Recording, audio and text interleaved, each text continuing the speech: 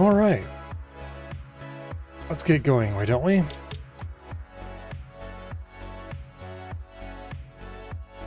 That's not the one I meant to click on.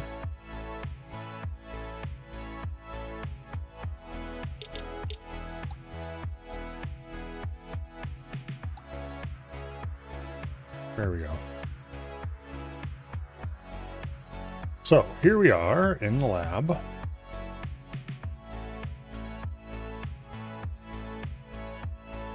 Last night, I got this code to run sort of, but it wasn't writing text to the right places. Hello, Dread.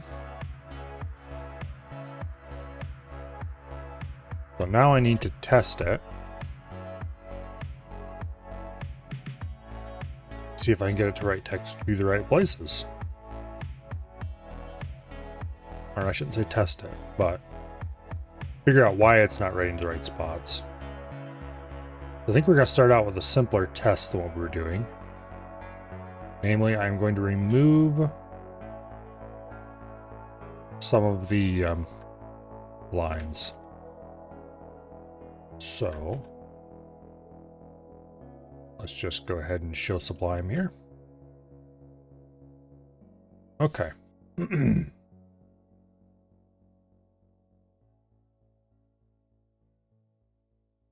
So this preamble code, I'm going to go ahead and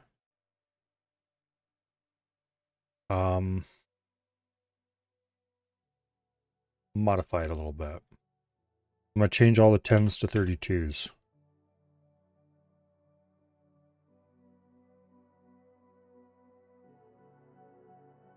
That'll make spaces instead of new lines. And then we're going to try it again this way. Oh, let's run the transpiler.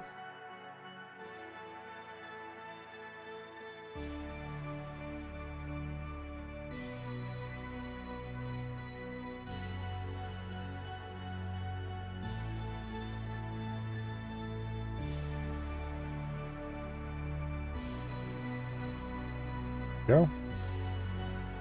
And off it goes. It's going to take a while.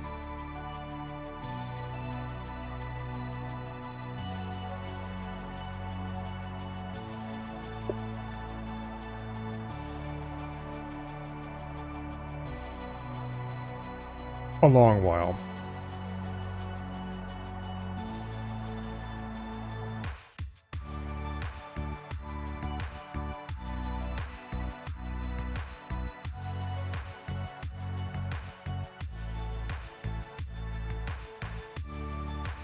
Earlier, I was considering some changes I could make to this thing to make it better.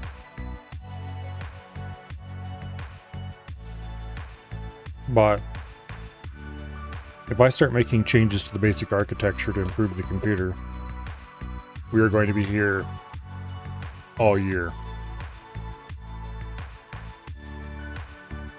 2024, not 2023.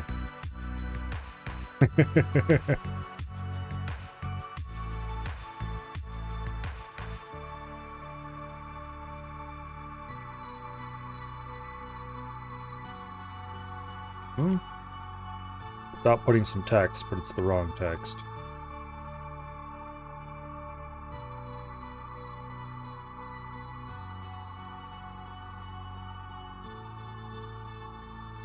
Okay.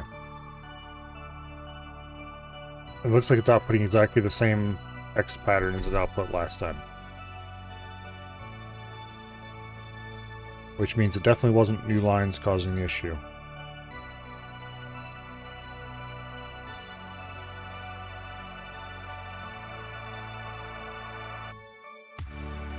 Which is kind of interesting.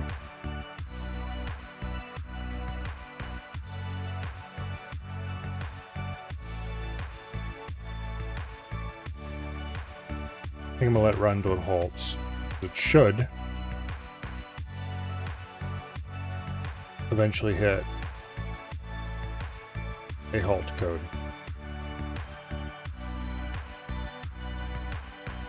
Specifically this one, where returns from write string.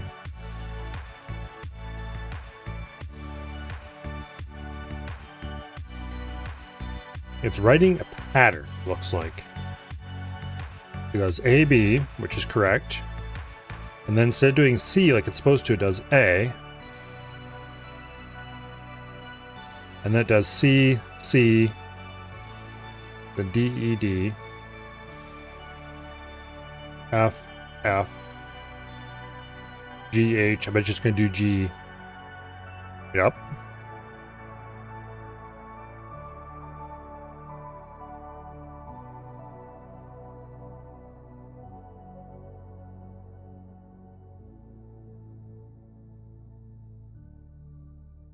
Okay. There's a definite pattern to what it's doing, which means that there's something wrong in the output code for sure.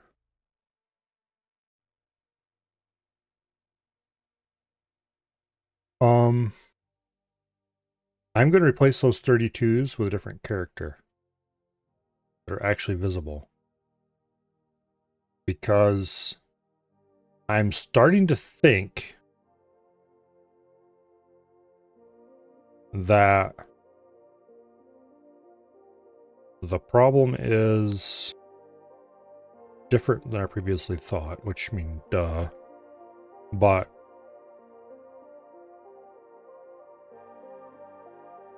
I wonder which one of those are the 32s and which one of them are zeros that somehow got left in. The empty spaces. So if we change 32 to 97, get some lowercase a's, it still hasn't stopped execution.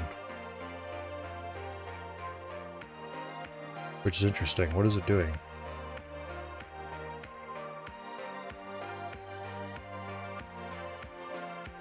Okay, where is it executing, first of all?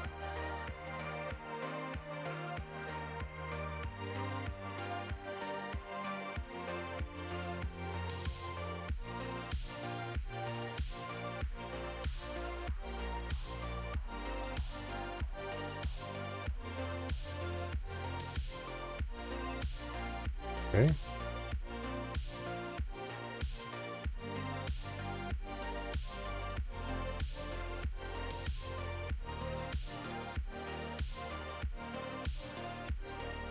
Don't. There it is.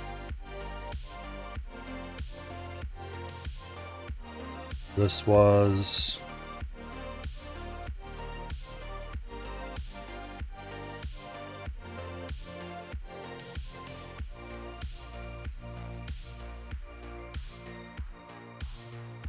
write C.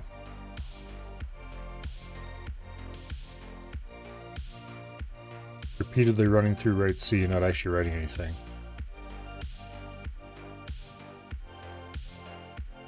I see. It's stuck in an infinite loop somewhere.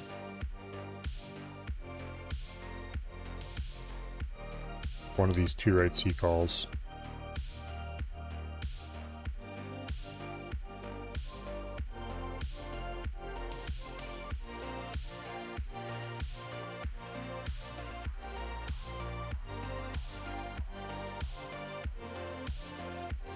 Okay. That's not going to end on its own.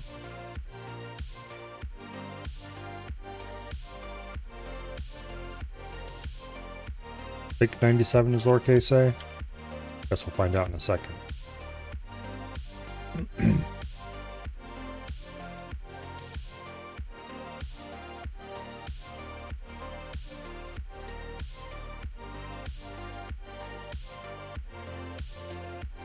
Okay, it's called into write string.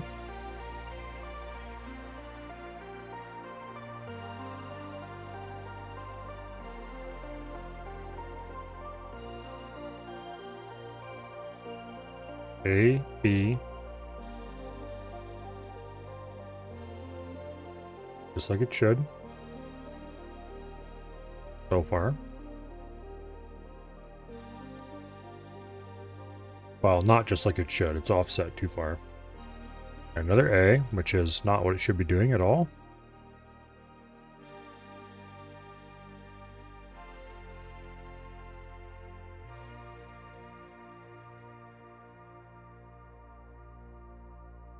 C, lowercase a.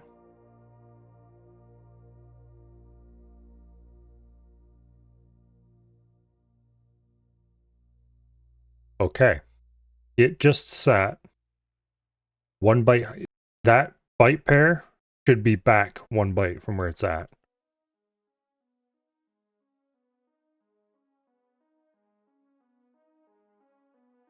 And that did another C, which shouldn't have done at all. And then DE. Alright, let's see if we can fix a few things. First of all, let's see if we can find the right offset. So, the beginning of the console should be at address 768. So let's write a random character to 768.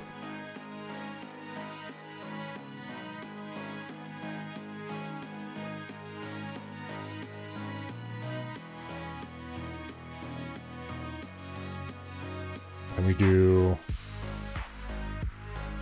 Oh, let's just do a lowercase a.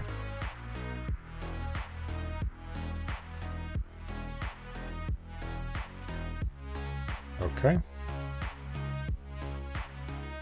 File that and run it. Make sure we're actually writing to the right actually at the beginning of the console at the right spot. I made those changes in out, didn't I? Yes, I did. Damn it.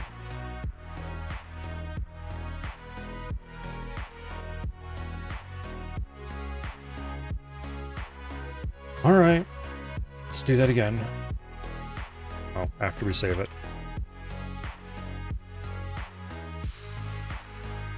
Yes, reload it.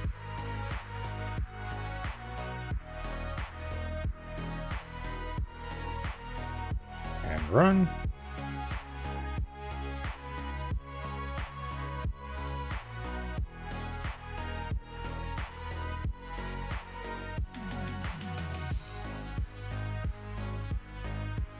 Okay. I did not write native at the beginning of the console. So, where did it write?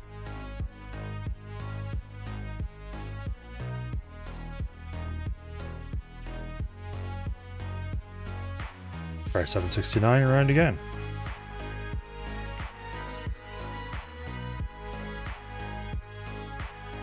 Oh, wait.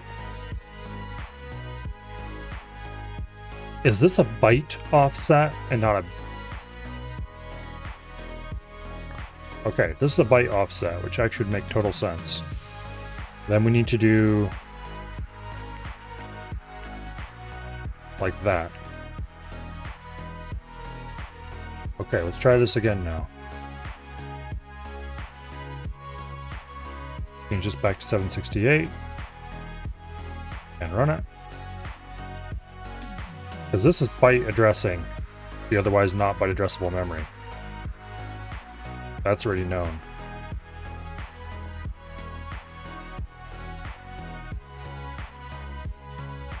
No. Okay.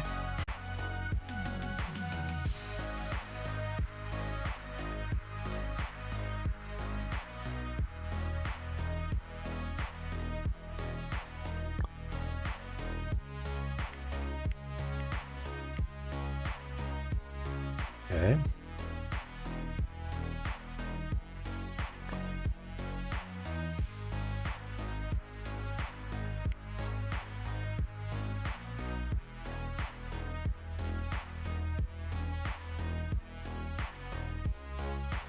Nope. Okay.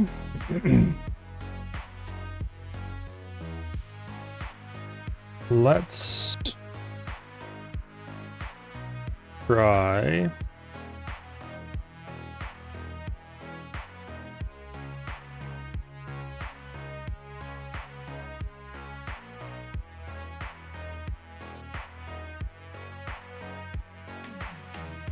Oh, wait. LDI isn't going to be able to load that, dumbass. There's our problem.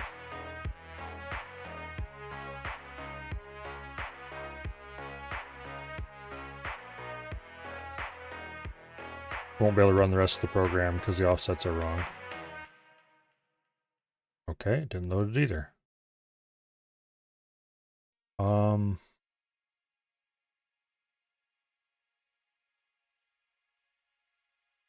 It should be block 3.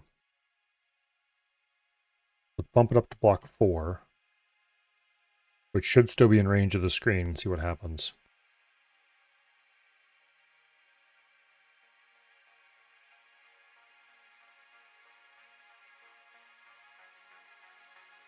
No.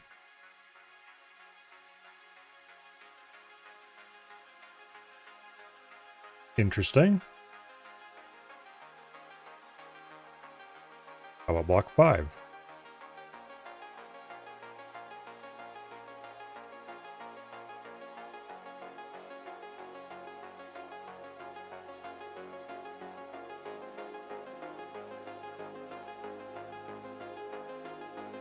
No. What the hell?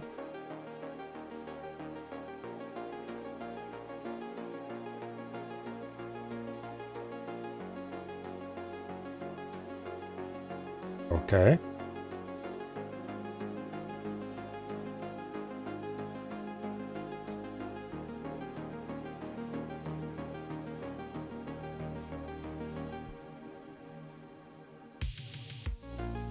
Do the top of block 3 just for the down of it.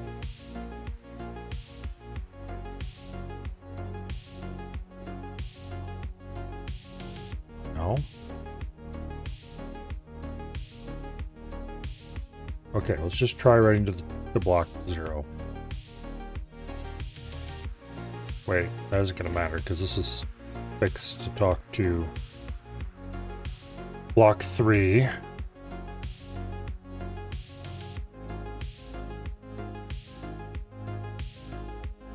Let's try shifting that up by 1. Let's try running it again, talking to block 3, just in case it is actually byte addressed.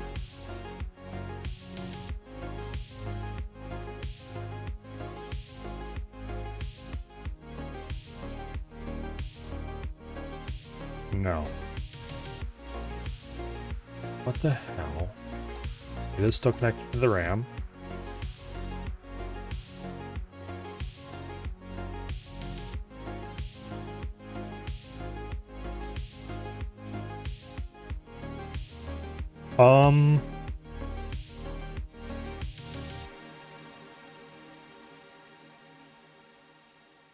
Console line high. Okay, so I did block 5. OXL5, OX30.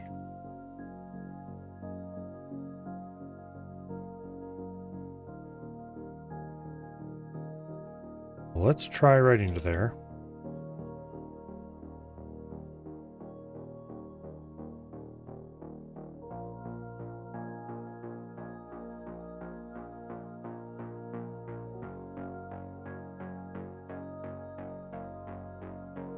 No.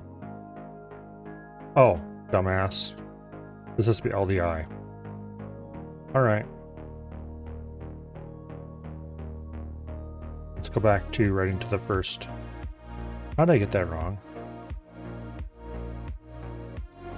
Boom. Okay, there we go. That is indeed the first cell. Oh. Notably, 1536. This is byte addressing. Okay.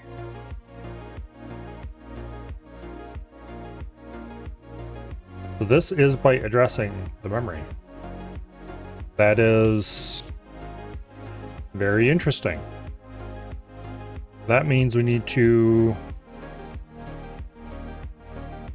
worry about, yeah.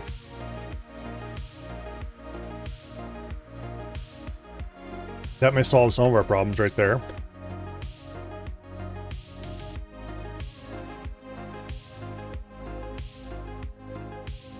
one small one of our problems.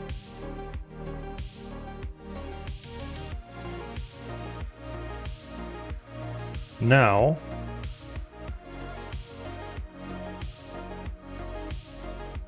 let's shift back over to Sublime.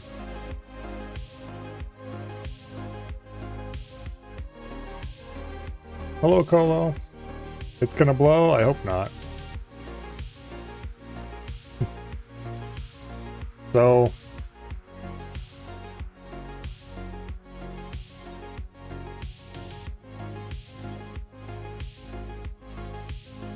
okay, block 3 is at the basis of this.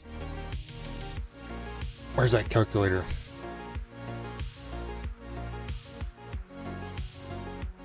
So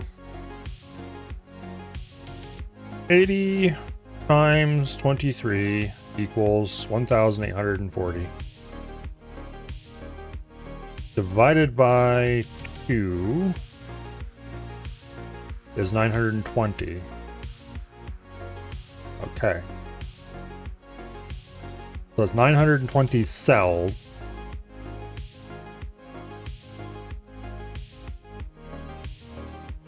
From the beginning of the third or the final row is 920 cells from the beginning of the first row. So this plus 768 should be 1,688, which is in hex 0698. So we do 098 OX06. So this should be, I hope. Let's just run the transpiler. Did I do that in the output again?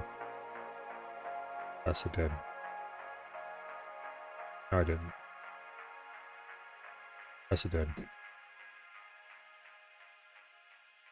Damn it. Stop editing the output file, you idiot.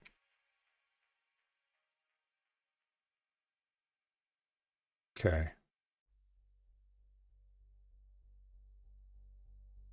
Run the transpiler again.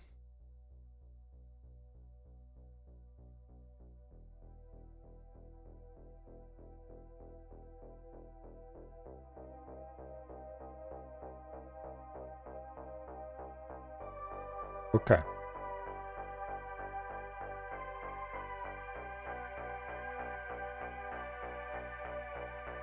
Perfect. It wrote to exactly where it's supposed to, bottom corner of the bottom line. So we need to change our constants. Input file, please. There we go. So we want console line low, be 098, and line high, be OX06. Okay. Now, 80 times 24. Boom.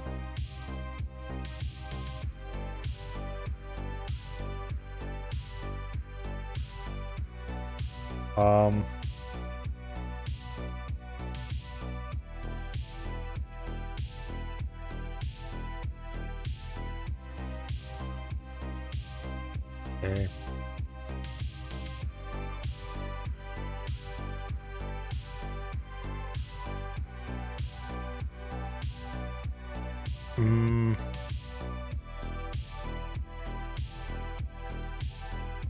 It looks like the nearest even number of cells is going to be 1024,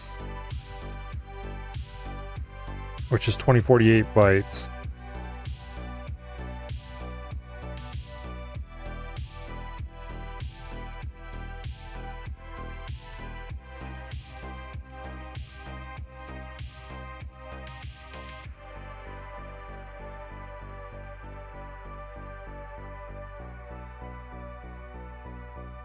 Yeah.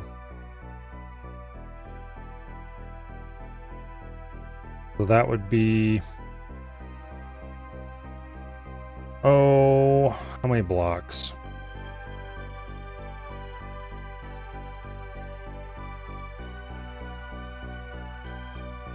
Four blocks?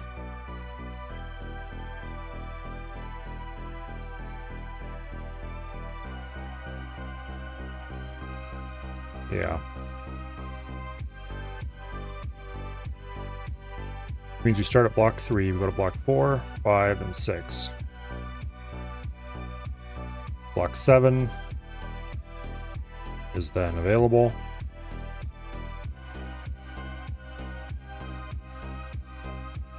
We change this to 7, and that can be the dictionary start. So that would be block...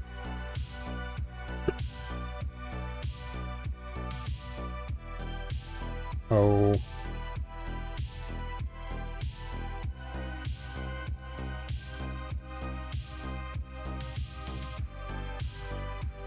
$17.92. Really?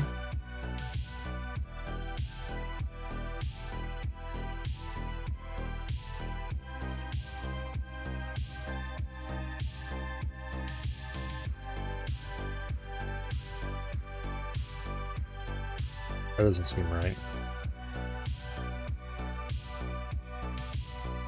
I guess.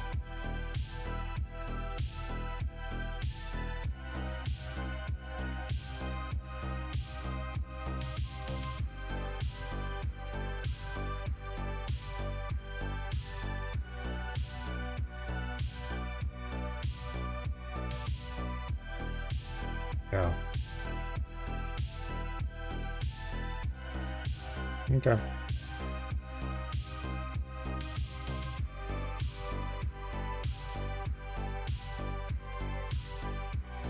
All right.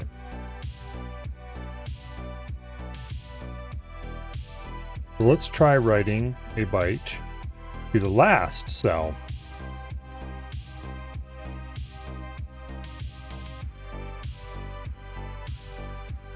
So for that, we're going to use, oops, console line high, console line low, and then we're going to do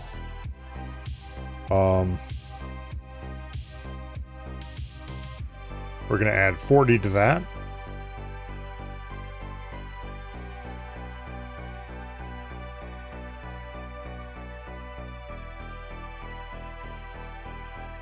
Actually, I think we need to add 39 to that.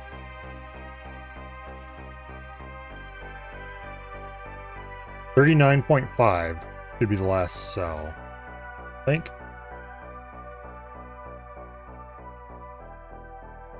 But there's no easy way to say that using this method. We would have to say... Oh, we'll see what happens when we write to 39. Should be the low bits. Yeah, we'll see what happens when we write to 39. It could be we have to write to 40.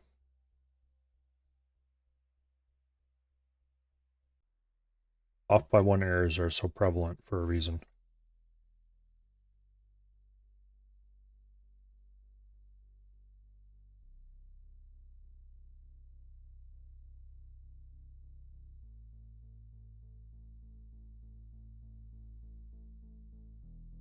Okay, we are indeed off by 1. So, instead of doing LDI, let's try LD high and just do an LDI 0. Wipe it out.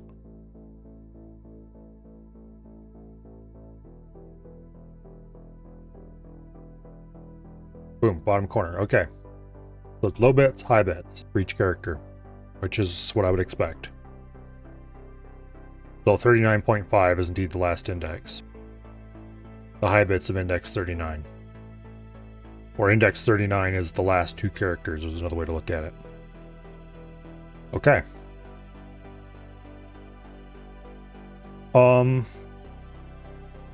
In that case,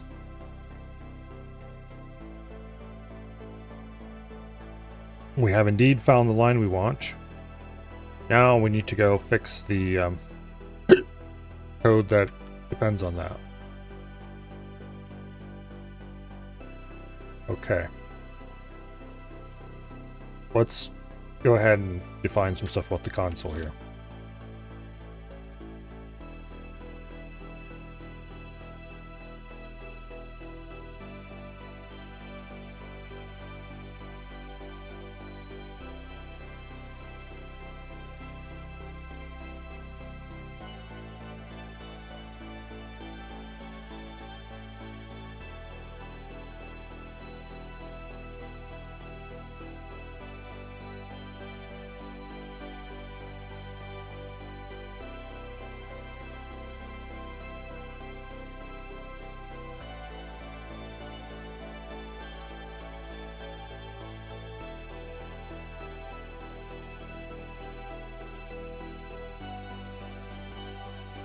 Okay.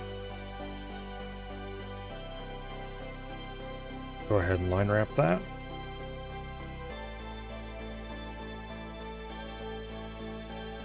Now,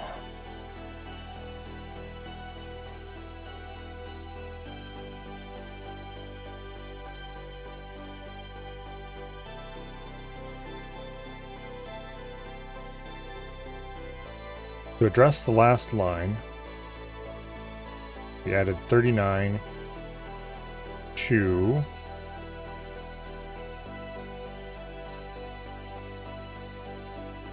let's just go ahead and use the calculator here real quick. Next decimal.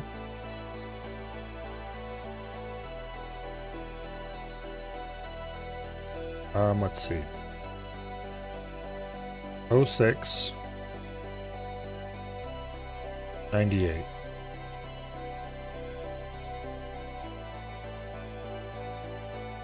plus 40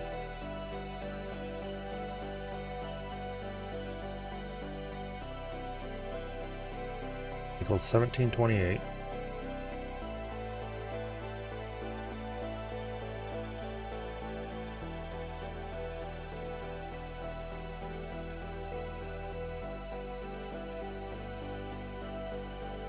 Okay.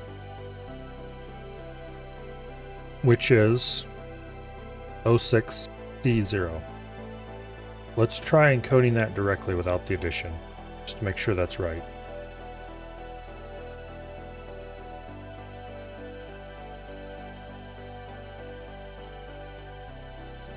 O6 C0.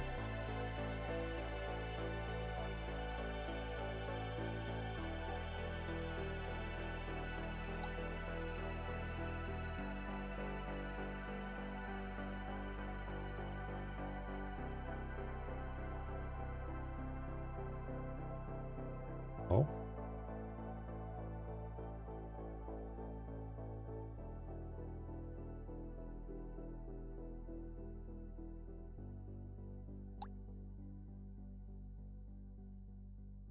Okay, it bailed on that for some reason.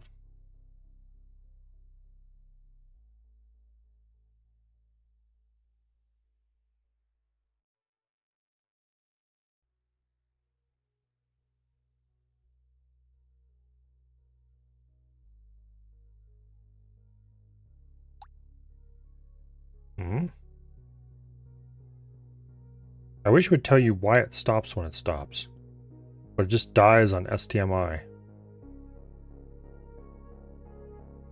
You would think it would say like address out of range or something if it was out of range. I remember it doing that before.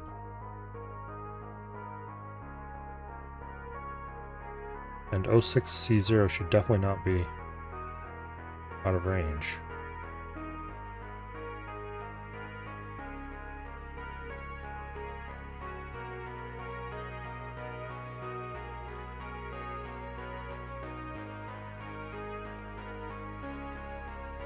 Okay. Definitely weird.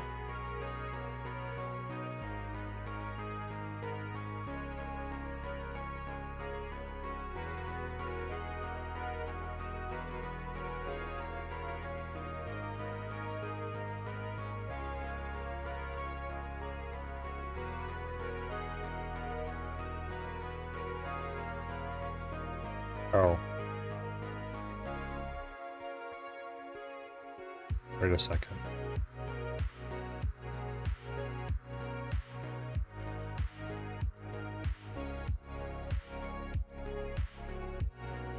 Okay, let's try that again.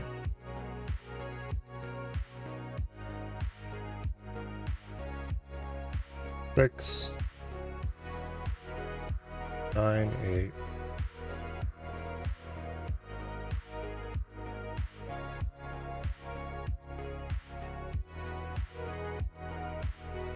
Six BF.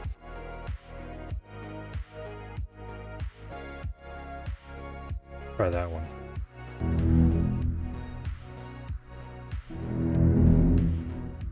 Uh-oh. Teaching to code? I don't know if you're going to learn much about programming from watching this.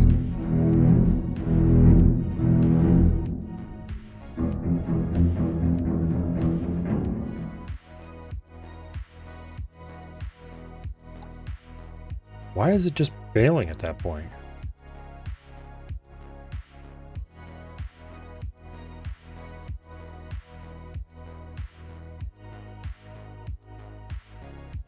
Also, why does the I register contain 49,000?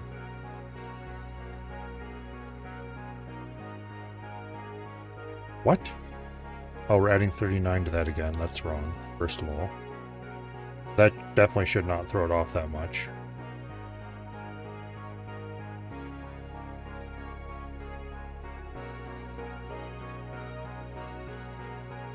Also, oh, I see what the problem is. I had the bytes switched.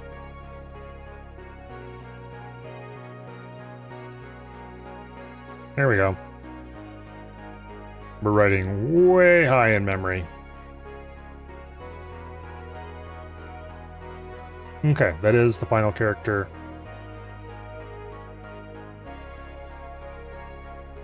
OXBF, OX06, or OX06, OXBF. Yeah, it was writing out past the end of the ROM region. Because I had the high and low bytes switched. We were using the low byte for the high byte, vice versa. Alright. Due to the way that LDI and LD high work, you kind of have to write it low then high. For some reason I kept writing it high then low. So we've definitely identified the address of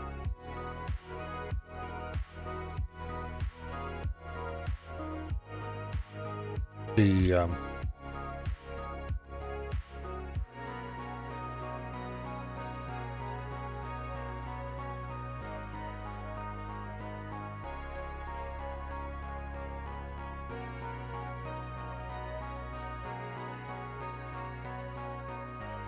okay.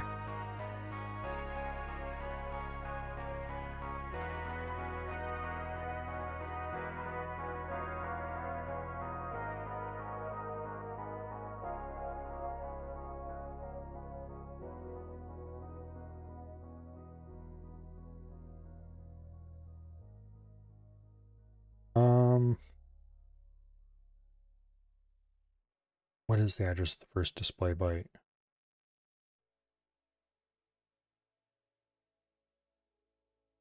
It would be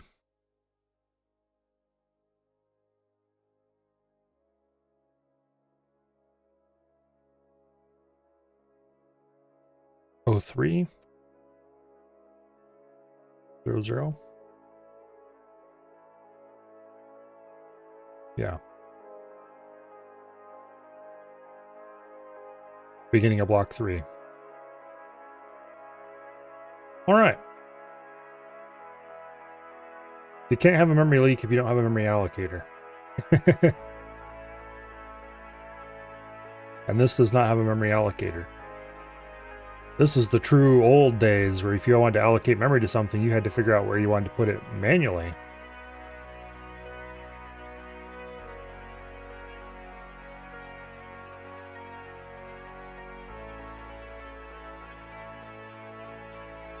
Because these two constants right here, they are literally a pointer.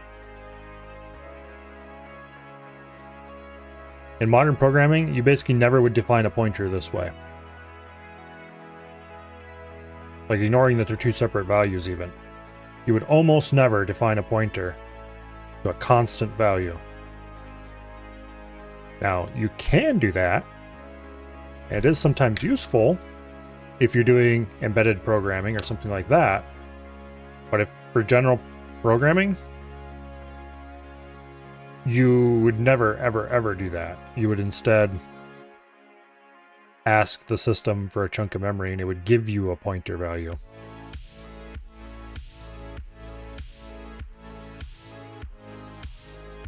Here, there's no one to ask but me.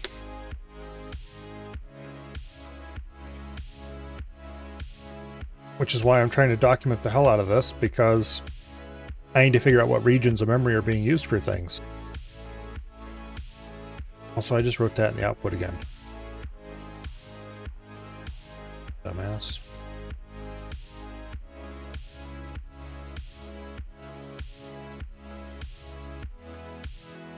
Okay.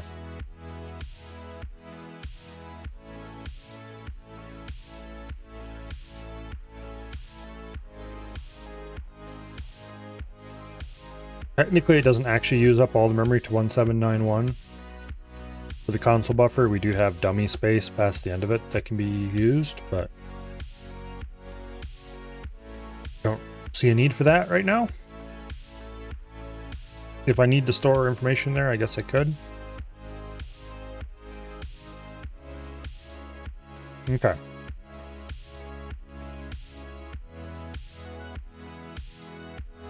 Also, I should figure out how many characters wide this is.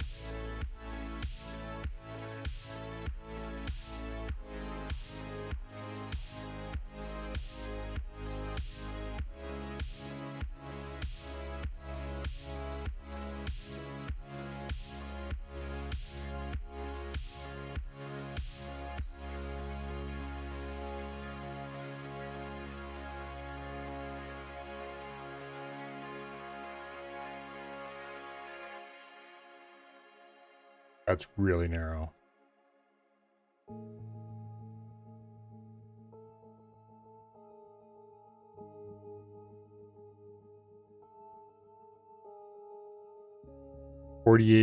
No, 33 characters wide. Okay.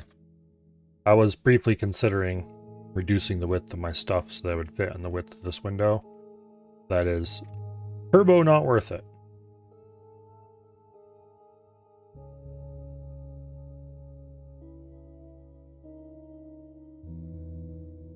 Yeah, we're not doing that. All right. We probably shouldn't bother using the program block anymore. I just like to use its very basic debugging. I don't want to have to write my own debugging stuff or design my own debugging stuff.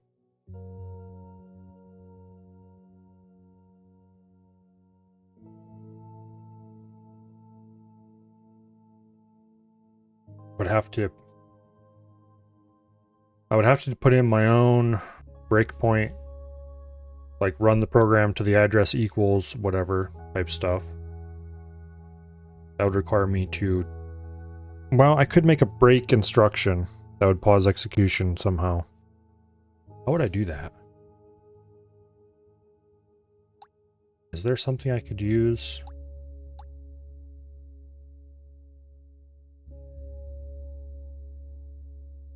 Like there's the halt instruction, but that's not useful.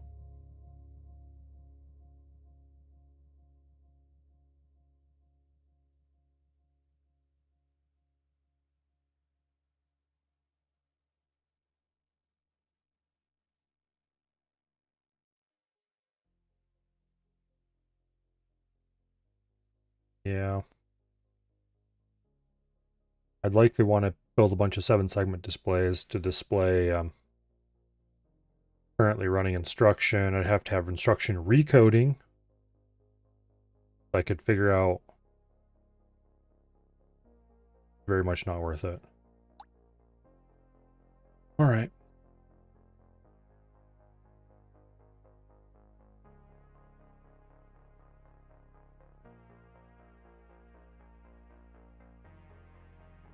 Now, to figure out our actual problem, now that we have... Okay, do we need to use offset divided by 2 plus 1? I don't think so.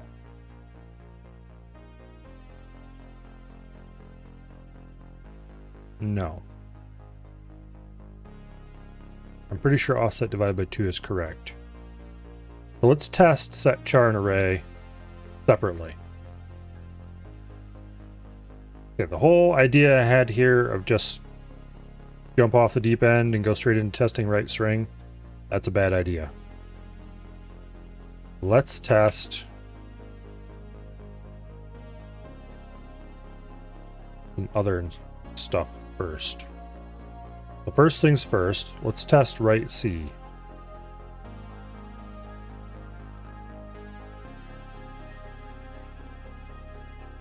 Right C is not necessarily the most fundamental.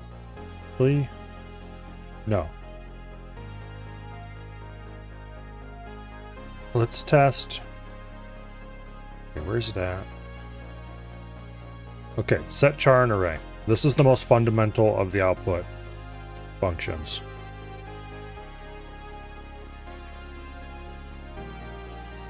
Characters in register A, base address is an I, offset is an R0.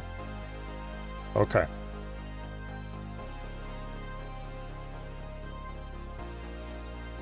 So there's the base address. And then we do LDI 39. No. Because this does zone dividing. So we do 79. And then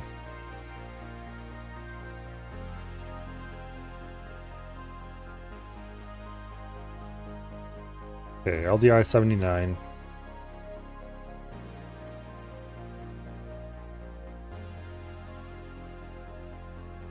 And then we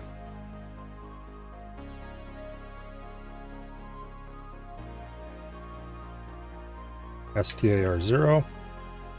And finally we load the character we want. And then we call set char and array. And then halt. So let's see where this actually writes after we run the transpiler.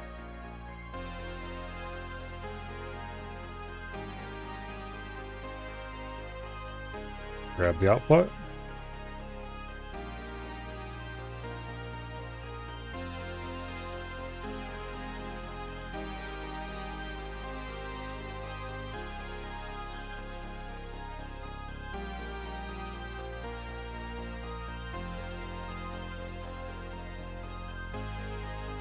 Okay, it should return shortly. It writes exactly where it should. Okay. No, actually, no, that's not where it should. It writes to the beginning of that line. Okay. What happens if we pass in 0 for the offset?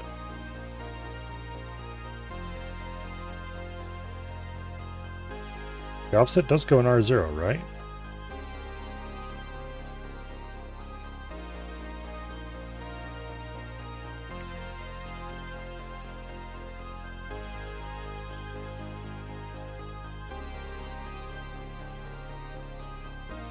Offset is an R0, okay. So apparently setting the offset does not matter.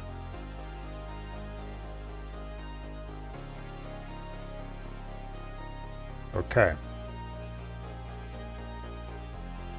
So offset divided by 2. Shift right 1. Stored R2. Then offset modulo 2. LDI 1 and R0.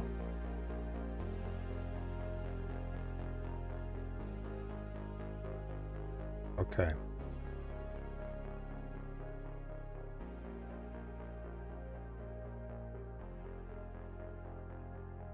What exactly is it doing then with R2?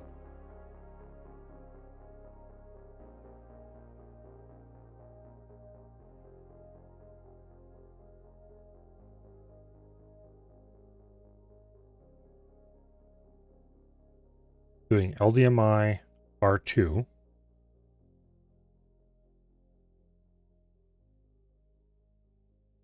Does LDMI not work that way right now? Reminds you when you try to learn C++? C++ would be a lot easier than this.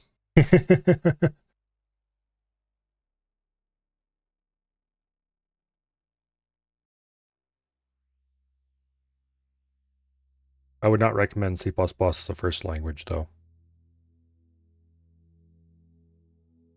It's not very good for that.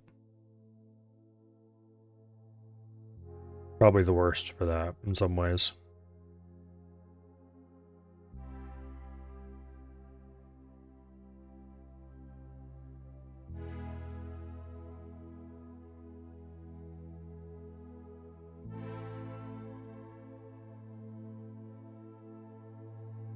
Okay.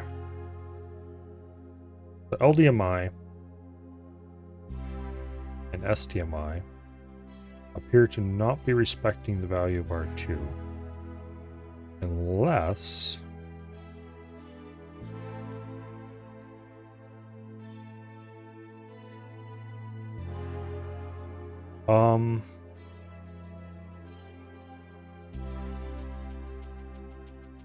Okay. LDMI is Group 1 Instruction 3. Let's go have a look at how that's actually implemented. Group 1.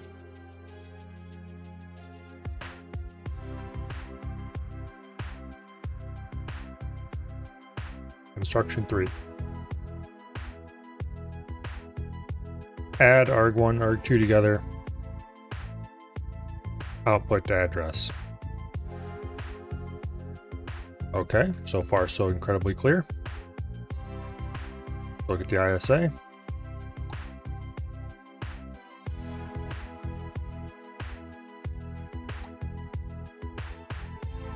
LDMI takes register 1 and register argument as argument 1 and argument 2.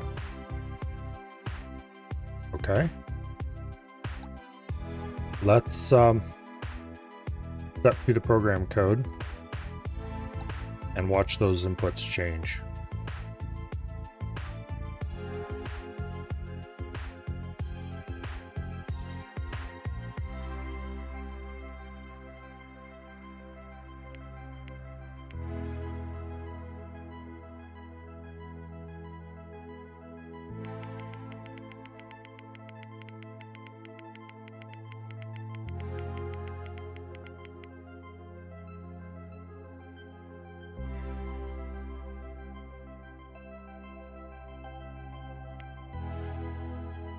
Okay.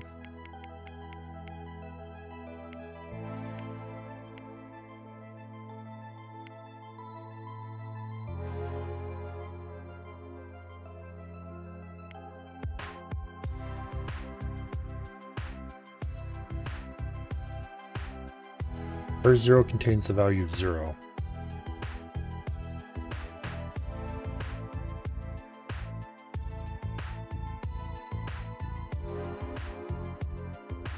Did I leave it set to 0? Yes, I did. Okay, let's change that. Now, let's go down to this. Set a breakpoint. Run until it hits the breakpoint.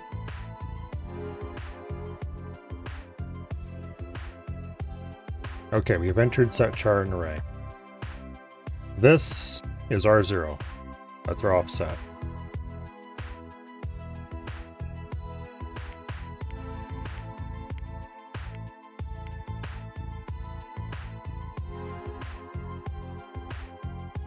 We've stored A to R1. We loaded R0 to R1. We shift that value right by 1.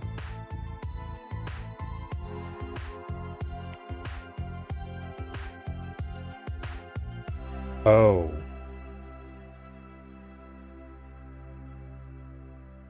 I'm being a dumbass. Shift right does not take a constant. It absolutely should be taking a constant. I think. Maybe not. No. Documentation just says by a parameter. Which probably means a register in this case. So we need to load 1 up into a register somewhere. Okay. Well. That would explain why some shifts are being weird. Do I want to change that to be a constant?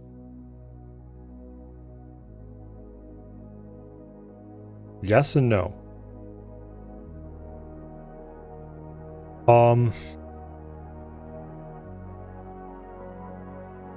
Mostly no. Where are the shifts?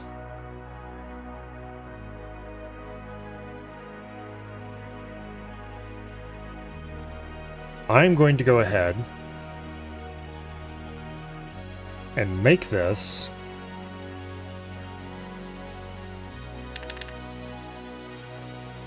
so that these shifts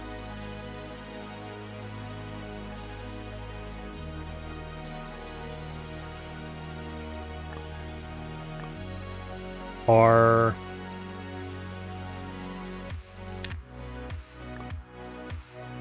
we're gonna call it. We have 2 versions.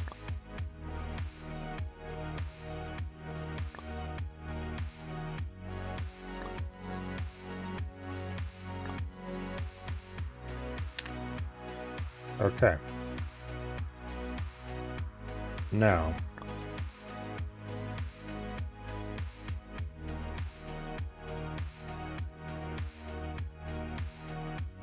You really need to add a bunch of space between each of these.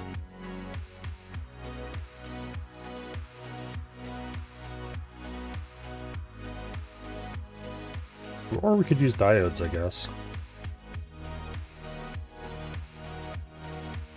You know what? Let's use diodes. Or we can make a compact door. No, let's use diodes.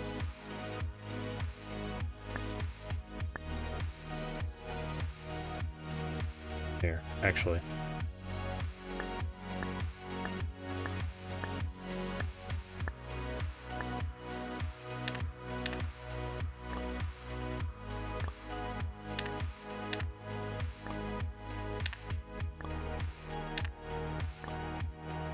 There.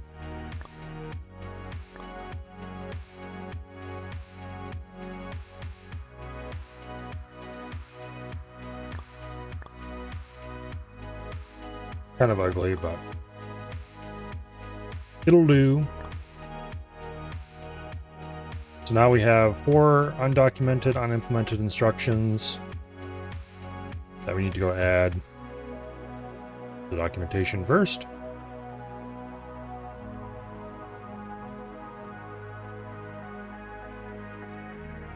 Boom, group 7 has doubled in size.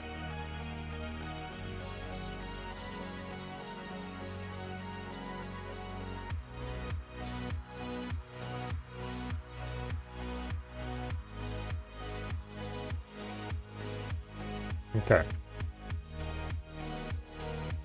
Now,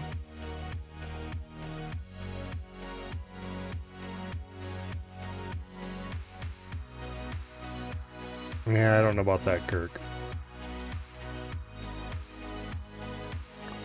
We'll just go up to the ISA.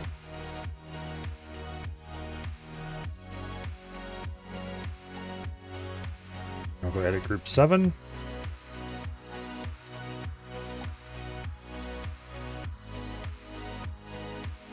Okay.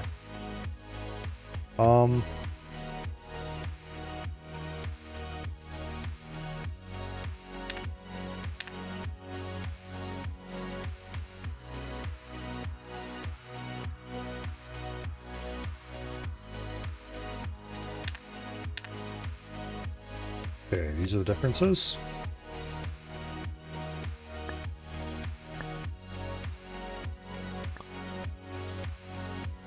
And then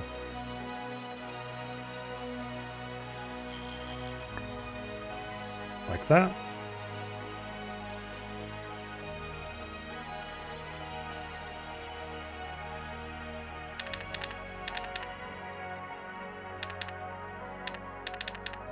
These are all identical.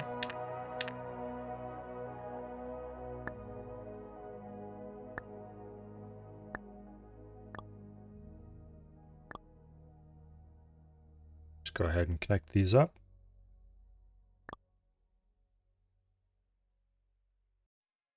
And then we just name them. Shift left eye. Shift right eye.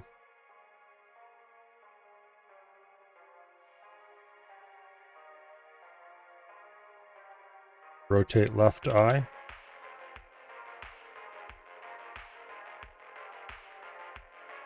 And rotate left eye. Rotate right eye. We have Rory and Rolly. All right.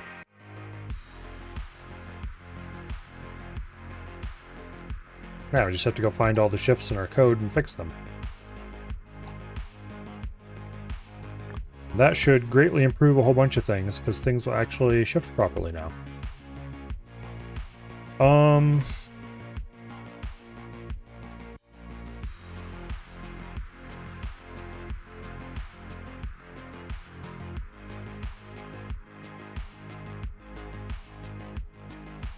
We can turn off regular expression and replace now. Okay, that's all the shift rights.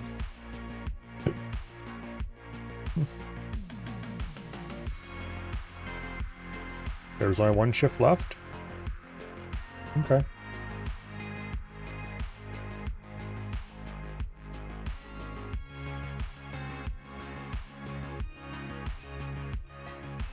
Okay.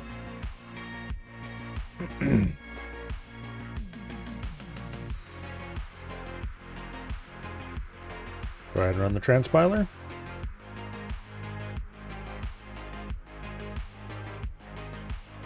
Not you. You.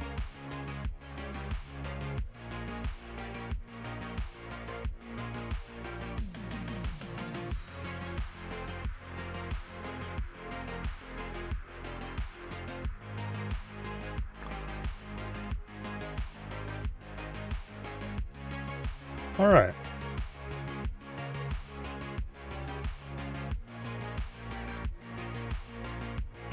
And then we need to add those codes in here. So let's look for roar. There. And then we just need to go +1.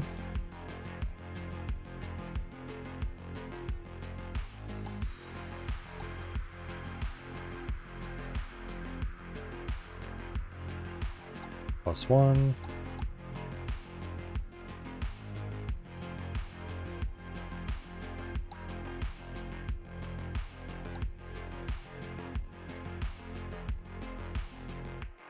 And boom. Okay. Now,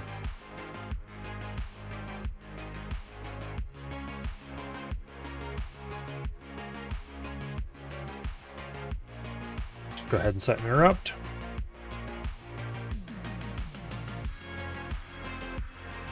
Oh. And here we are.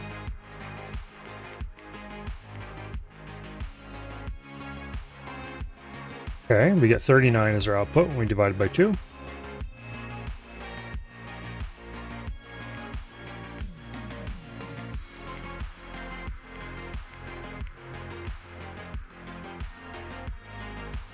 Go ahead and run it. And it outputs A in the bottom left corner, which is exactly what we're trying to do. Now, if we do 78 instead of 79 and run it again, we should get our output 1 off the bottom left corner.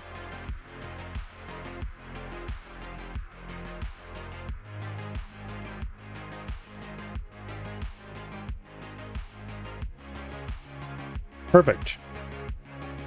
Okay. Let's change this to offset 1. In other words, 1 off the... I said bottom left, bottom right corner. 1 off the bottom left corner is what we're going for now.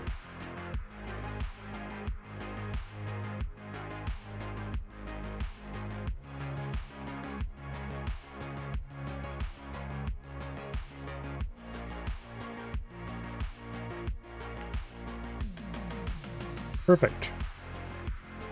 Okay. I wonder if that fixed our problem with right S. Let's go find out, why don't we? It's too bad I didn't save my code from earlier.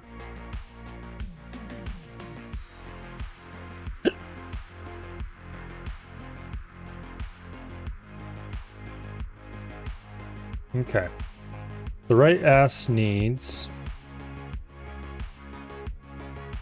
length and register R0, address and first cell and register A. Okay. So we'll just write 6 characters.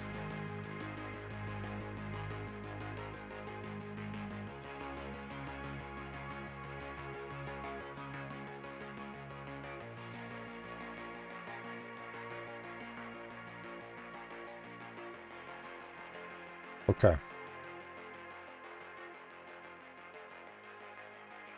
LDI.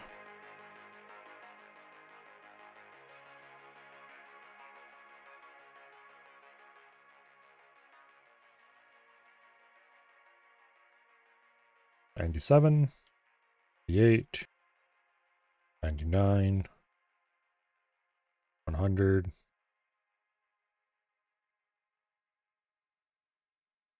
$101, $102. Okay. Every other one needs to be changed to LD high. And then after every LD high, we need to do... Well, first we need to load our starting address. So we do LDI, console line low,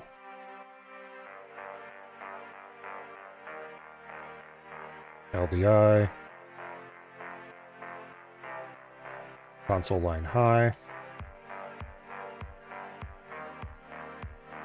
and then we do STA, UI,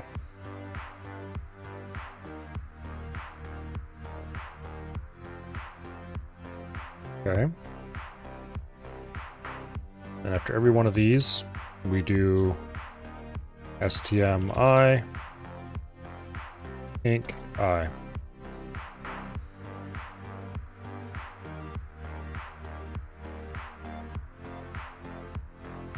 Okay. And then we do LDI 6, because we got 6 characters. And then we do STA R0.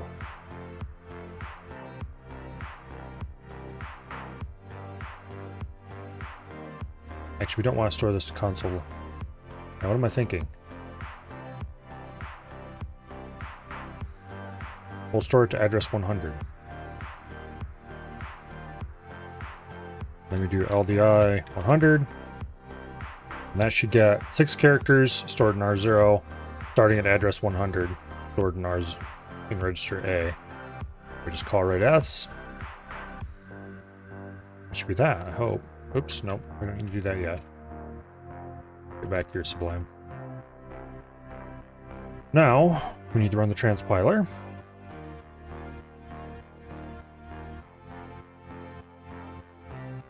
Grab our output.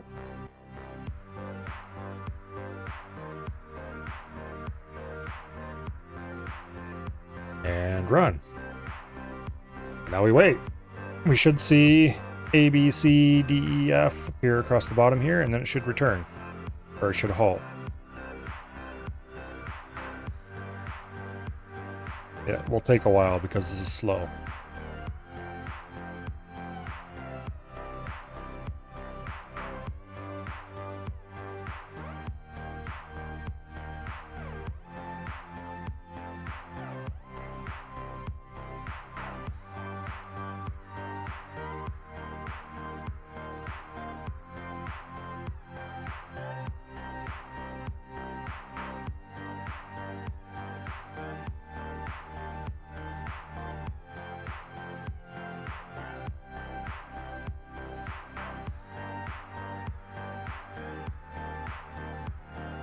Well, now it said BA. That is bass backwards.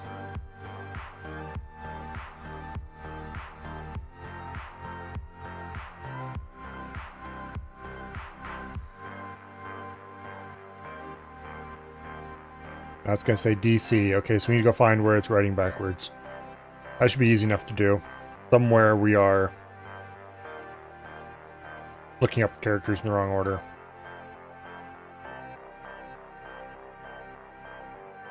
That should not be a problem, though.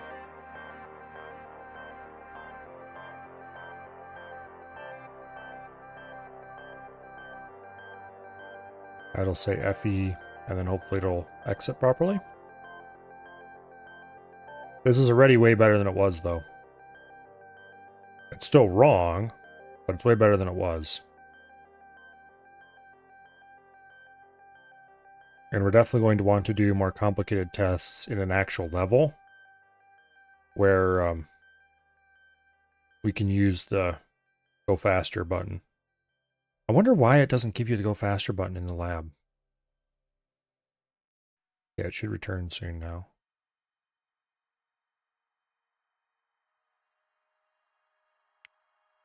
Boom. There we go. It halted. All right. Well, why is it not putting in reverse? Okay, so we're loading low and then high, low then high, low then high.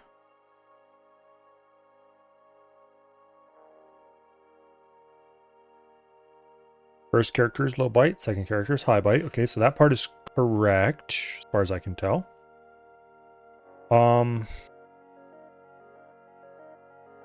Set char and array. We tested that. It was setting the low and high correctly.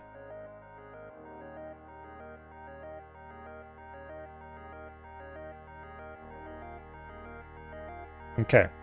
So the part of write S that is decoding the values is doing it backwards.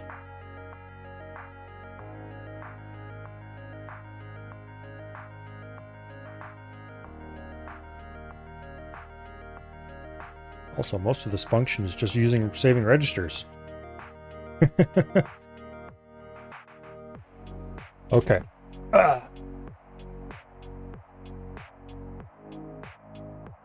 What do we use R5 for? Oh, we use it for some stuff there. Okay. Oh.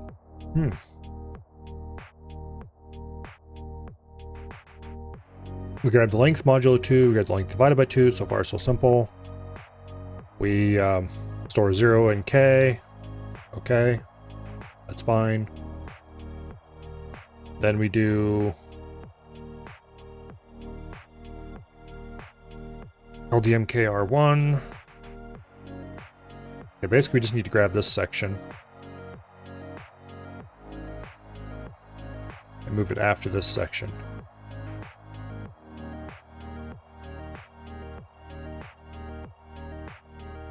But not entirely. Yeah, this is writing high and then low, which is very clearly incorrect. So we want this shift to be down here. And this and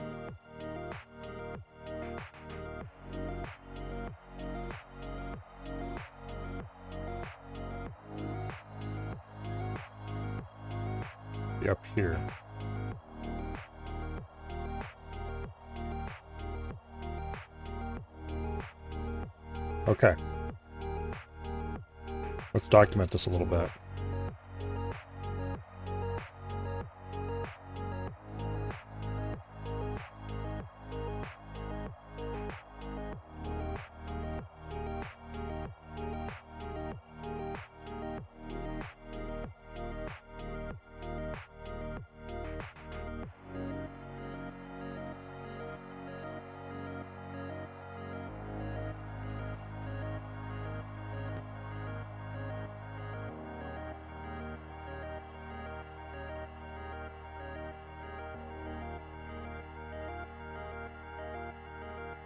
Okay, right C just takes a character in A. That's all it cares about.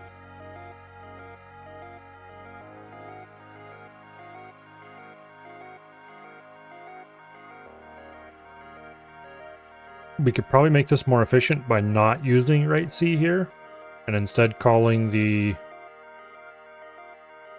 doing a memory copy directly. That would be way more efficient if we just did the memory copy.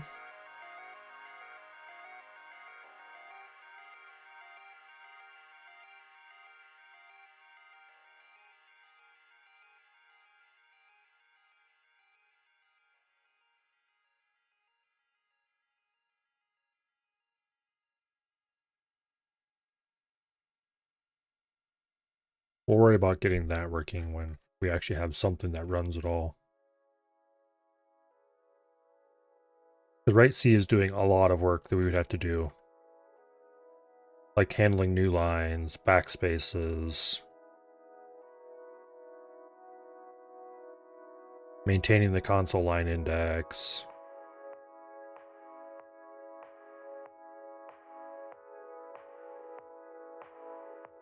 Doing the bounce checking.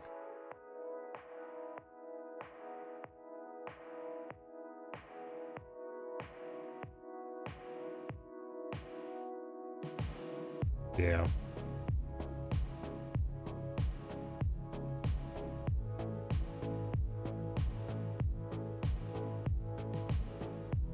On a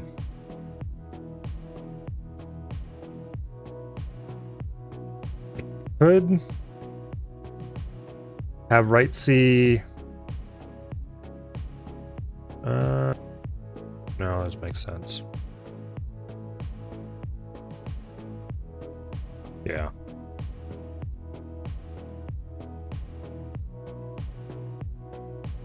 Yeah, we're getting too much out of right C to make it worth discarding that right now.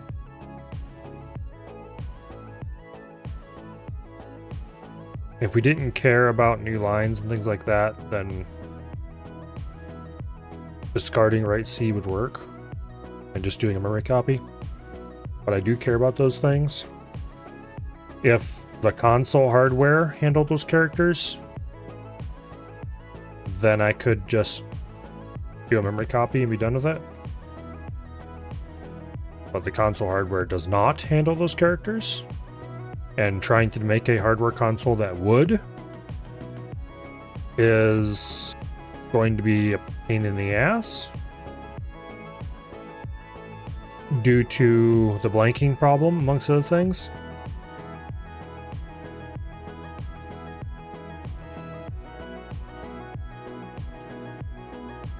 I really needed to have designed this computer so that instructions can take a variable amount of time.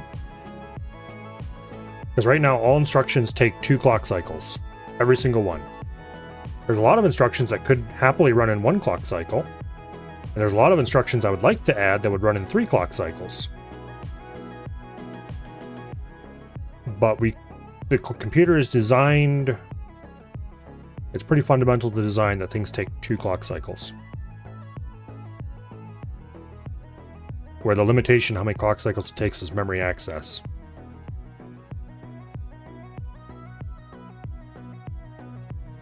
Because if I could, and I also kind of need hardware interrupts.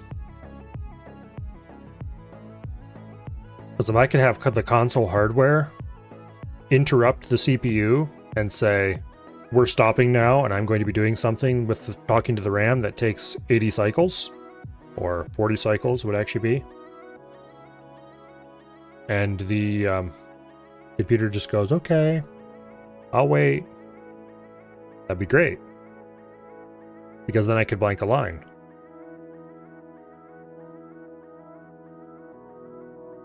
It would be slow. It'd be annoying. But we could have DMA for, well, we could also design keyboard hardware that would talk directly to a ring buffer, where it would interrupt the computer and write directly to main memory in that ring buffer.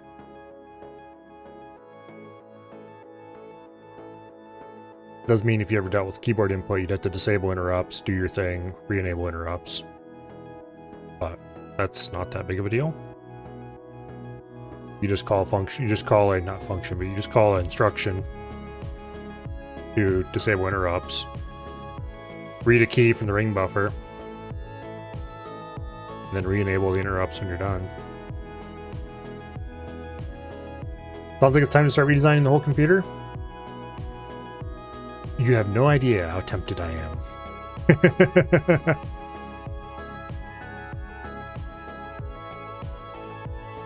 However, as I said before, if we start getting into redesigning this whole computer again, we're going to be here all year.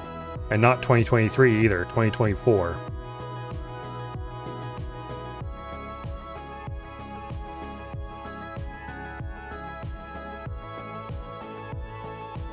Okay, let's find out if scrolling works.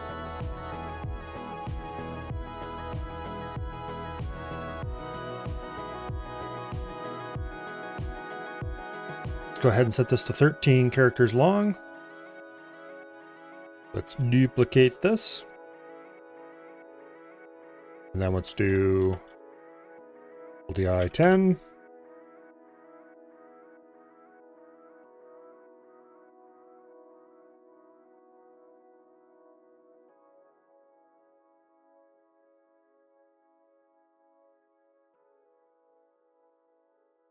Okay.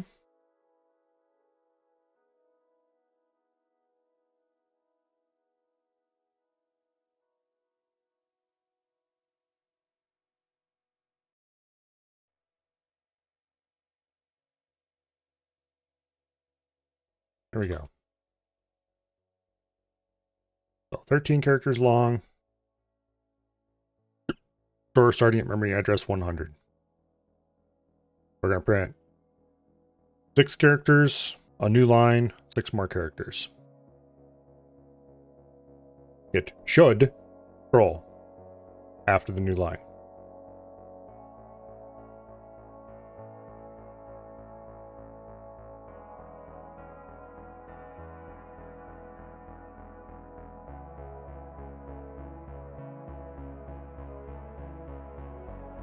And if it does scroll, I'm going to be very happy. If it doesn't scroll, we'll have to figure out why scrolling doesn't work. But assuming we can get scrolling to work, then I do believe I will be able to declare that while it is very slow, console output does work. We're never going to get a full 4th running on this thing. Not unless I spend several more weeks at it.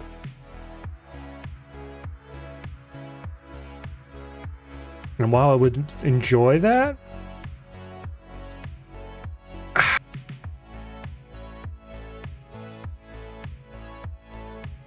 don't think it's a good idea. I probably should move on to something else for weekends. For a while, at least.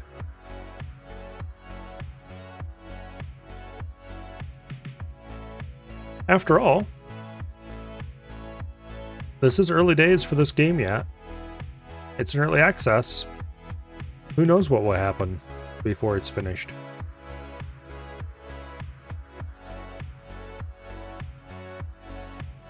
We're definitely going to have to do another playthrough with a much fancier computer at some point in the distant future.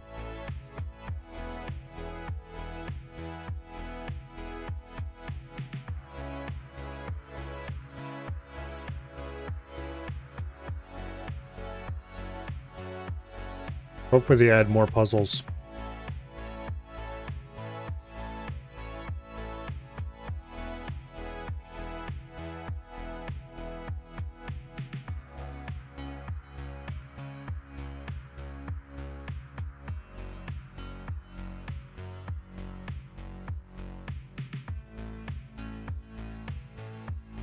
A, C, E. It's skipping characters.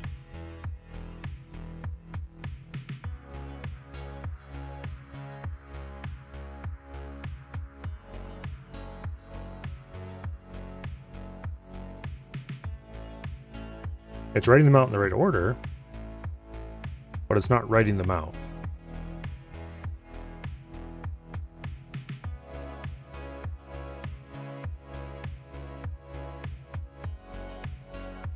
So it's masking off the high bits. I bet you I missed a... Let's just let this run in the background. We'll go look at the code for a second. You guys can't see it, the screen, but I can. I'll tell you if anything interesting happens. And then I'll minimize Sublime so you can see it. Oh, what do we got here? Shift away low byte, right result. That part is not doing the right thing. I think I need to do... Oh yes, let's do LDA R4 first. That might make a difference. If we actually, you know, loaded the byte up.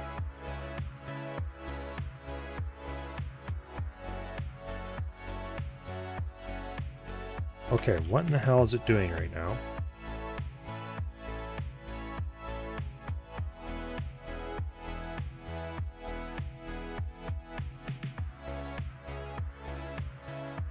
SC copy loop. Trying to scroll a console.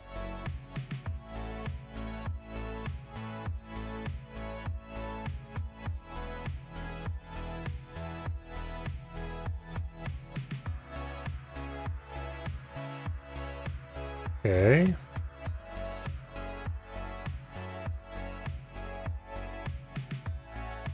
Oh. It's using the wrong end address. What?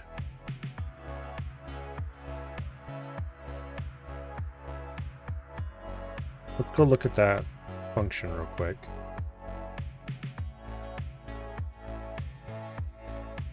Okay, what exactly is it doing here? LDI 0, store to I. LDI 80, store to K. Okay. LDMK.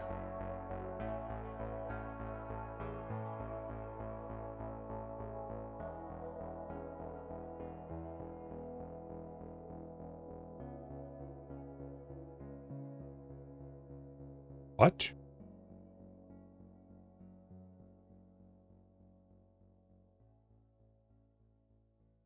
Is it doing?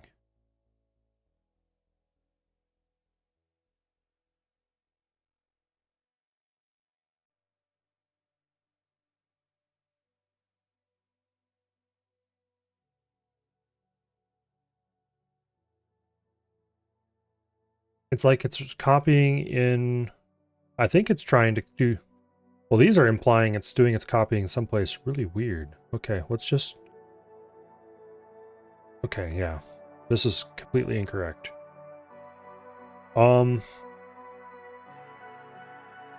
We want... console line low.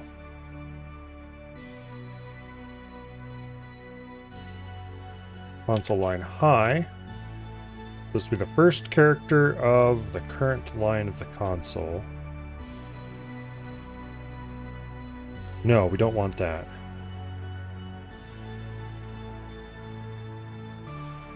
Okay, what we need to do is we need to copy from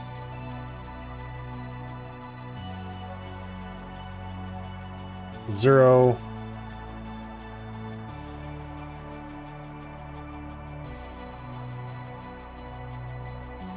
Okay, we need to copy from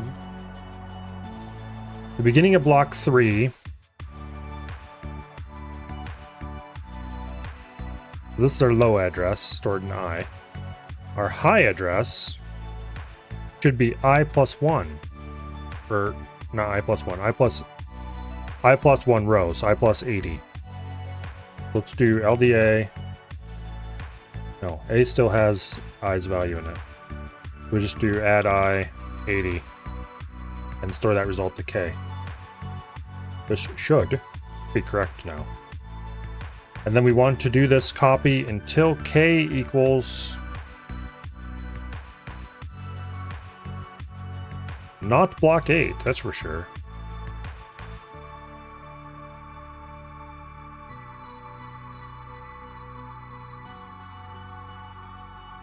Address of the last display byte is 06BF.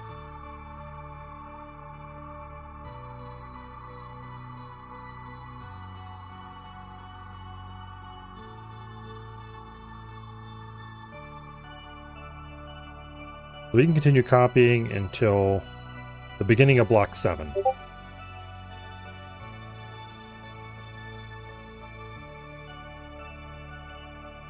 That'll be a little too far, but it'll be okay.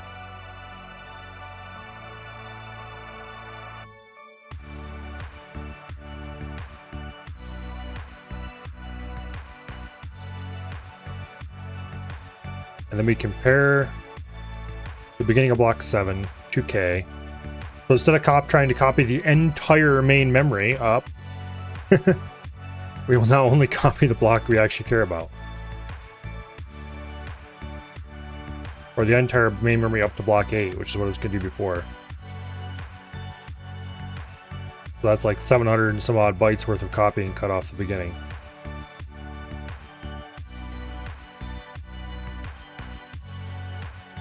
And we don't want to deal with... We want to deal with cells here.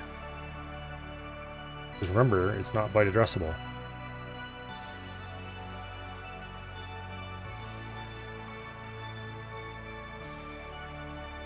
So it's only like...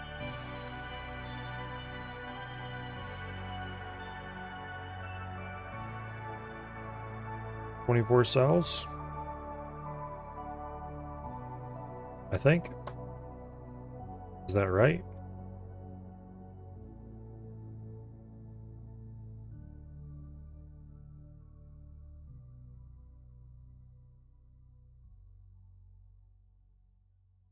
Yeah. Because it should be 1,920 bytes. Well, 2,000 bytes actually. And then we have a little bit of extra space.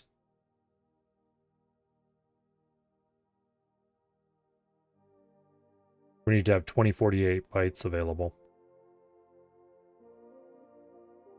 Because we're doing things in blocks in this case. 512 byte blocks. So, hopefully the scroll function will work now. Let's go ahead and transpile it.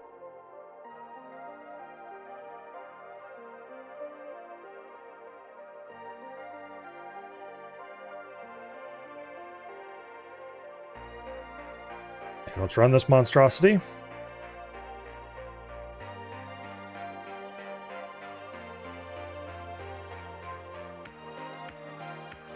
We have almost 2 full blocks of program code. Or 1 full block, I guess it would be. 458 bytes of program code.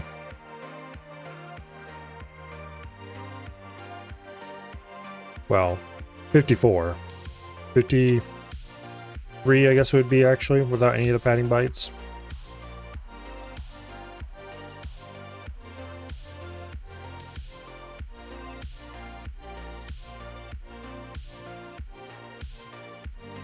Okay, there's your first A.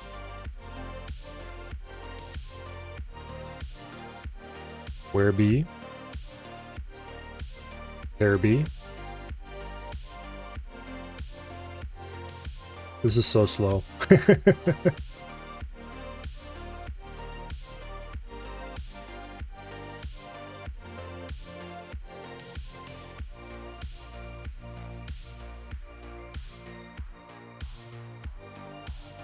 And finally a C. Okay, so that part is working. Oh, now we just need to find out if scrolling is working. Which is going to take, according to my estimate, roughly a year? Maybe 6 months.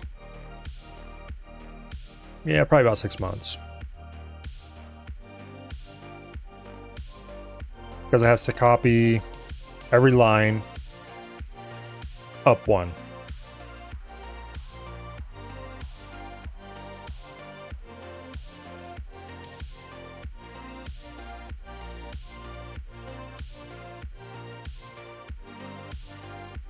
From offset 40 inside the block until the end of the block. It's gonna take it a little while.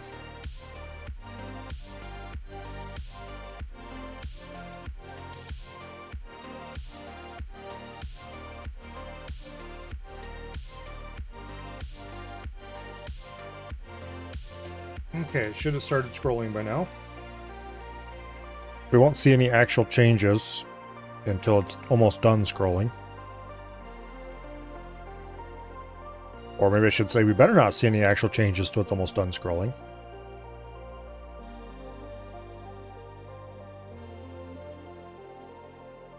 Because if we start seeing changes before it's done scrolling, that means something's horribly wrong. Because the display line should be the last line moved, second to last line moved. What we should see is we should see the display line start duplicating itself across the top. Or, you know, just a next line up. And then we should see the bottom line clear.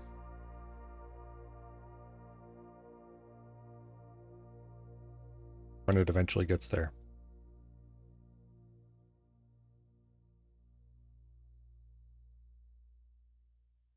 So currently, I is at 794 and K is at 835. It has to be up to like over 1,000 before we should see any changes. And it's not counting up very quickly.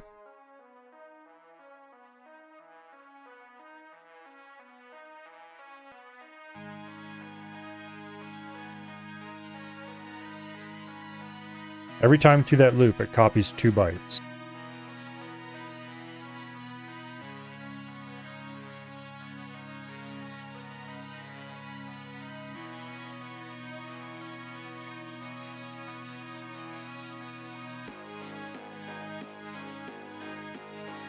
I don't know why the 10K button isn't available in the lab, and it really annoys me.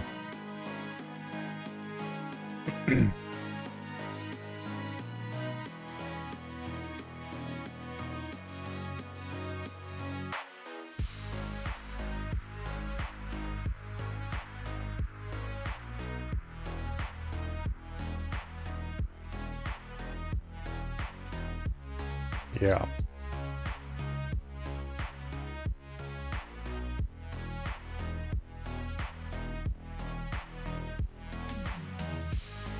I'm almost tempted to, after it's finished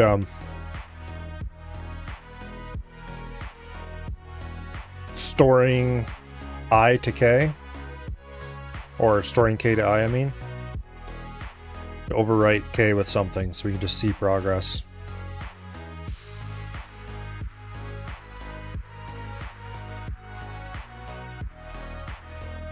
Yeah, because it's doing LDMK. And the next line will overwrite that anyway. I'd have to give up all my progress to do that, though.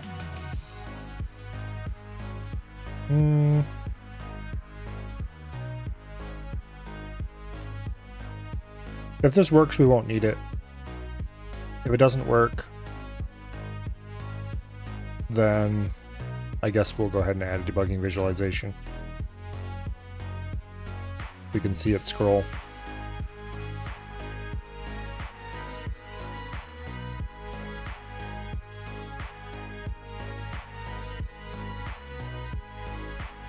This kind of thing is one reason why early terminals had hardware scrolling support. Basically, the screen was... well, one way that it was done,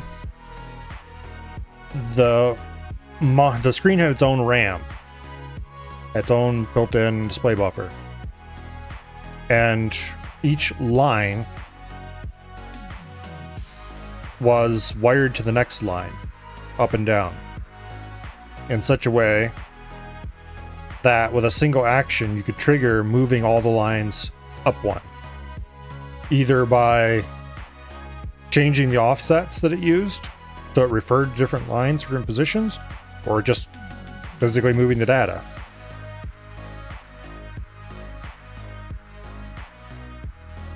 Often the lines would be arranged in kind of like a circular buffer, and there would just be some kind of thing that pointed at saying this line is the first one, and then it would just move that around as needed.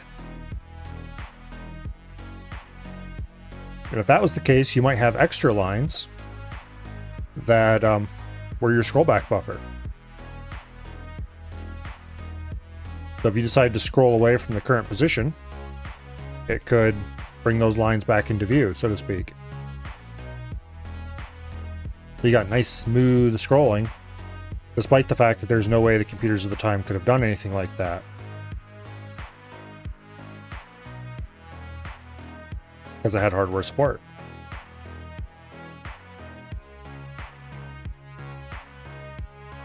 On fancier ones, you would have special engines that you could use to copy sections of the screen to other parts and things like that.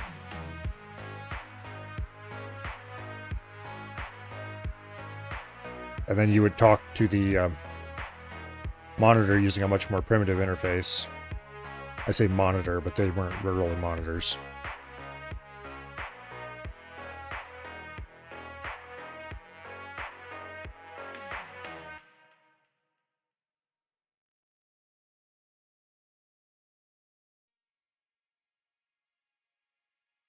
Usually you would write,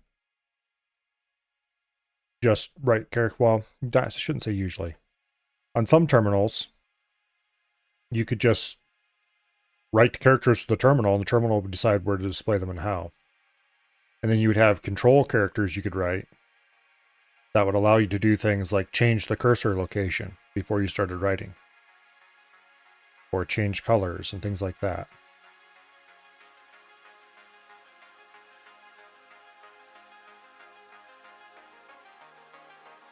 It'd be really cool, instead of implementing a very crude memory-backed terminal, if they actually implemented a more useful, more realistic hardware-supported terminal.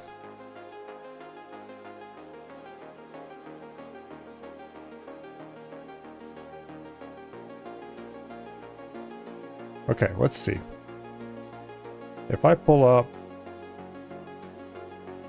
this, beginning of our line, beginning of the console line is at 0698 in hex.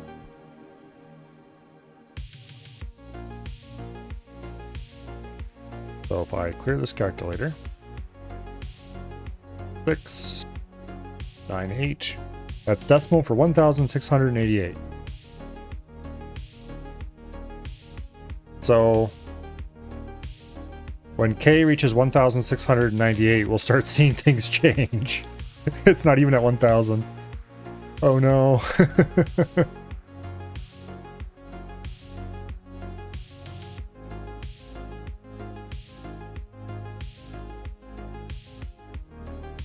Yay, we've hit 1000. We only have like 700 more to go.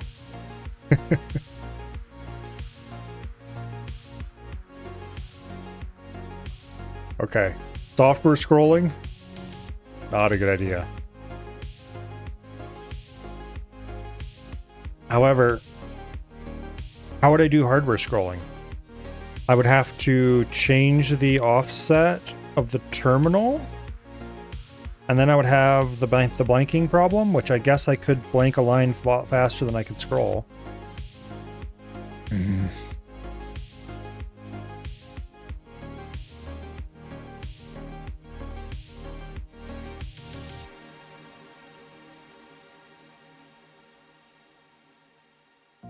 Yeah, I really need to change the way you can't use software scrolling with this. It's not going to work.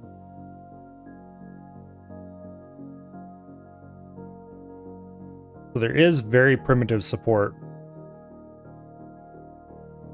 for hardware scrolling.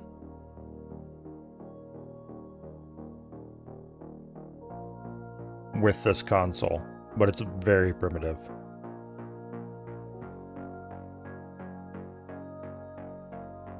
Because I need a fast way to blank a line, basically.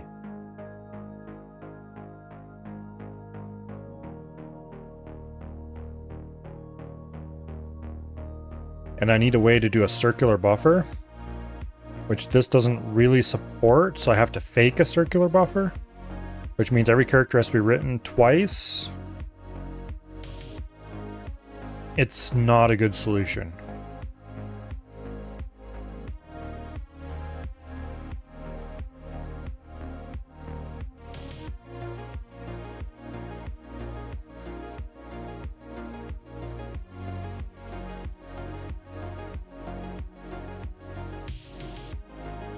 And we don't need something as fancy and awesome as if like a VT100 or whatever.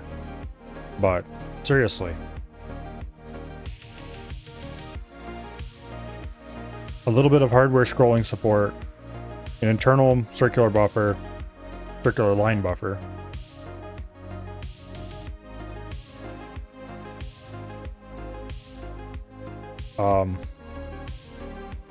Fast blanking. Be things like that. Just look at how some of the really primitive old terminals used to work.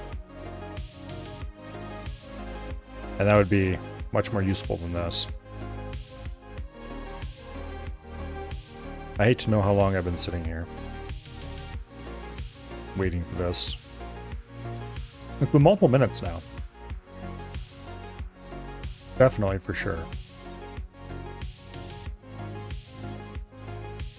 We're at 5.2k ticks.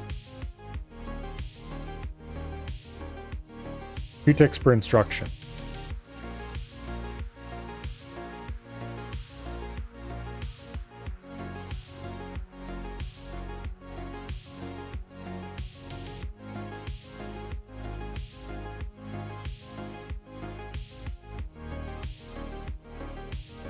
Yeah. If we could do variable tick and interrupts and had some way to stop the clock temporarily, that would make it much easier to implement a relatively simple hardware console. Using this console, it would have to have its own RAM buffer, which that's a given. It would have to write each character twice with the RAM buffer. You'd have to shift to the window. Basically, you'd slowly shift the window down, blanking each line just before you got to it. You'd have to basically pause the computer, blank the line, shift down, restart the computer.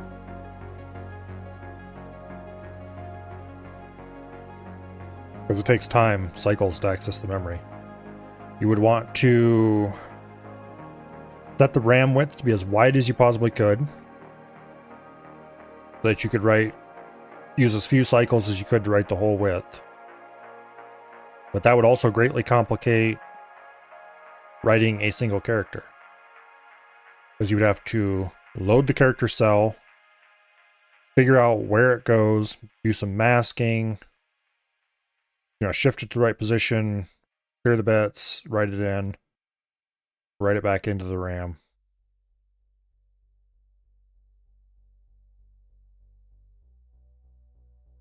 You either have to accept slower scrolling, or you would have to accept a really complicated add character method.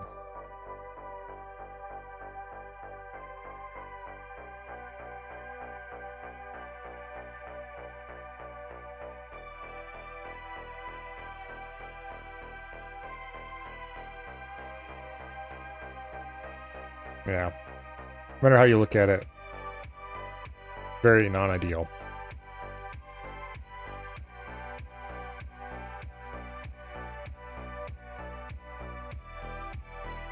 Like, ideally, you wouldn't need any more RAM than what you actually need to back the screen. And then you would just shift everything.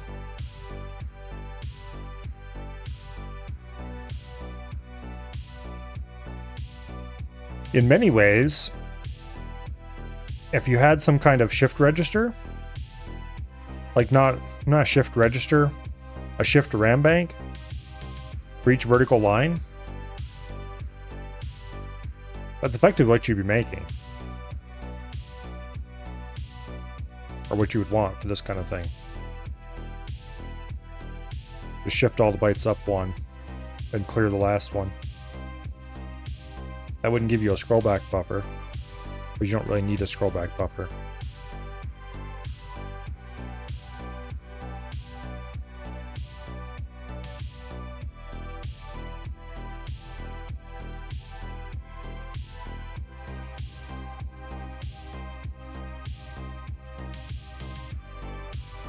There would be various ways to improve the performance of this. Namely, don't copy RAM that's not actually in use. You'd have to keep track of where the last character had been written. The problem with that, it would slowly slow down the more the screen got filled. And you would need some kind of bitmap that you could check to see, is this cell in use or is it not? And that would be hard to keep track of, hard to keep updated. It'd make the whole thing probably slower in the end. I'm just brute forcing it. And then when you hit the worst case, where the whole screen is full, you'd be right back to here anyway. Yeah.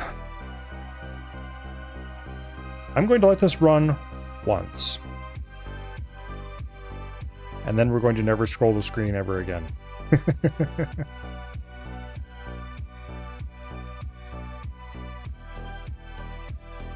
We're at 7,000 ticks. At 2 ticks per instruction. Oh, it's been running this loop for a while now.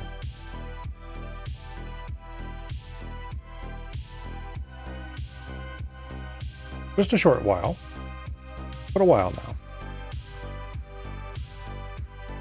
Also, the reason why it looks like it pauses weirdly on the jump is because instead of doing a memory access somewhere else, it's doing 2 memory accesses in a row from the program ROM.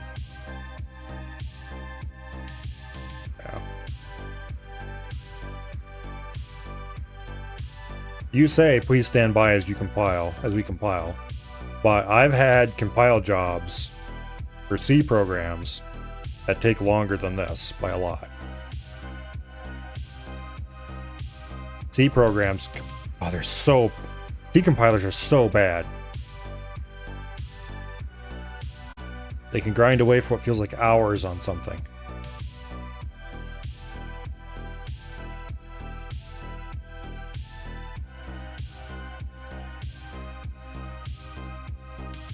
Sometimes it actually is hours. And you compile a large Go project, and it's like, it sits there for a few seconds thinking about what packages it needs, and then, boom, it's done.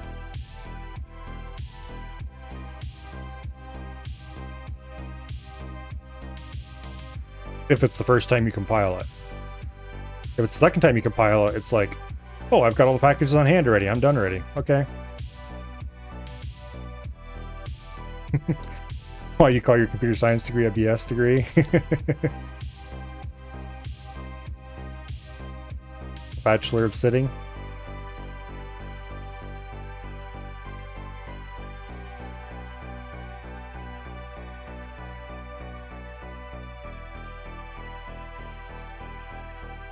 Oh.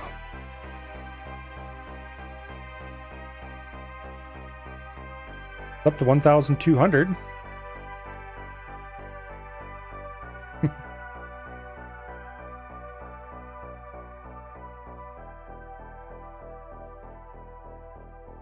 That's one reason why I like Go. Every time I run that transpiler, by the way, I'm not using a precompiled version of that. That transpiler is written in Go. I mean, sure, it's a short program. This would compile pretty quickly in anything. But I'm using Go Run to run this file, which compiles it fresh every time for no particular reason. It's a dumb way to do it, but I'm doing it anyway. But in the speed this thing compiles, I've also compiled multi-thousand line programs. Like tens of thousands. And in only very slightly longer, I've compiled programs that are hundreds of thousands of line long. Also, this is really bad code. Don't look at it.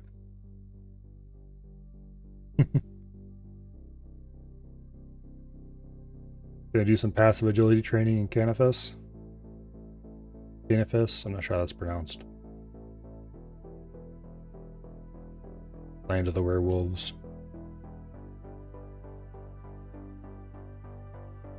I'm not sure how agility training can be passive, but... Unless you mean boring. Yeah, I know what you mean.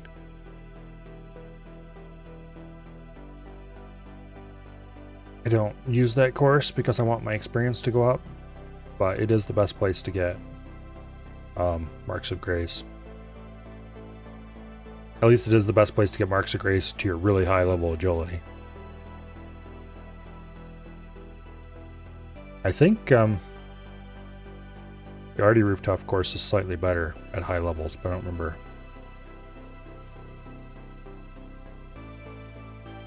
Gonna watch shows while you click? Sounds like a plan to me. We only have about 300 and some more spells to go.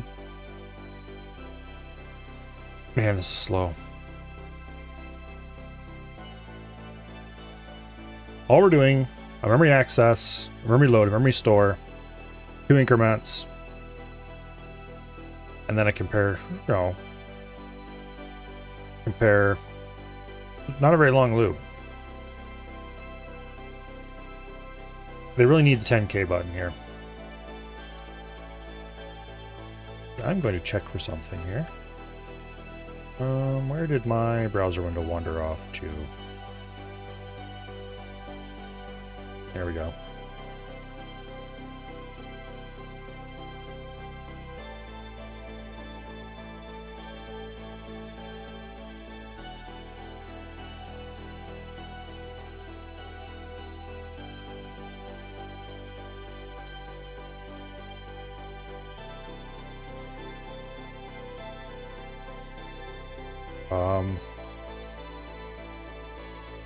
It's surprisingly hard to search for things related to this game, because Turing Complete, even Turing Complete game, gives you a lot of completely unrelated shit.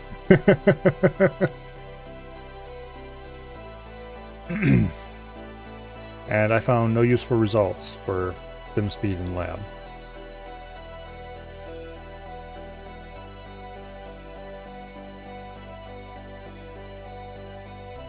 There's something... That course has a weird property, where normally a rooftop course will give you less Marks of Grace when you're more than a certain amount over the level where you get access to it. That course doesn't have that. So, it's the only one that is that way.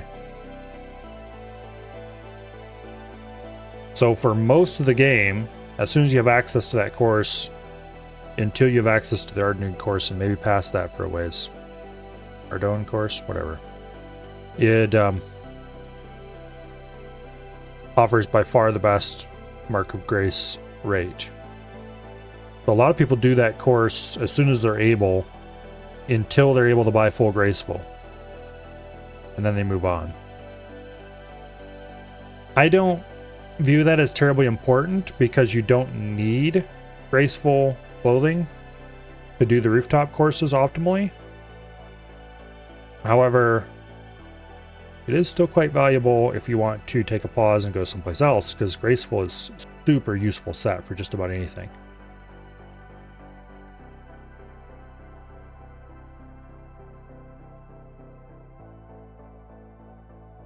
I think I have like a hood, a cape, and boots right now. That's it. I need to grind the rest of the set out.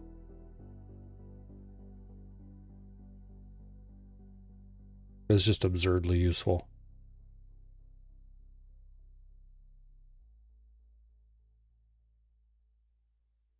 Particularly if I want to do Blast Furnace, which I would like to do more of.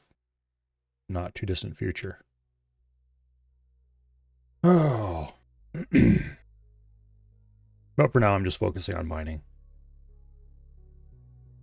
But I really want to get my mining to 99. I think there's a good solid chance that I'll get to 95 mining tonight.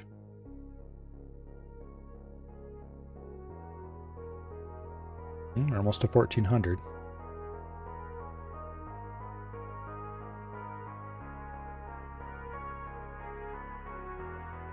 I'm definitely going to go complain in the Steam forum for this game after stream that there isn't a go faster button in the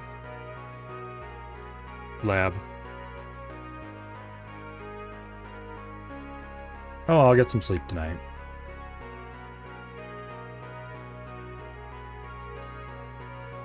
After all, I have to work tomorrow.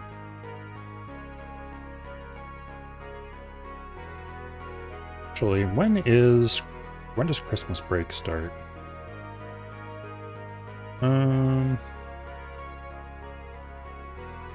Go look at the holiday calendar here.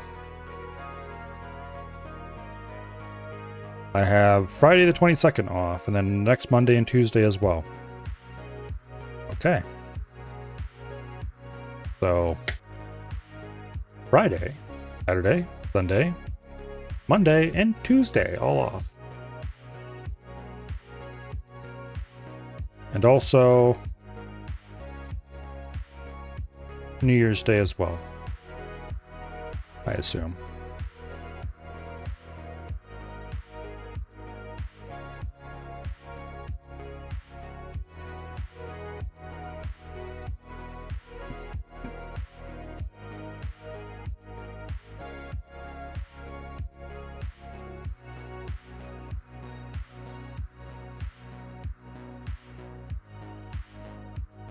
Yeah.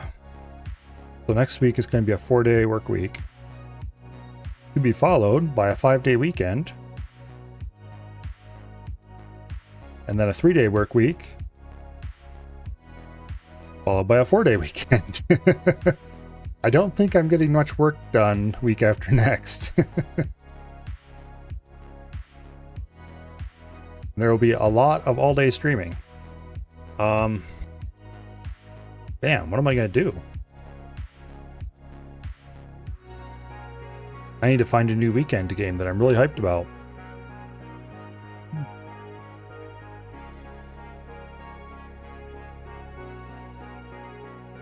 Be a really good opportunity to have discovered this a little later. Too much spare time? Well, maybe I'll have to grind out mining for 4 days. Make sure to completely chase away what little bits of audience I have.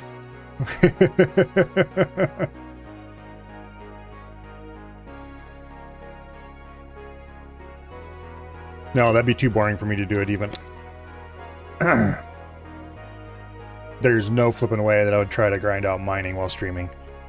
Oh. I only could do that when I can do something else at the same time.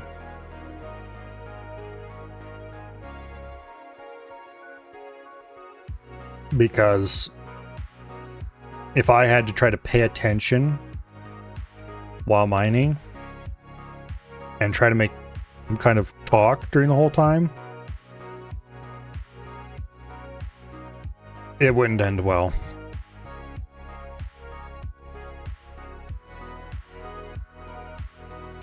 it really wouldn't end well at all.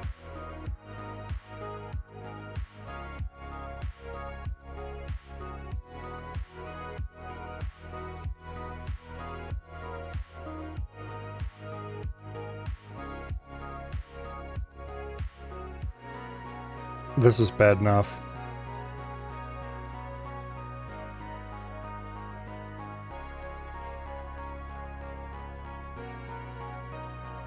Yeah, there really has to be a go faster button in here. I'm definitely going to complain about that.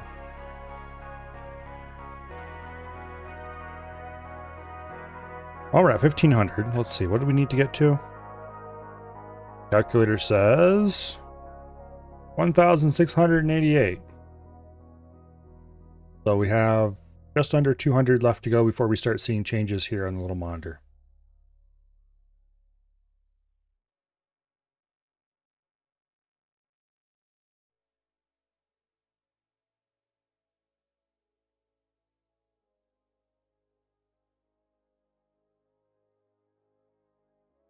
So not too much longer to wait.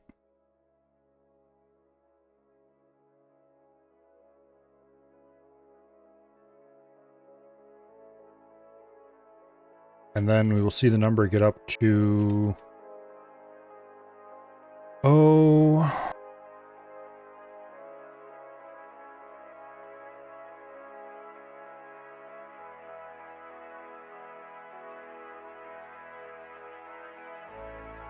$17.91, probably, before it bails.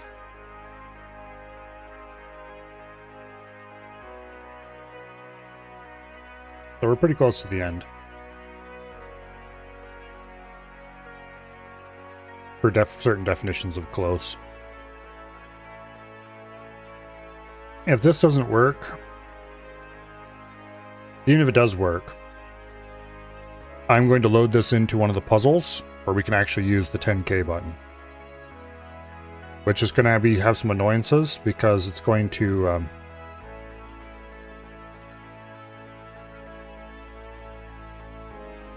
we'll repeatedly fail the puzzle every time we do it, but still. We'll at least be able to run it at a reasonable speed.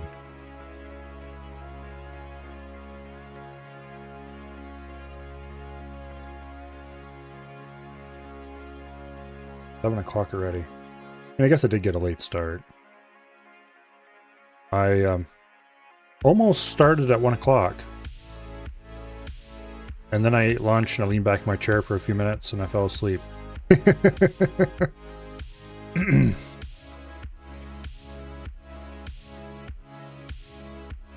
out how to log into RDO is kicking my ass. Almost to the point you want to pay someone else to figure it out. I have a better idea. Go play an actual fun game.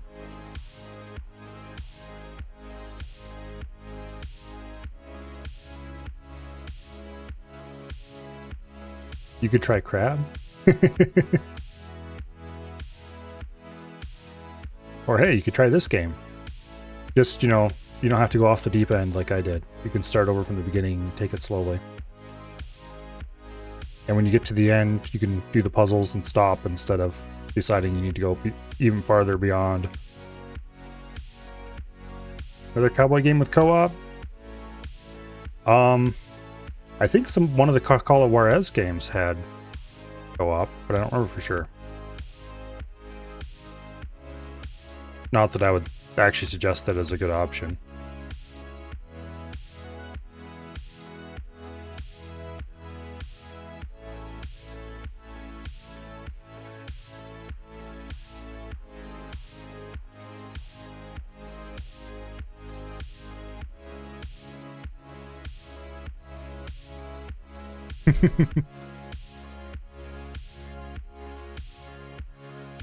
Personally,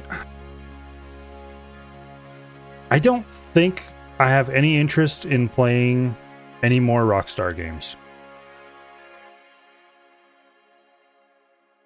I used to enjoy Grand Theft Auto San Andreas. Vice City was good for one playthrough, but it was too janky and old to really appreciate. And I say that as somebody who likes a lot of old games. Vice City GTA 3 was just... The controls sucked so much I hated it. Might have been better on a console or something, but it wasn't that good on PC, that's for sure. San Andreas was kind of jank too, but it was okay. GTA 4... I just could not enjoy.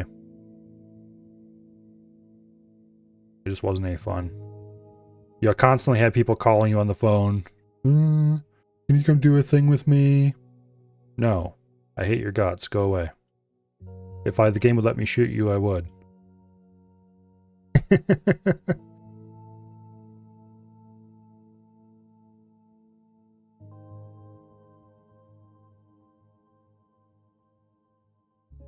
Honestly, the cell phone sucked any enjoyment I could have possibly gotten out of Grand Theft Auto 4. Right out of the game for me. It completely destroyed that game. The story wasn't great either, but the whole cell phone and buddy system just destroyed what little bits of fun I had. GTA 5 was okay though. But like, GTA 5, by the time I got around to it, I was older than I was when I played San Andreas. And I just didn't like it as much.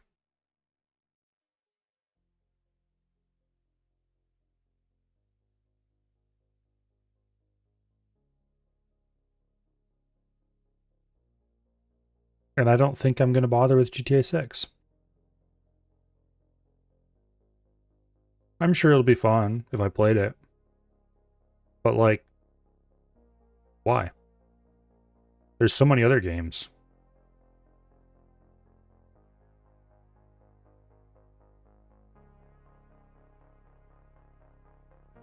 There's just nothing special enough about those games to make them really enjoy them. I do enjoy driving around in the Grand Theft Auto games. But, like, I enjoy them. They're fun. It's just that I don't really want to play them badly enough that I would go out of my way to do it. Also, we're only about 20 cells off from hopefully seeing things happen.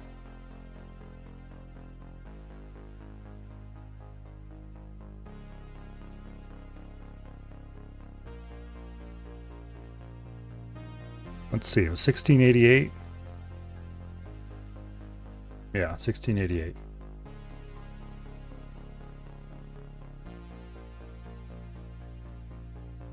$17, $16, $15, $14,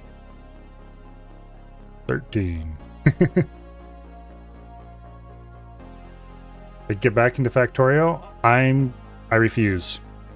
I'm saving Factorio for when the DLC comes out. When the DLC comes out, then we will play a shit ton of it.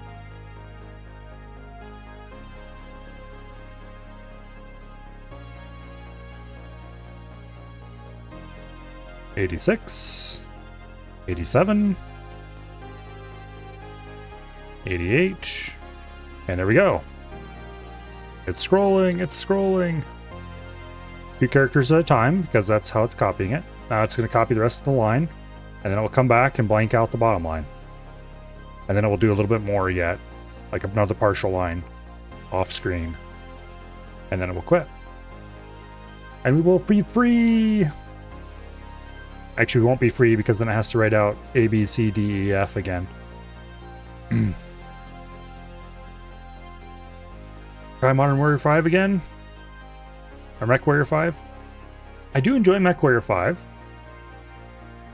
I don't think I would enjoy it enough to play it all weekend, though. That game... a lot of fun. But the problem I have with it is that I don't know if I made bad decisions, went to the wrong places, or what I did, but I was running hard into a difficulty wall. And it wasn't clear to me why.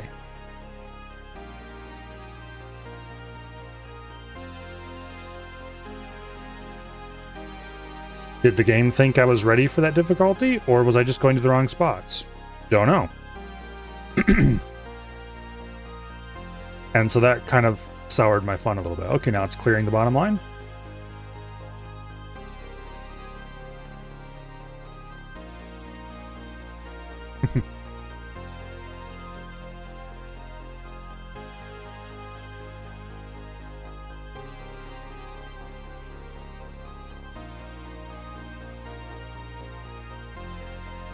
Okay, so we're almost done with this loop. It'll count up to, what did I say again? 17 something. And then bail. It looks like 1792 is going to be the final one, because that's what keeps flashing in the 0 in the A register here. And that's what it's checking against. Once this reaches 1792, it's going to bail from the loop. So it's got like 50 more cells to go, roughly. Make that exactly 40 more cells to go. And then it'll bail, and it will go through the right loop again. Yeah. Darktide would be fun. Because the occasional times where I get to play a 4-player co-op game like that, I do enjoy it quite a lot. But it's not something I get to play very often.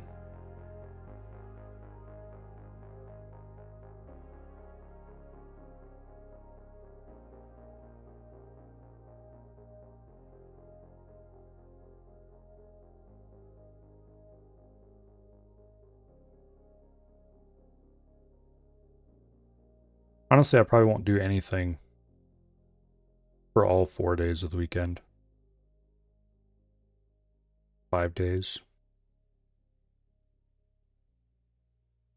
4 days. Whatever.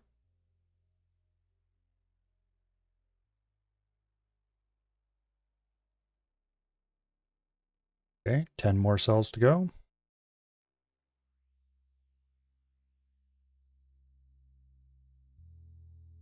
This is so incredibly slow. It was running at 10K though. I'm willing to bet. Now that we know this program works, I'm willing to bet if we ran it at 10K, it would just zip, zip, zip and be done. I'm going to go ahead and copy this code exactly over to one of the puzzle levels, and we'll try to run it there, where we can actually use the Go Fast button.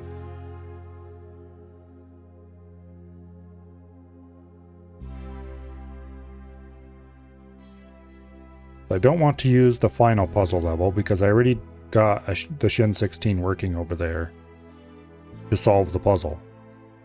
I don't want to overwrite my solution. We'll just pick another random puzzle level, load in the Shin 16, copy our code, and zoom, off we go. Hopefully swapping... should check. Before I do this, I need to find out if it's going to overwrite my solution from the basic Shin computer. As long as the two keep their solutions separate, I think we'll be good. Because I don't want to erase my original solution to things. Unless we load into like one of the really basic puzzles. I guess we could load into one of the non-programming puzzles, like the stack one or something, and swap to the Shin 16. But anyway, it's almost done now. Just write out the last character, and then figure out that it's finished, and then return, and boom, To hit halt instruction without writing out the last character. Okay. Well, that's a bug. I am not sitting through that again, though. That was enough.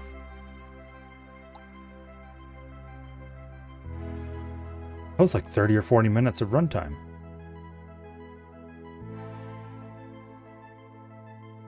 Probably. Okay, what puzzle is this? Functions. Switch schematic. Gen 16. Yeah, this is one where you just tell the game that yes, the level is complete. You don't actually have to test anything.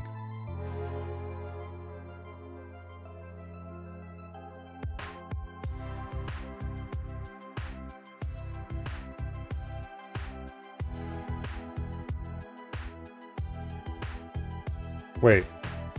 Run faster is grayed out. Screw you!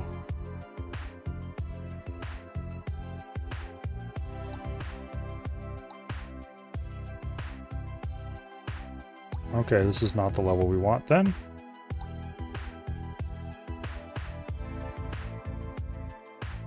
Here we have 10K.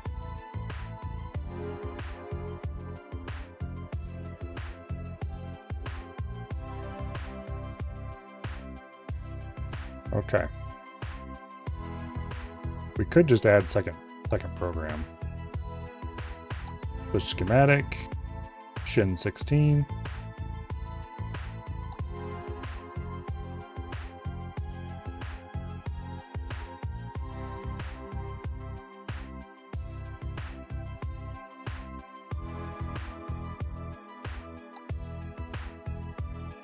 Boom.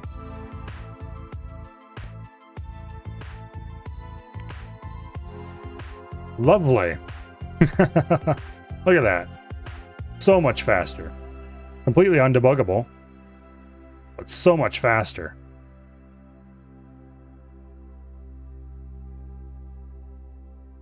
I mean, you can still set breakpoints and step through it and stuff like that, but you can hit the 10K button and actually go fast.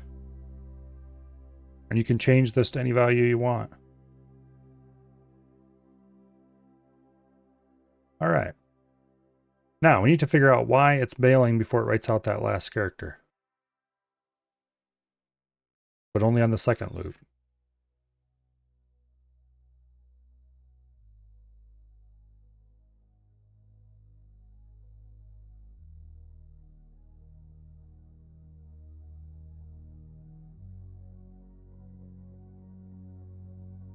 Okay.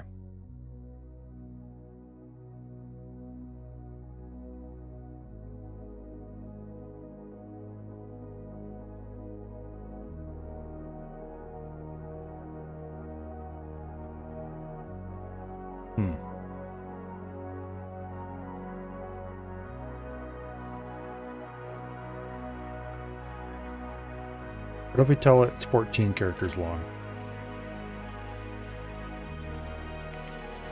Okay. That worked. It's not right, but it worked. So let's go load up our assembly and take a look. I should have honestly done this a long time ago. Moved to an actual level where I had the 10K button. I'm absolutely going to complain about this everywhere I can find to complain about it. But the fact that that go fast button is not in the lab.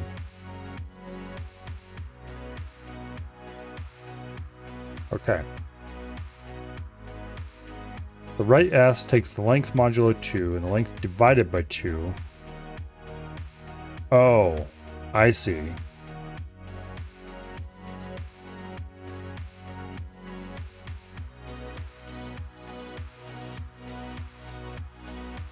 No, I don't see. What are we doing with the length modulo 2? Nothing.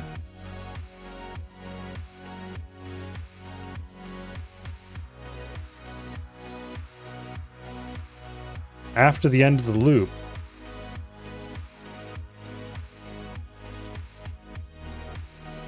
we need to have a little bit of code here that checks if R2 is 1 or 0, and then goes to write the last character or not. Am I going to turn into a pitchfork wielding Reddit poster? Nope.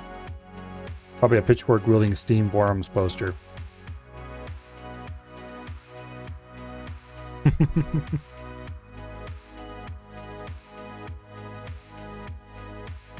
Okay, we're missing a bit here is what all the problem is. I just need to do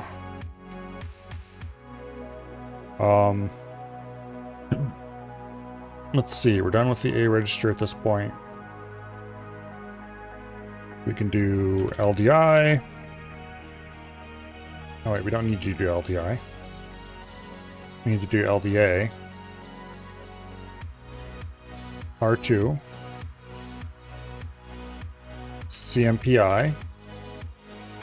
0. JNZ. 2.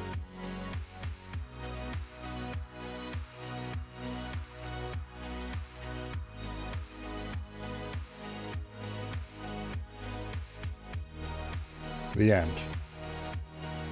Okay, actually we need to jump 0 to the end. Because if it's 0, then there was nothing. That was an even number, not a uneven number. If it's an uneven number, we need to do this section. What we need to do here is mask off the high byte and write result. Boom. Okay.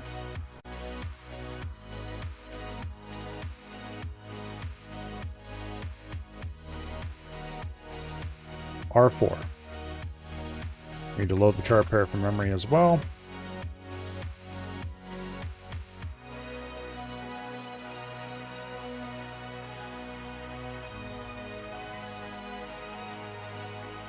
Okay.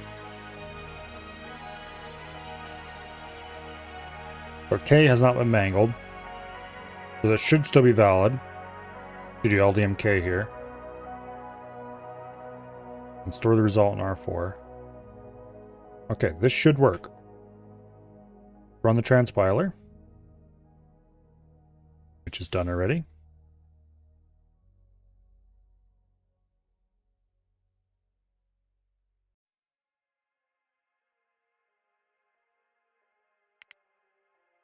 Boom. All right. Now, if we subtract a few bytes from the length, let's make it 11. Where is it? Here we go. Let's make that length 11. It should not write the EF at the end. Yeah, it worked. Okay, good deal. That means it's not accidentally copying too much or anything like that. The masking is working. Everything's working correctly. Okay. That makes me very happy. Software scrolling is working fast enough at super fast mode. Software scrolling is working. Write C is working. Write S is working.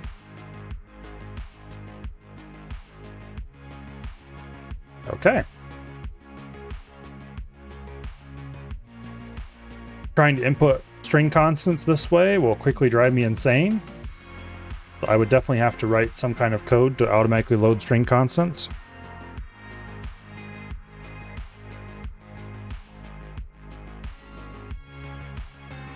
Let's do that right now. Okay, here we are in asm.go.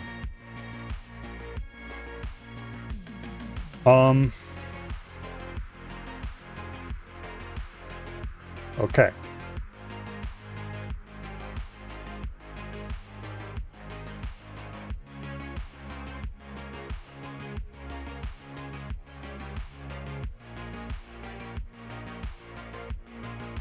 We're looking for a double quote. If it is a double quote, then we want to do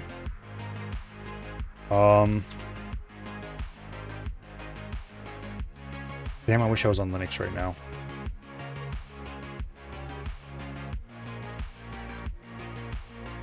Okay, let's look up the documentation here. The strings package. You guys can't see this because it's my web browser and I refuse to show that. I'm looking for onQuote, I think it's called. No, it's not. Oh, what is that function called? Is it actually in the strings package?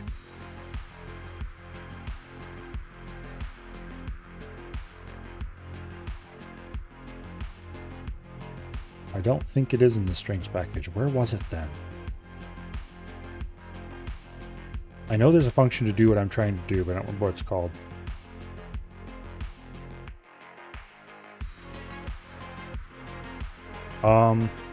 Oh, there's another way to find it. Let's just go to Archive, Projects, Go, Source Code.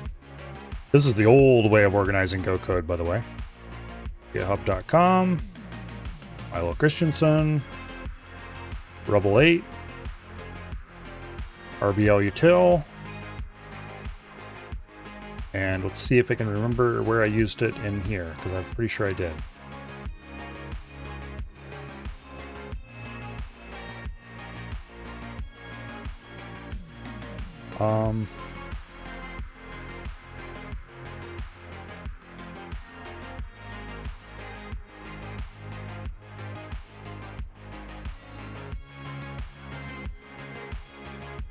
The first copyright date on this code is 2013.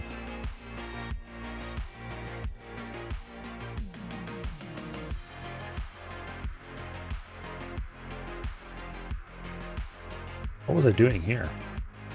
There's a lexer here for something, but what was I lexing? I think this is for the main template parser. Man, it's been so long since I've worked in this code.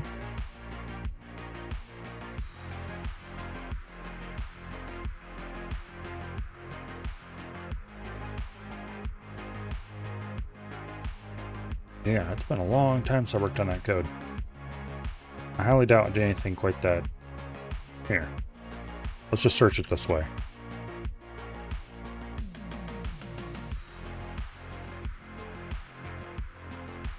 String convert. There we go.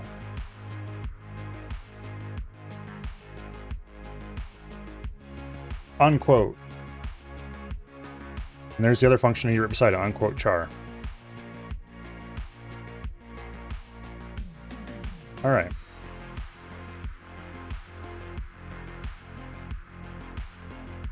I'm going to have to go import this.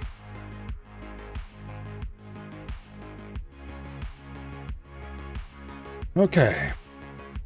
It's been too long since I did much string processing in Go.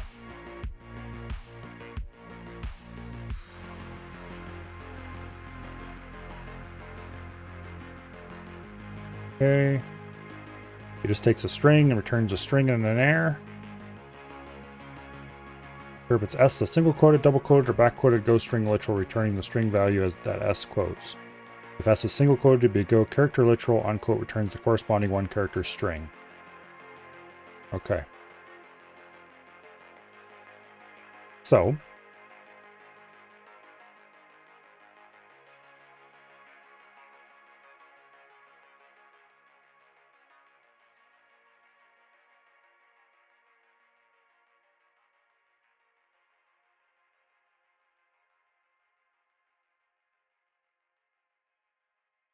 Go.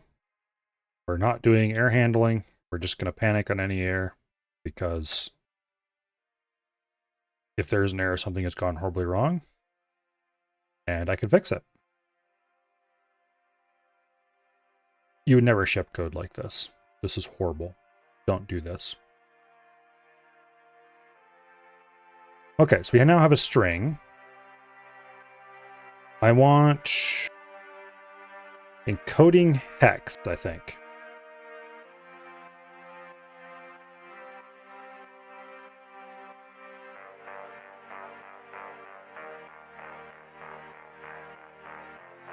Okay. I want encode to string, question mark.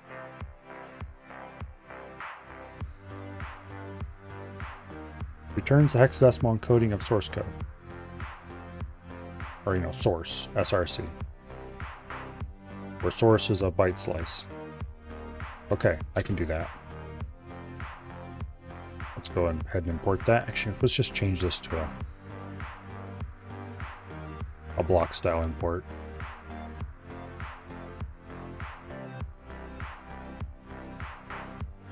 Damn it.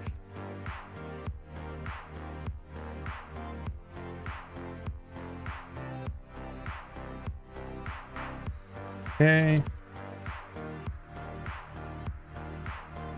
Loading hex. We're going to have to do more processing to this later, but that's fine. Actually,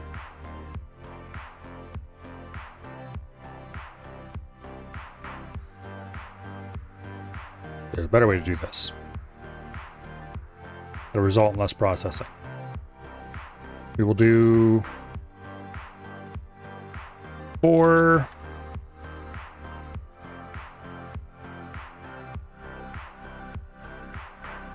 byte in range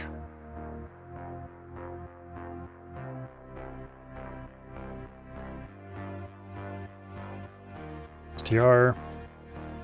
We convert it to a byte slice because if you iterate over a string, you get Unicode code points. And we don't want Unicode code points, we want bytes. We convert it to a byte slice, which strings can be seamlessly converted to byte slices and vice versa. And then this will get us every byte of the string one at a time. And for every byte in the string, we go ahead and do this. Elements equals append elements. And then we need to actually make this into a string, so we just go right on down here. Grab a copy of format.sprintf. And the format label I want is OX%02X. Then we do B. And that should take the string and explode it into a list of bytes. However, that is of limited utility. Well, no it isn't. Yes, no, maybe so.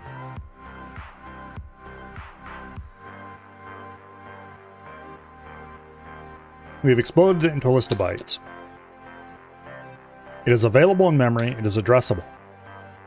We need to put a label ahead of it, or a label after it, and a jump to that label ahead of it.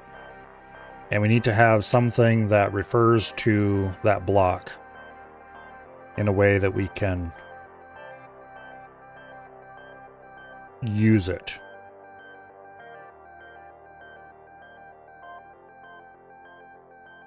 So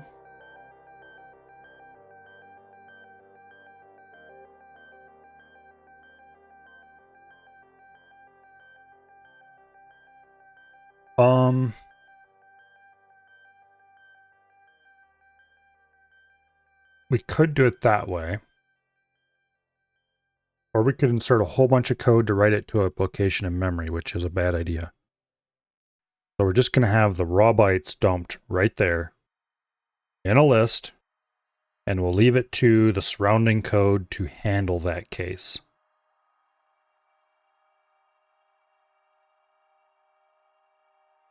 Yeah. Boom. Okay. So let's try just going to the top here.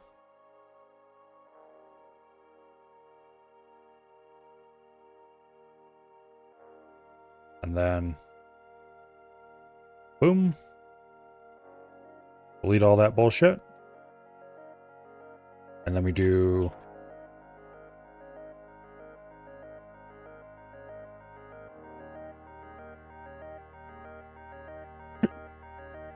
Okay. Our syntax highlighter doesn't like that by a lot. Can I use back quotes without making it go nuts? Yes. Okay, good. Problem is the back quotes won't expand this properly then.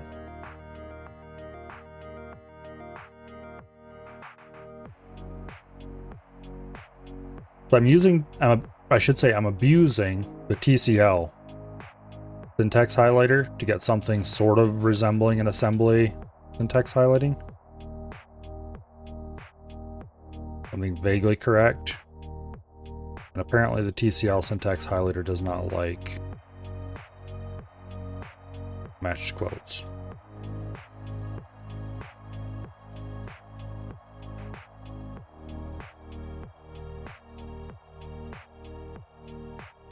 Yeah, that's weird. You don't run out of energy on any rooftop course, Dread. Every time you do an obstacle on a rooftop course, it gives you more energy. Which is why rooftop courses are so good.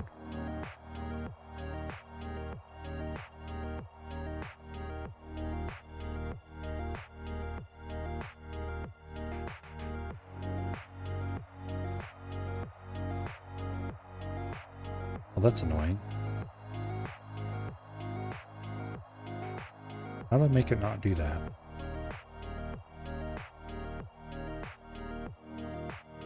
You used to run out of energy on every other course? I've never run out of energy on a rooftop course. That's weird. Maybe it's because I didn't start rooftop courses until I had more energy. But yeah, every time you go over an obstacle on a course, it restores a certain amount of run energy.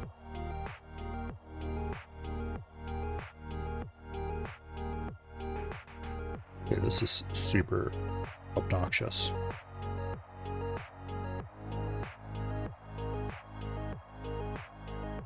How do I solve this problem?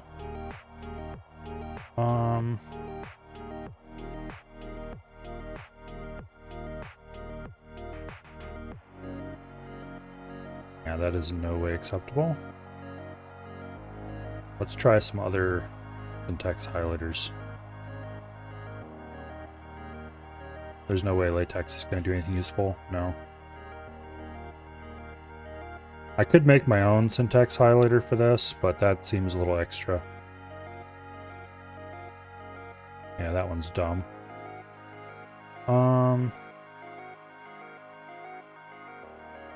Ruby kind of works. Okay. Yeah, Ruby kind of works. It's not perfect, but it actually highlights labels nicely, which is good. Only on their declaration, though. All right.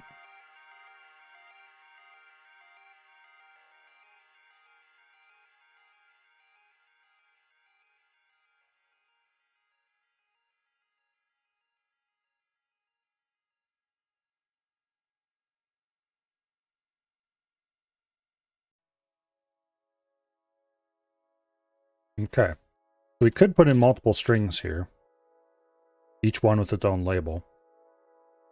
And then, boom, end of string table. I'm going to call this string right here, str.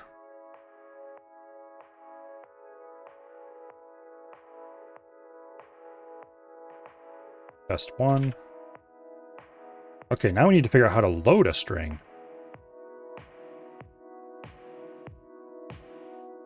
Because this is going to expand into a byte pair. We can jump to it. We can't refer to it easily. Maybe I should introduce a slight variant to the label syntax. That does LDI, LD high pairs. Boom.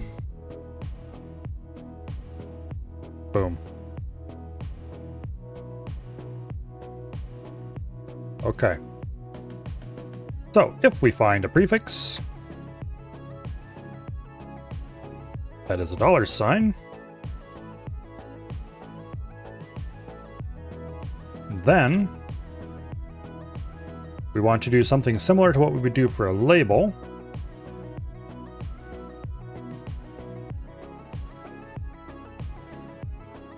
But not quite. We need to add another section here.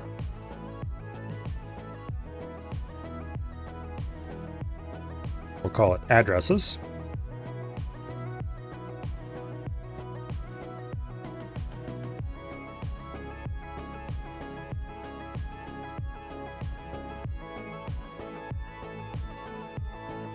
And we'll just do this exact thing right here. Except instead of storing it in labels, we'll store it in addresses. And we'll trim off the $sign.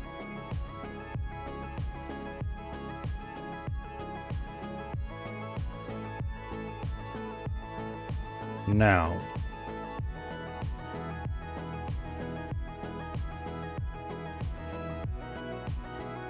so when we use an address by name, we want to increase at by 4.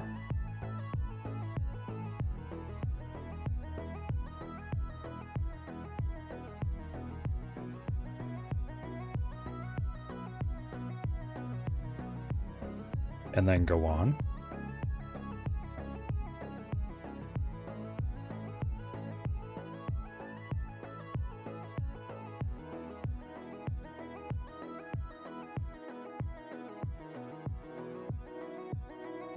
Okay.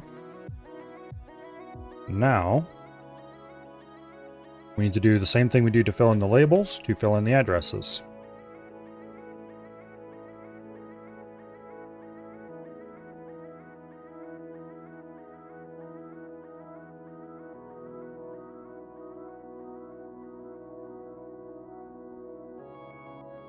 Okay.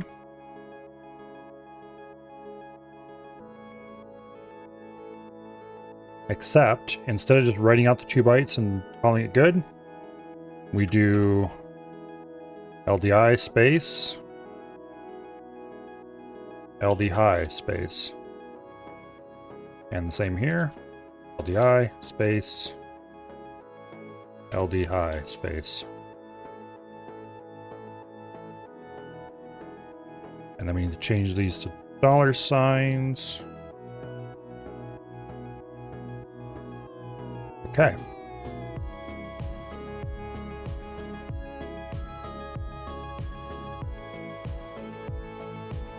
Now, if you go back over here, we should be able to grab this and go boom, string test 1. This will load this address into the A register with no instruction, just str test 1. Boom, that'll do the load. It's a macro, we'll call it. And then we do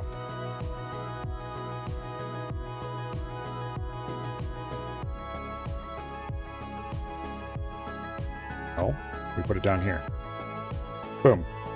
We do LDI 13, the length of the string, which is not actually 13 anymore. It's 7. Boom.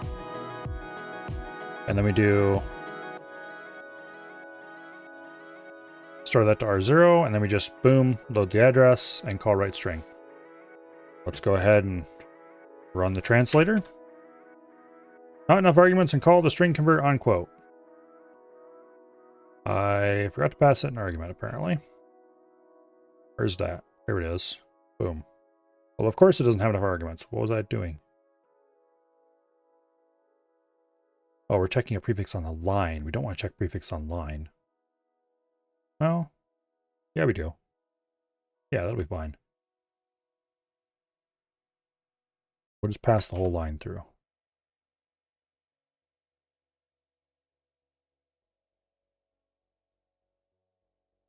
Yeah, that'll work. No. No, we don't want to do that on the line.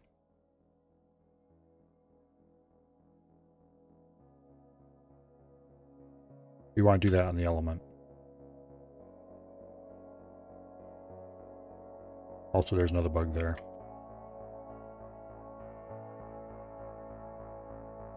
I think strings.fields respects quotes. Let's find out real quick.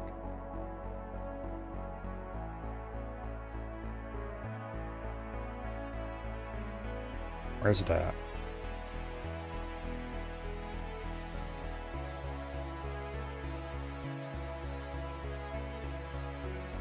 No, it does not respect fields. It does not respect quotes. Okay, we can't do that.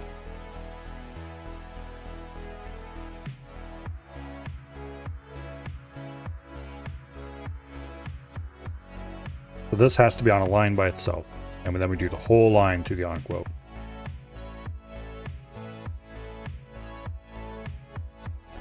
Okay. Bit janky. I'm starting to really wish I had written my own byte at a time lexer for this, which is something I do enjoy doing. I have written multiple scripting languages from scratch, but this was cranked out very quickly at 4 and 5 a.m., so not exactly my best work, let's put it that way.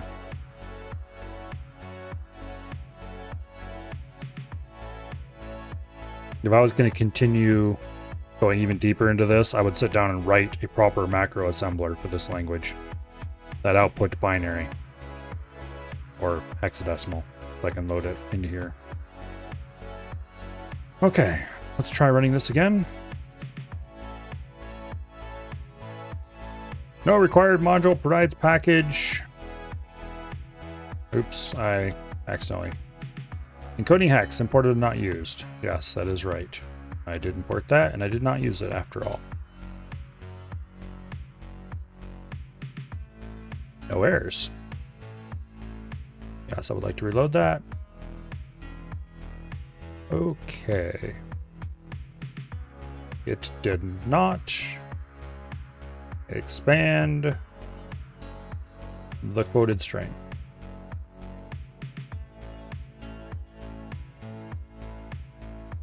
Why not?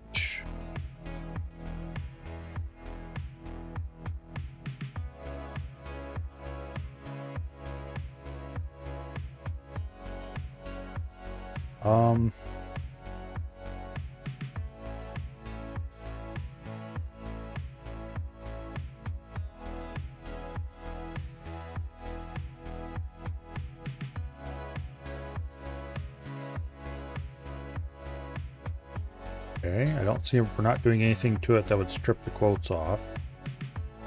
Until we call onQuote anyway.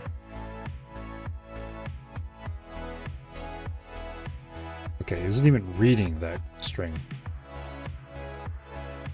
First of all, let's change the syntax highlighting on the output file to plain text. That way I'm less inclined to try editing it. I'll be more... Notice immediately this is the wrong file to edit, you dumbass. Move on. Kind of thing.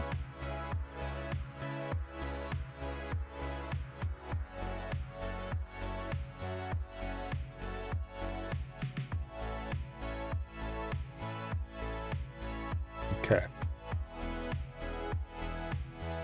Run the assembler one more time, just in case.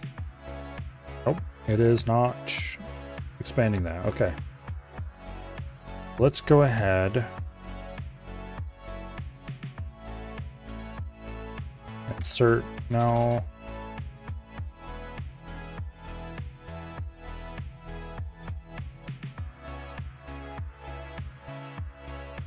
There we go.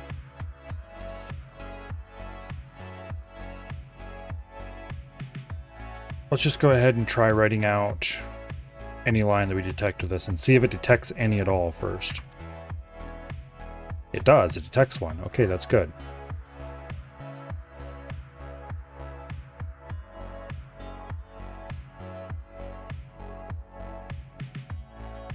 Let's see what this gives us. It gives us the unquoted result, exactly like I wanted. Okay. In other words, it expanded the, what are you gonna call it?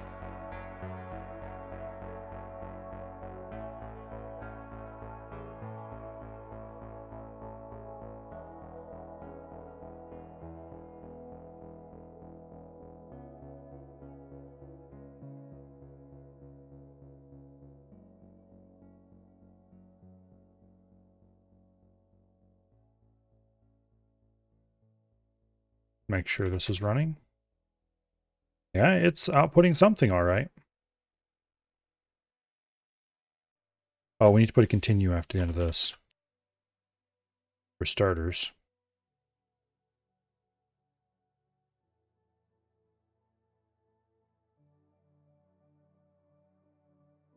Hello?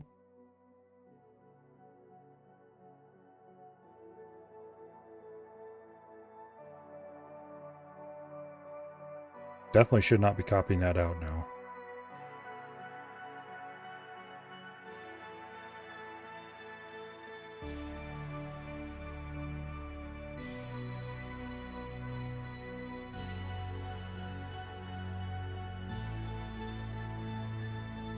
Weird.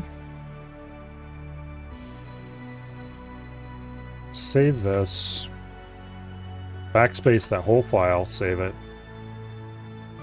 Make 100% sure we're getting a new result. Yes, we are.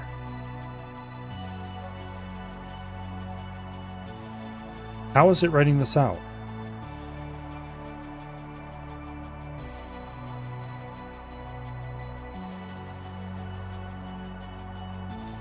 Oh. I'm an idiot. Okay.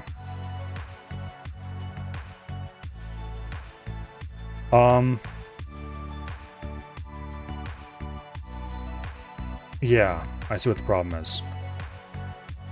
How am I going to solve that? Well, I know how I'm going to solve it.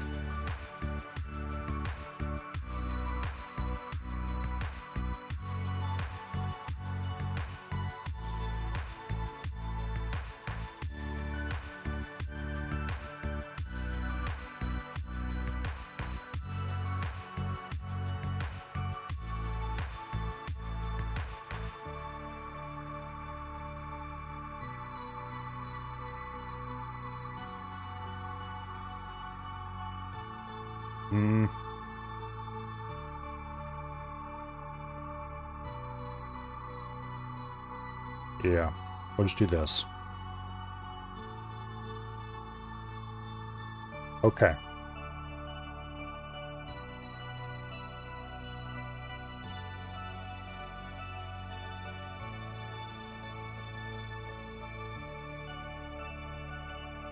Now, we take the whole line, unmodified. We use it as the key to the string table. And we add this output slice as its value. Use out instead of elements. And then... okay, that part's wrong.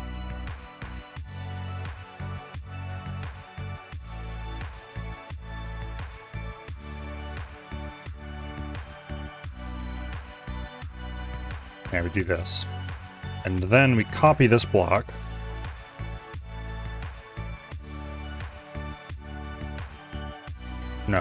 No, we don't do that. We don't use a byte slice here, we use a string.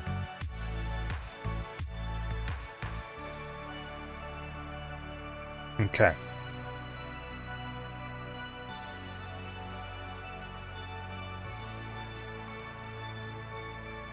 Grab the formatted byte.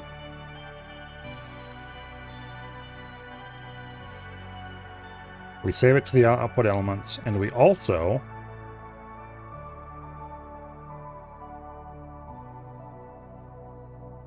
add it to a string that we will build.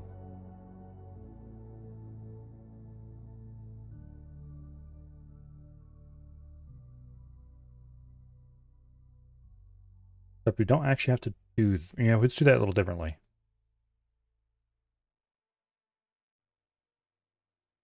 This will be easier.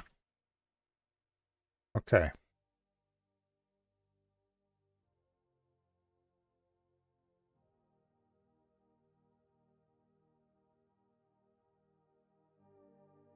Boom.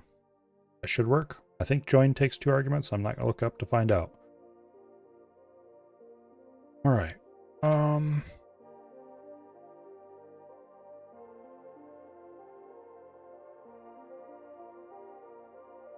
There we go. That should output a list of bytes.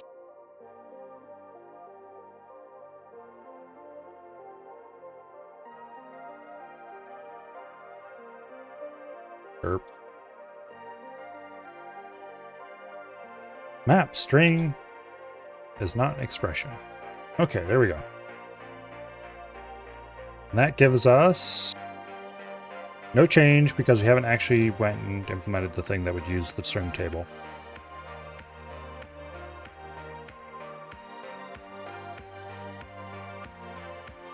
Okay. For old, comma, new. No, we can't do that because new is a function name.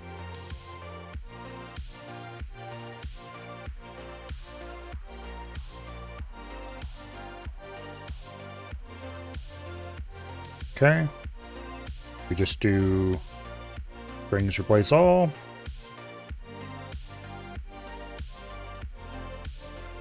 Replace old. New. And we're done. I hope. I need to remove that debugging line. It's going to annoy me. Where's that? There it is.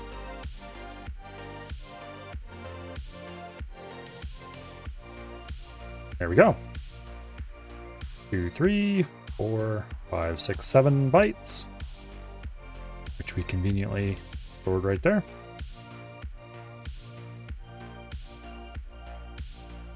Let's go ahead and try loading this into our program. And let's run it.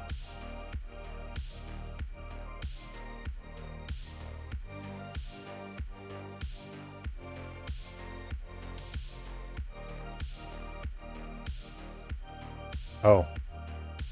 It didn't replace this for some reason. I forgot to do that. That's why. Alright, get back here, Sublime. I'm not done with you just yet. We filled in the labels. We filled in the addresses. Except we haven't, actually, because it's looking for them specifically with a space in front. Because that made sense for labels. Look for them specifically with a new line in front.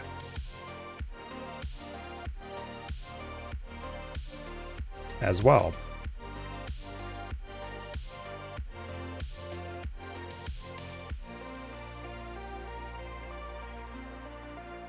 Okay.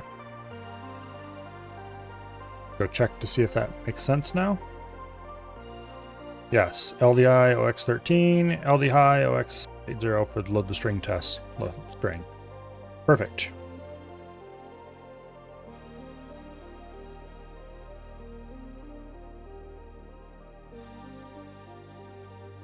Okay.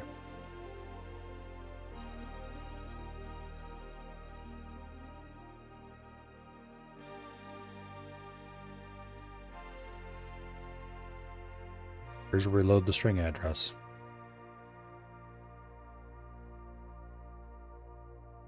Is it going to work? I don't think so. Why not?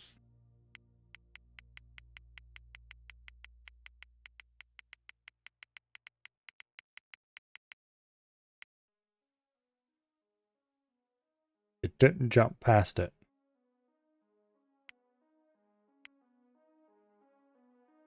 Except it did jump past it?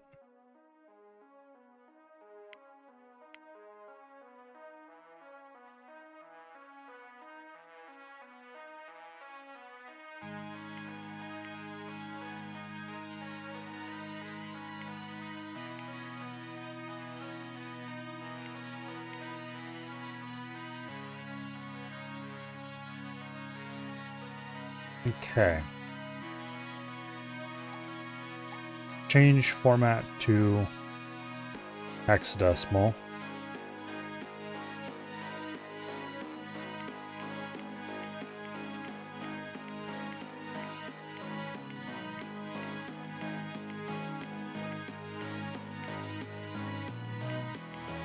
Why is it jumping to 16?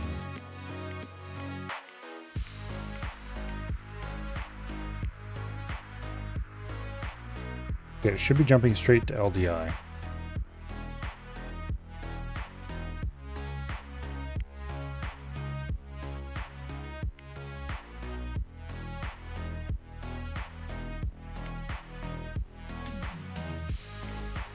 It should have loaded 7, but it didn't.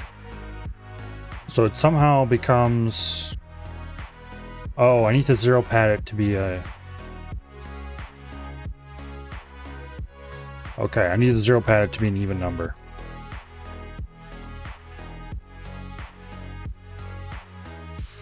Yeah, because it has to be an even number.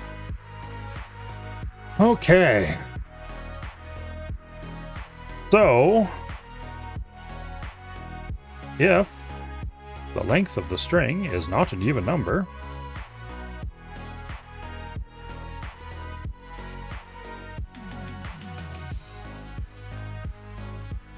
I'm going to change the length of the byte slices.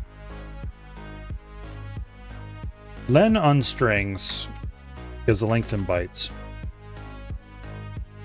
I'm 99% sure. Not the length in code points.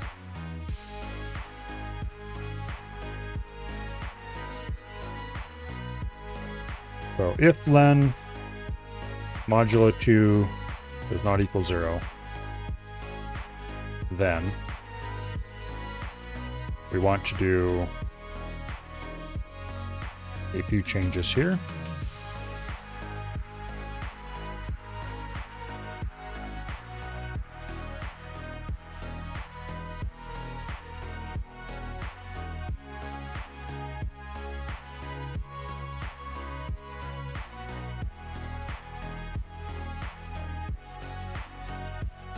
There we go.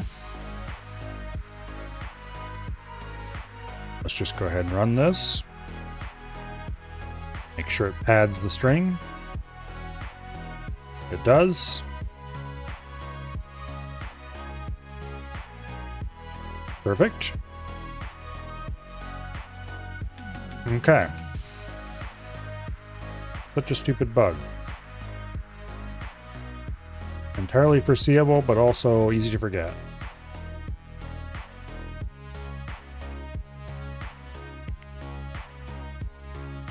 And there it goes. It didn't write the last character. Damn it.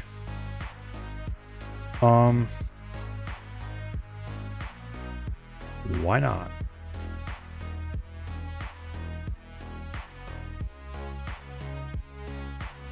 If I change this to 8, I guarantee it'll write the last character. But it won't actually because reasons. I fixed this bug. How much do you want to bet it's the same damn bug and somehow it didn't stick?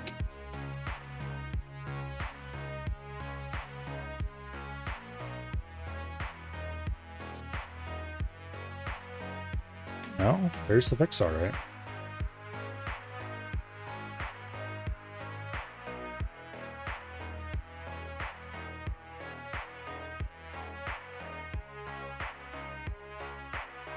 Okay, R2 should have the value modulo 2.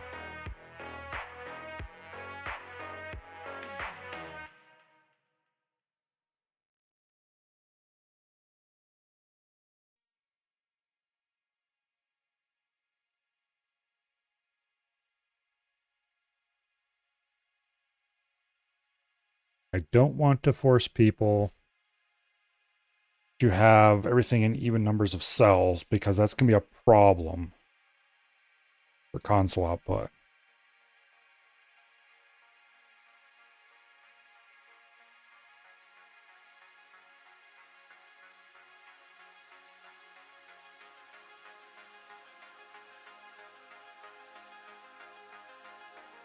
Okay.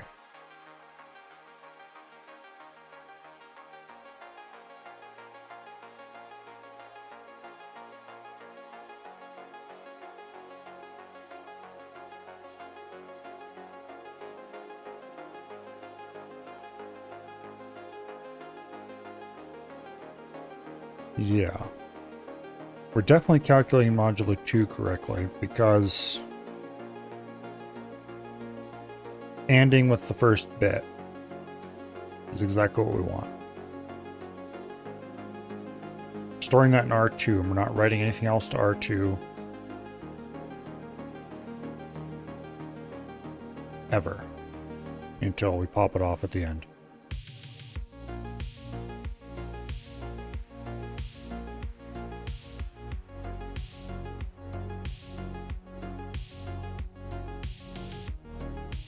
Reload the character pair from memory using R1, which we have not mangled since we were inside the loop.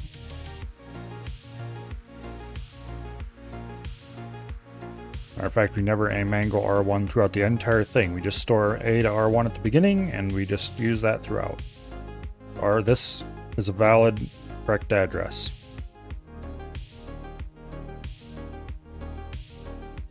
And then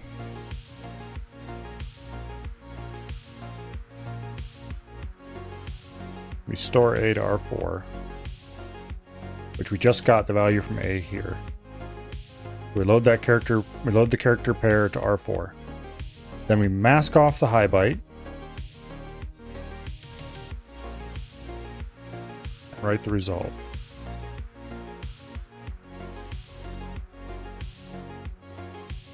Okay, let's look at the output here. 41, 42, 43, 41, 42, 43. Okay, that's correct. It's not like we're accidentally forgetting a byte or something dumb like that. The length is 7 characters. That is correct.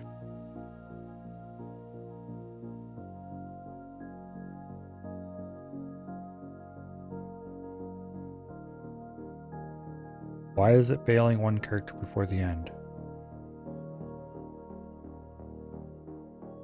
But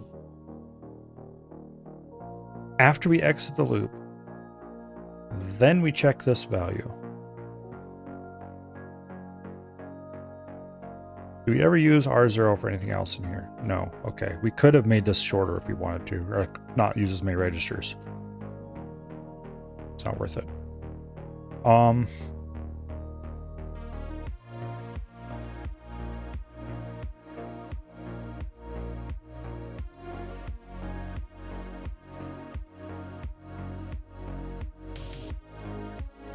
Let's just document this a little better.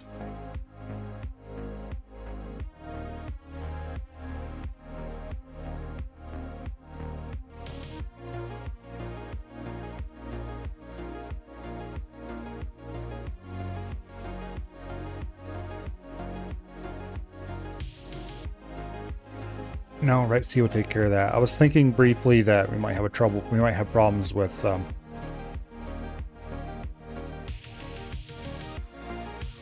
the console line index, but no.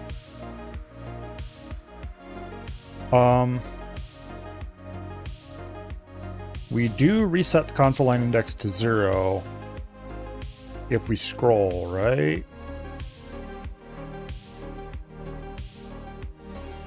We pretty much have to. Yeah.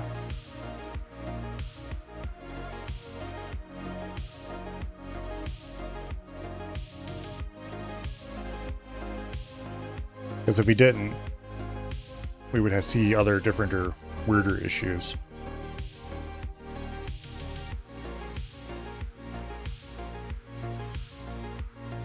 Which we don't see, so.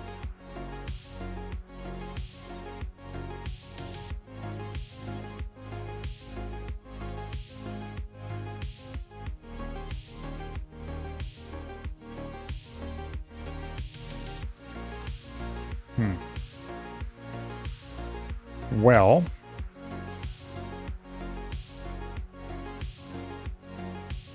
we might just have to step through it and find out what's going on.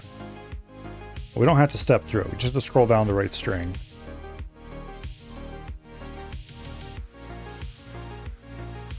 And then we do this. Okay. Now, LDA R2.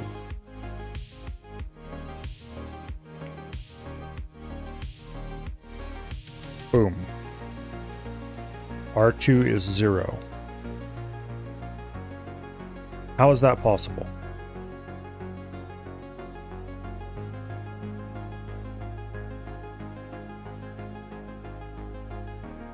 Let's restart this. Okay, STA R2.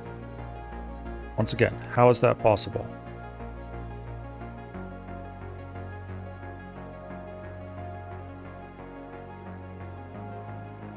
$80.13 is the value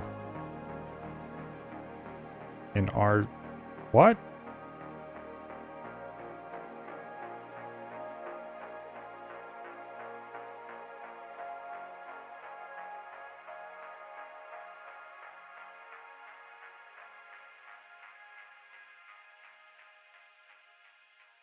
There's no reason to use Go documentation conventions here. And it makes things... Length is in register R0. Address of first cell is in register A. Okay. Store A R1. Okay, yes, this is correct, actually. Boom. Now we have 7 in R0. Oh, we're ANDing it with register 1. We're not using AND I. AND I is a thing, right? No, it is not a thing. Damn it. This keeps... I keep having this stupid problem. Okay. Let's go make AND I be a thing. Because I think we have room for it.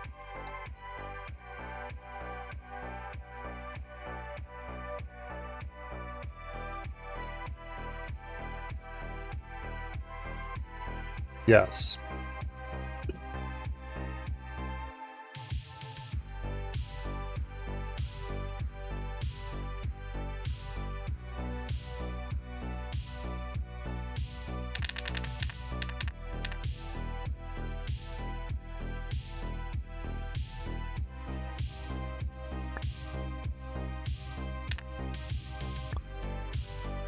Here we go.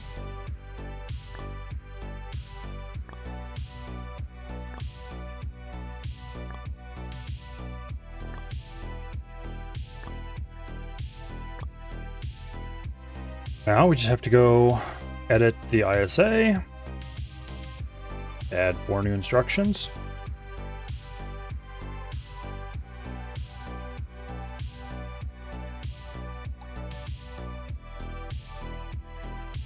Let's see, they're group 6. Yes. And or not in Xor. Soon to be joined by their best friends. And I, or I, not I, and X or I.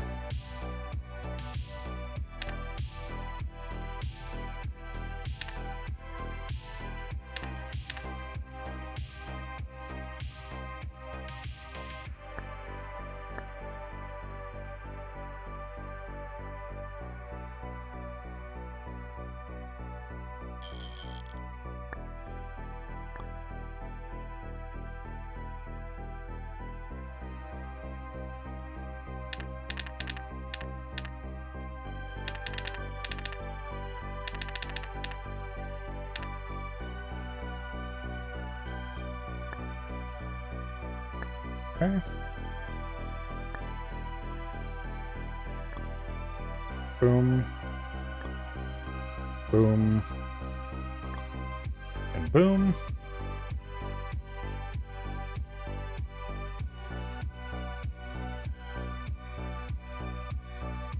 And immediate. Or immediate.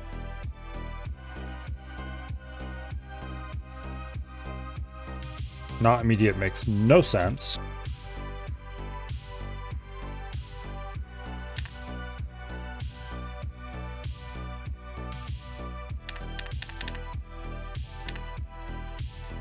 Why did I do that?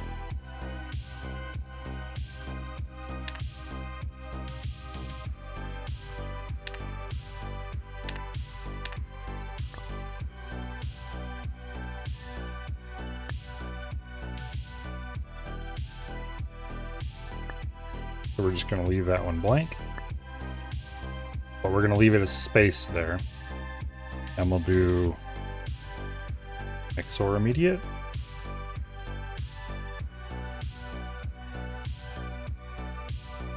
Okay.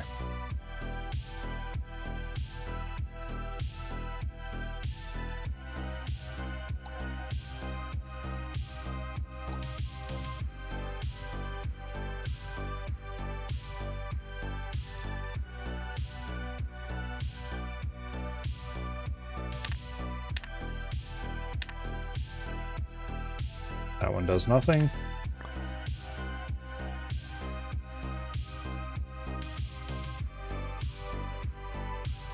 Okay. Now we have to actually implement these in the assembler.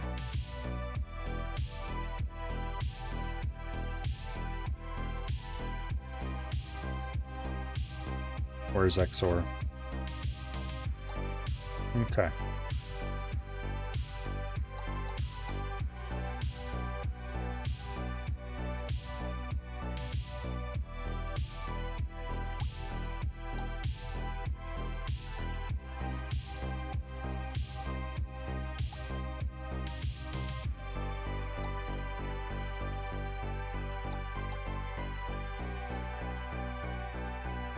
Not I doesn't exist, of course. And then we have XOR I. Let's go ahead and document these so don't forget about them.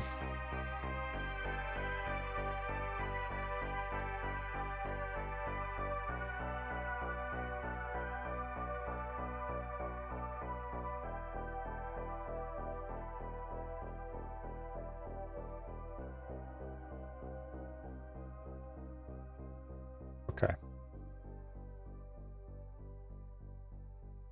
You know what? I better save this just in case.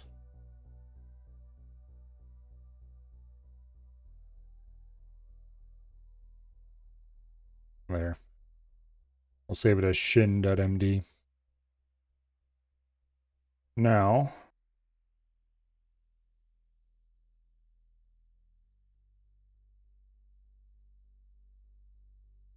let's make sure that there's no other ands that don't use registers.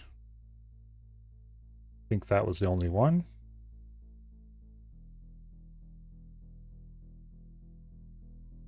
Okay. How about ORs that don't use registers? Let's turn on case sensitive.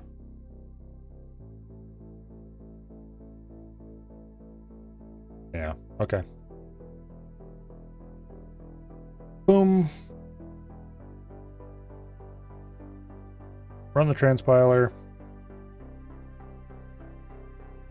Grab the output. Paste it in. Run it at 10K speed. We hit the halt instruction. It output the correct value. Boom. Perfect.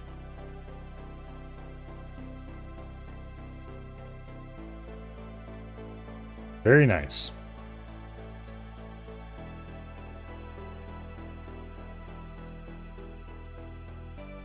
Okay. So, we have string literals in our little assembler thingy. Sort of. Kind of.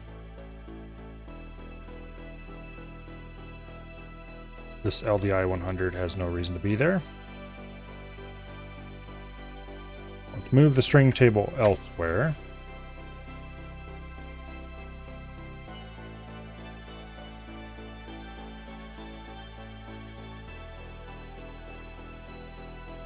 Going to actually stick it at the end of the program.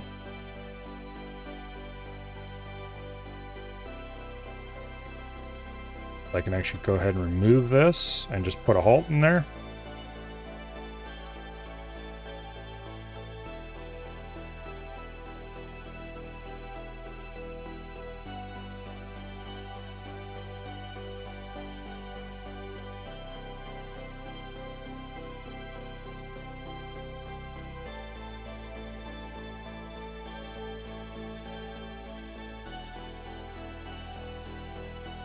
Okay. So here's where we put all the strings in the program together with their names.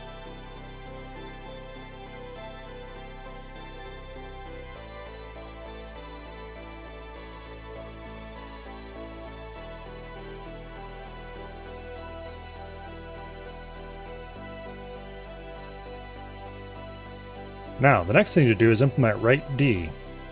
Write a number in the current base of the console. Oh, that's going to be fun.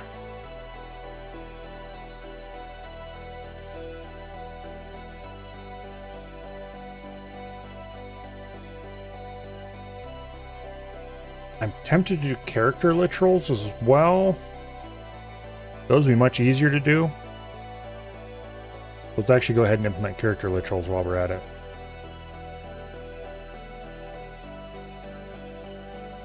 Okay. The character literals will go in here, because they're single bytes. So we want to do strings has prefix, part, single quote, and then we do continue here. And we're going to add something to element, but it's not going to be the unmolested string. We're going to convert it to a hexadecimal value via the power of string convert. There's an unquote character.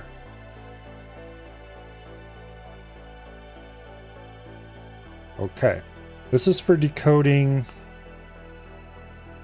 a Unicode code point, which is way more than we need.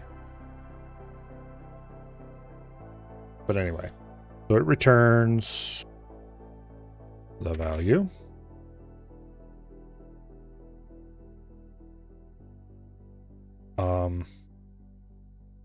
Whether or not it's a multi-byte value. Scale. We don't care about that. And an error.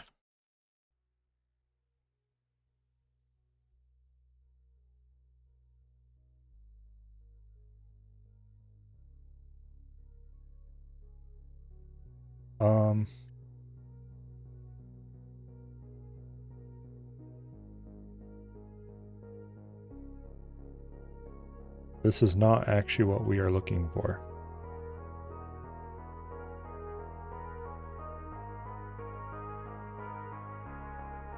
Yes, no. This is not going to do what we need to do. It grabs a value out of a string. And we don't need it to do that.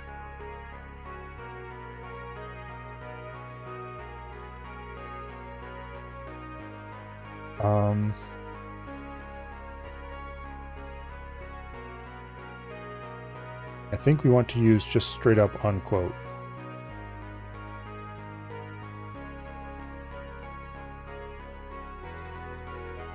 Yes, unquote still returns a string, but it's closer to what we want.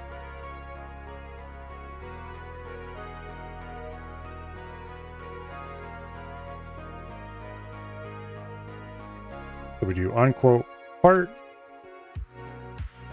This will at least strip the quotes off. We'd have to strip the quotes off manually if we wanted to use unquote character.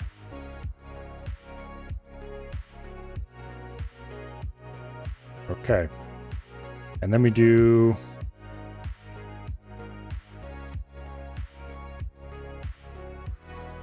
That seems risky, but I'm feeling lazy, so let's see if this works.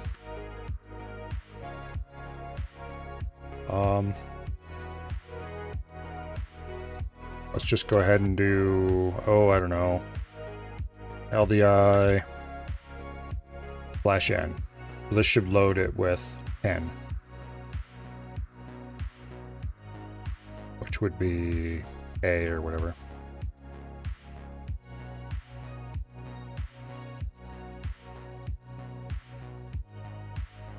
Okay. Actually, you know what? No, I'm doing this completely wrong. I need a string here. I don't need a byte. No, I do need a byte. I need a byte to pass into this.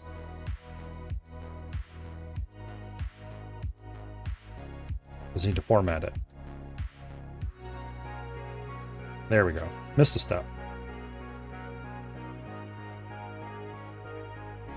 And I forgot to save this, I think. Because I did the editing over here like a dumbass, maybe. Okay, let's go up to the top.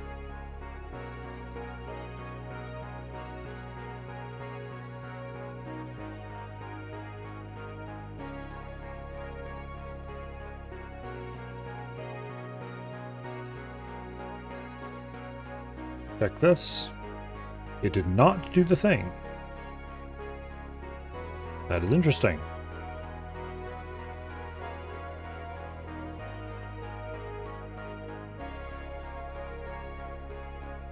Okay.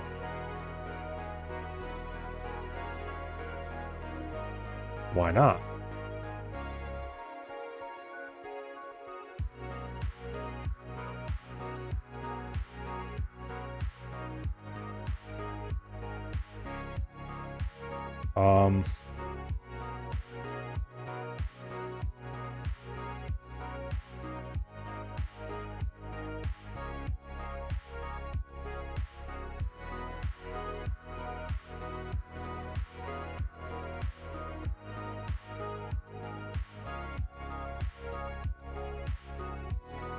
Okay, let's do this. I'm using the %pound_v. In other words, print the value in alternate format. Or actually, that's not alternate format, that's Go syntax format. Which means it should print a quoted string. Even though we just unquoted said string.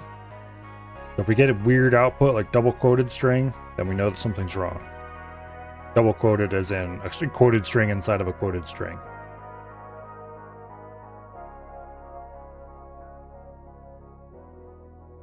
Okay, it printed exactly what I expected.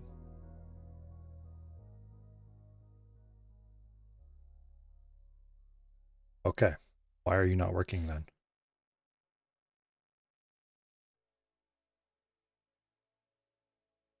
Go ahead and wipe this out. Oh, I know why it's not working. Hell, you dumbass. It's not working because we're editing stuff that doesn't get written out. That's why it's not working.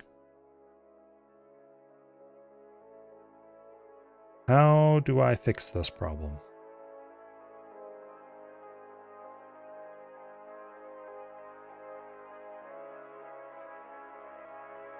Let's make a list of character literals. This is terribly inefficient to do it this way.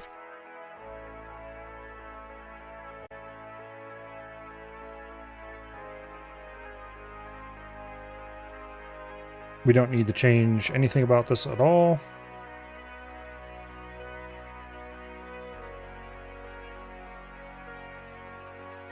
We don't need to do any. We don't need to make any changes to the elements because we'll do that later.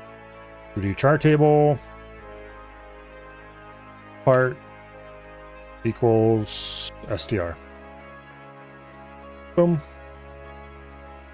No, not quite.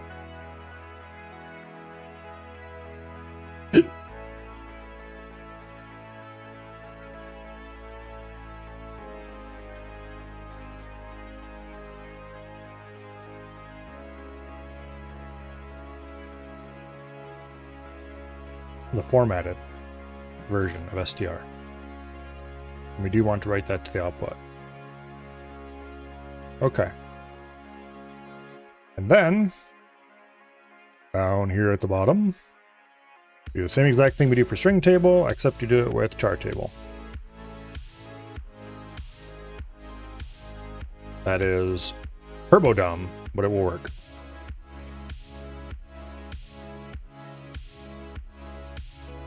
It darn well better work. Where's that? Yes, LDI OXOA. In other words, 10.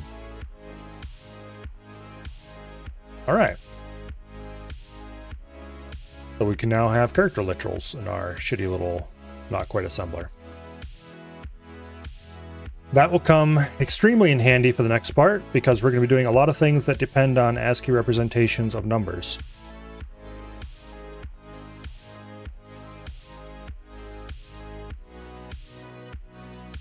Which I'm not looking forward to.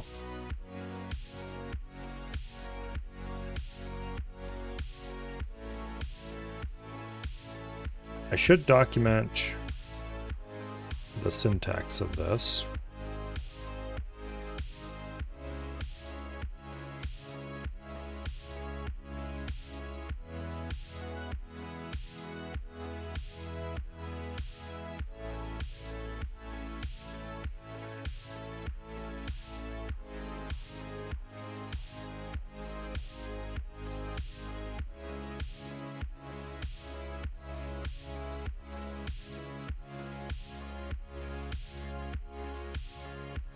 Okay.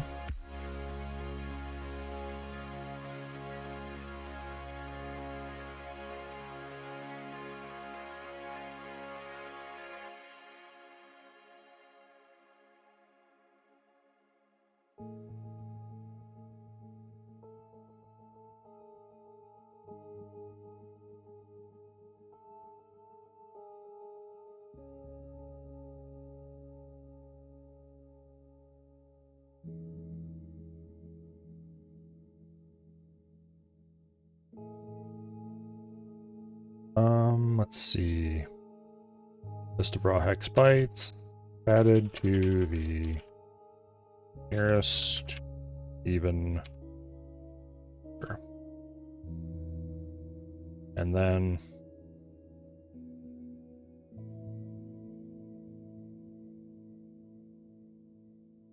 let's just go ahead and remove some of this crap.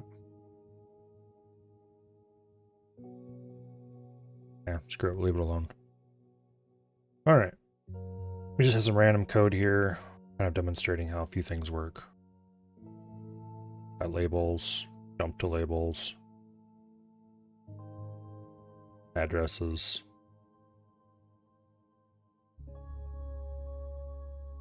And instead of using LDI or whatever here, we'll just go put it in a character literal. Just to demo that that's possible as well. Okay, moving on.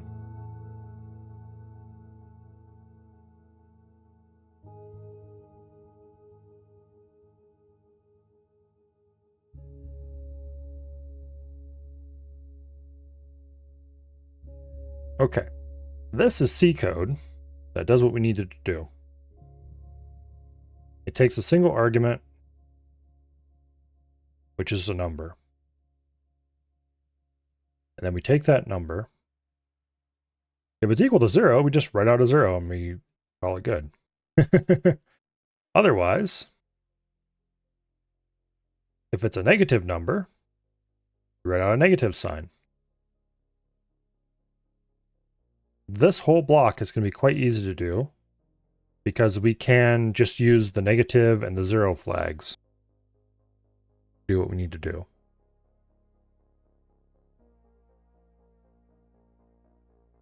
So what we're going to do here, scroll down to write D.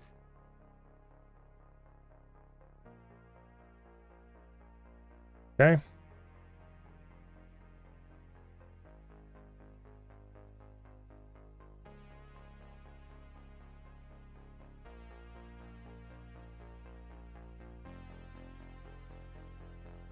We'll pass the number in the A register.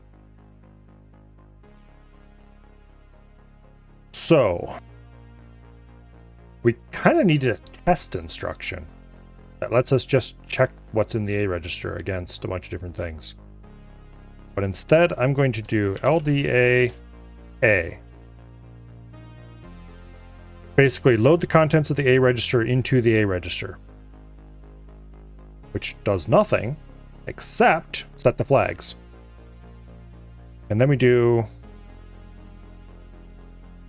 jump 0 to WRD is 0. And then we do jump negative immediately after that to WRD is negative. And failing both of those, we do a straight up normal jump. And I just introduced a pair of bugs right here. So those have extra arguments. Do a regular jump straight to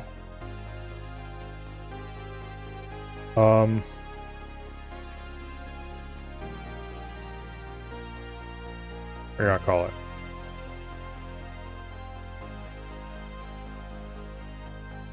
WRD and preamble.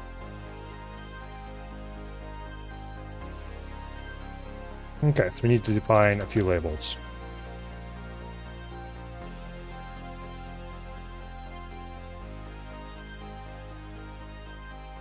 Technically, these can come in any order we jolly well feel like.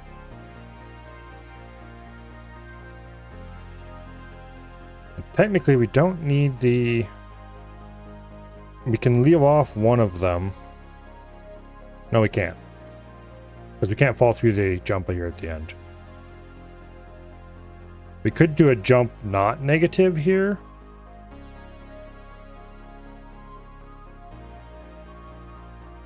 Okay, if we leave off is 0, and we do a jump not 0 to end preamble, and this is the is 0 section, this is the is negative, and then this is the rest of the thing. So in this case, we do LDI 0 call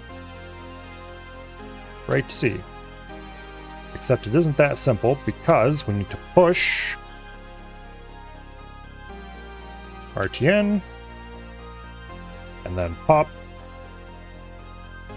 RTN rat. You know what? Technically, there is a capability to pass an extra parameter here. I'm super tempted, and it would be reduce a lot of bugs if I just made it so that our assembler automatically inserted this, or our transpiler. Ah, screw it, let's not do it. Because we're doing it already for call, because call doesn't use a second parameter, and we're doing it for rat, because rat doesn't use a second parameter either.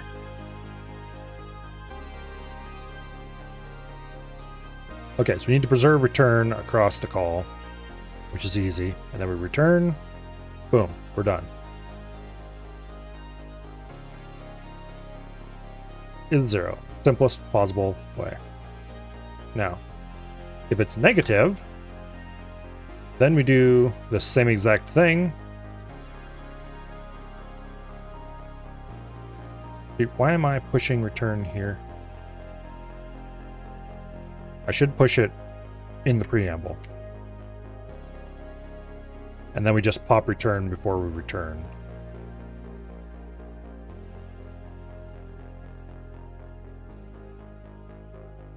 So we're returning early, which I think that's probably the only place that we... Oops. It's probably the only place where we return early. Yes, that is the only place we return early. At least in the original. Okay, if it's negative, then we just write out a negative sign. Call right C.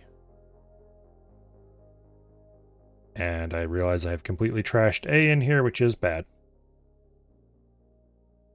Actually, let's write A to R0.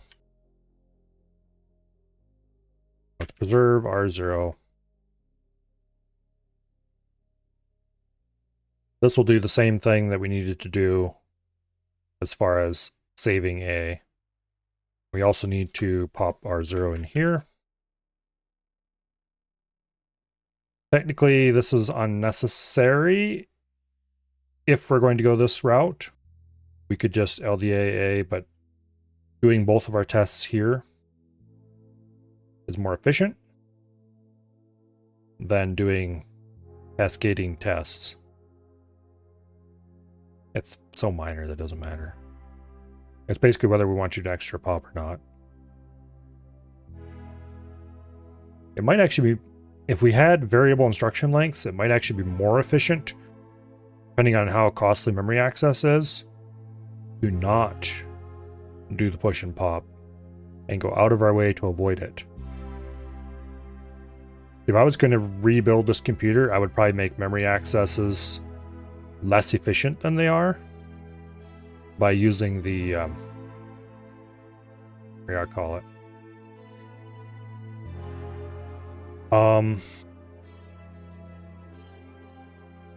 Using the latency RAM.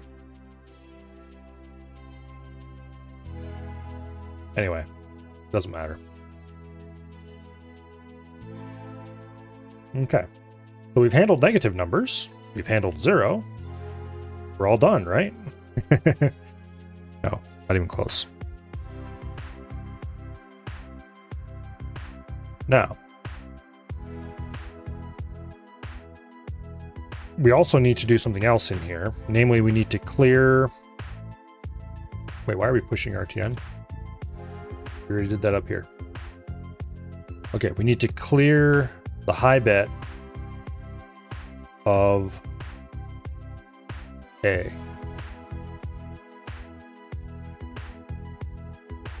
Or what is now R0. So we need to do LDA, R0, and I. And then we do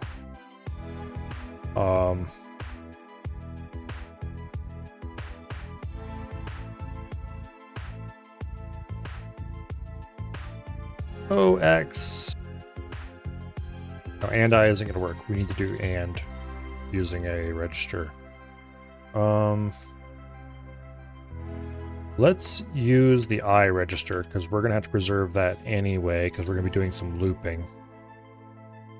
I want to use I for that.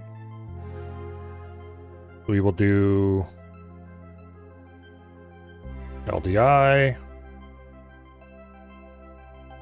OXFF, LD high, OXEF. This should be all bits except the highest bit set.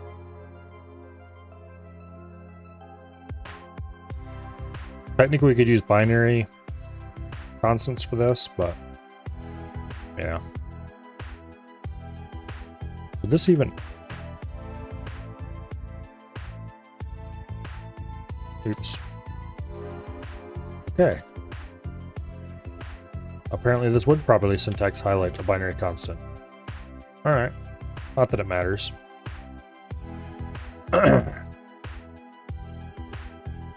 Another way to do this would be to load the whole thing full, or just do LDI 0, shift right once.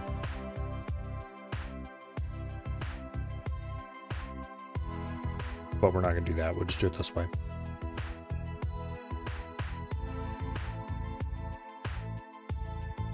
Okay. Loading that now counterproductive. So we'll do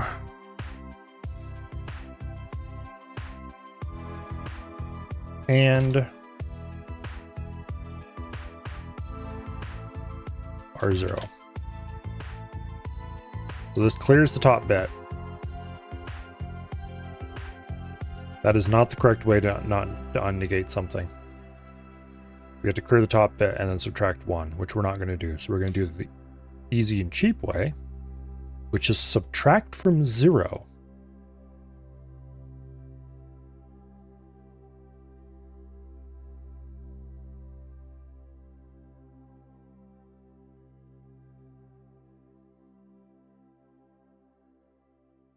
So let me check something real quick here.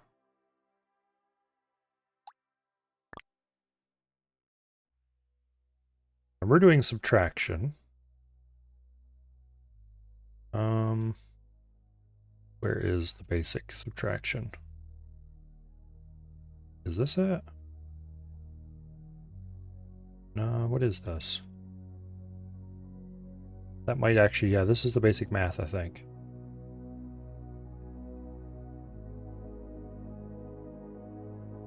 Okay, we're doing basic subtraction. we are doing arg1 minus arg2, and arg1 is a, I think. We're going to do 0 minus, so we need to do that carry flag 1, and then we do sub R0, and that should leave R1. I should leave A containing the unnegated result that was in R0. So then we'll do STA R0 so that everyone's on the same page. And we've handled negative numbers. I don't know why people multiply negative numbers by -1 to get the absolute, or to get the positive, and vice versa, when you can just subtract from 0. It doesn't make any sense. One of those is much easier to do. Or much cheaper for a computer to do, I should say. At least it was in days of yore. Because multiplication is quite expensive. I don't know, multiplying by -1 might be pretty cheap, hardware-wise. Nowadays, of course, it doesn't matter at all. For this computer, it matters a lot, because we don't have multiplication at all.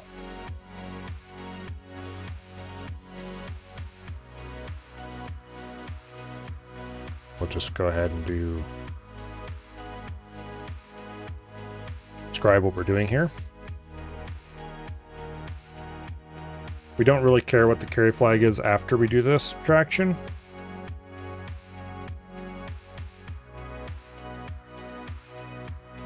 I'm just going to assume that everything is going to come out okay. Because we shouldn't get any air conditions subtracting from 0. Unless it's like smallest possible negative number, I guess. I'm not going to worry about it. If it turns out to be a problem, then it'll be a problem for somebody else.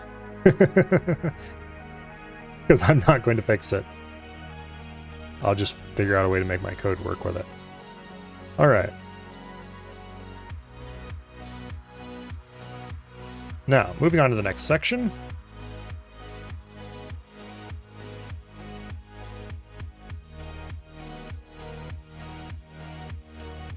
Oh, okay, we only do this if the base is 10 in the original. Because if it's not base 10, then I don't care if it's negative or not. That's a good point.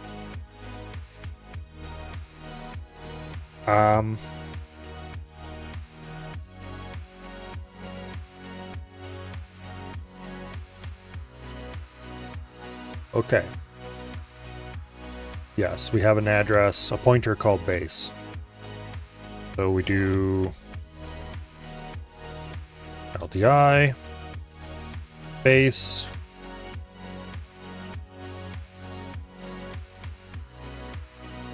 LDM, A.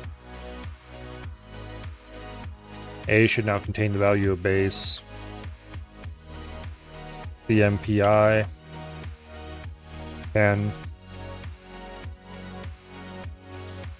And then JNZ, we go straight to the end of the preamble.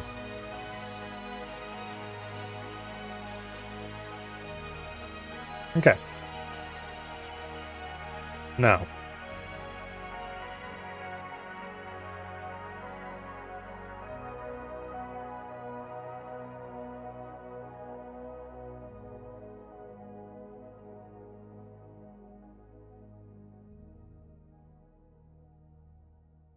Perfect.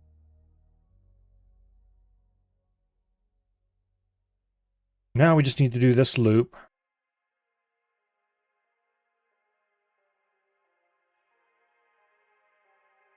and this loop.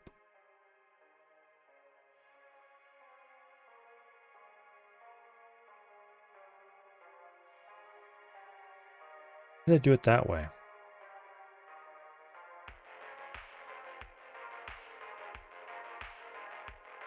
I could have just wrote these directly out as we went, instead of storing it to a buffer.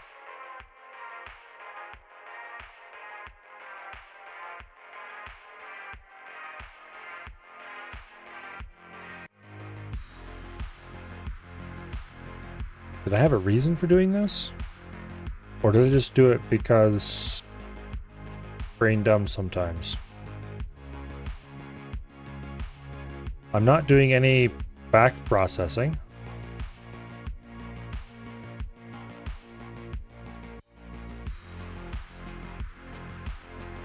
Okay, we're doing divide and modulo here. That's going to be a huge problem because I don't have division or modulus available. I should have thought of that.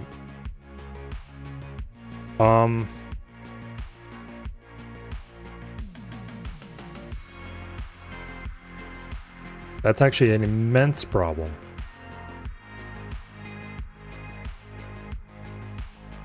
I might actually have to add division and modulus to make it work.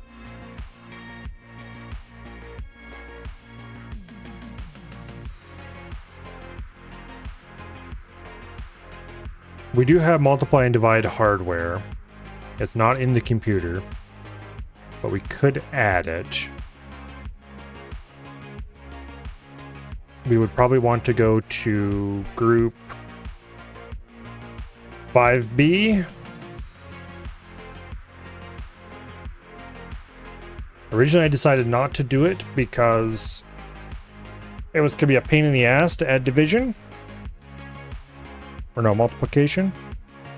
Because multiplication was going to need multiple register precision.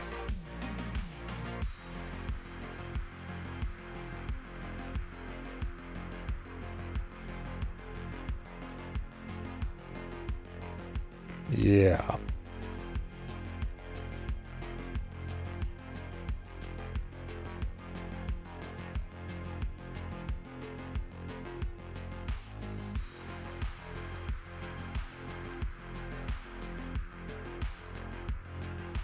Otherwise, this is a pretty simple function.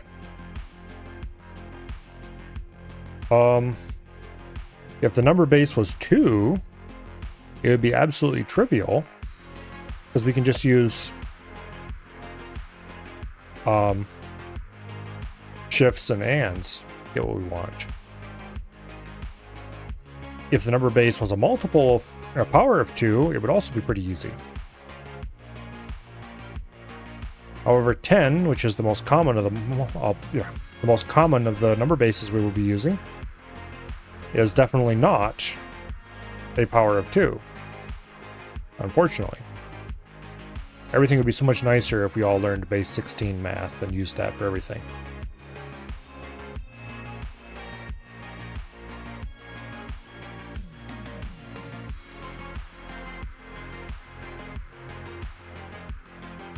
However, ancient peoples many thousands of years ago did not consider base 16 to be useful. And so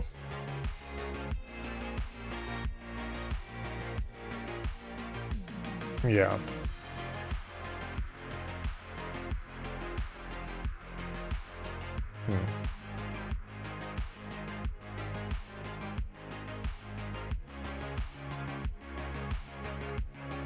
If I implement, okay, the barrier to implementing multiply and divide is that both of them return 2 values.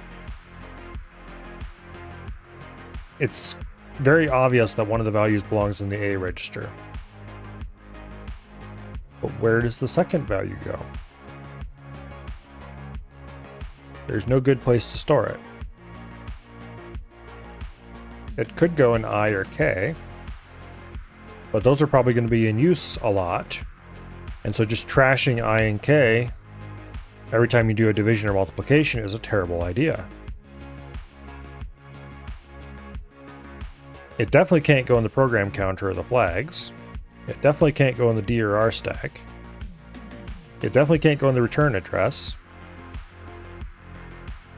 The frame pointer isn't currently used, but if it was being used, you would definitely not want to trash it.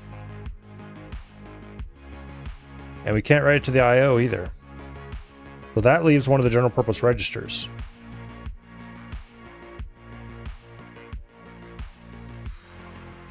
And I don't want to just trash a general purpose register. And I'm definitely not going to add a register. If we had designed this in at the beginning of the computer, then we would have a secondary accumulator that we would call something and just kind of, it would be a general purpose register most purposes, but its intended purpose would be to hold the second byte, or second, not second byte, but second, well, honestly, if I was redesigning this computer, it would hold a second byte, because I would do an 8-bit, because I would go back to an 8-bit design, but we use 16-bit addresses, using one of the many methods available for that. But anyway.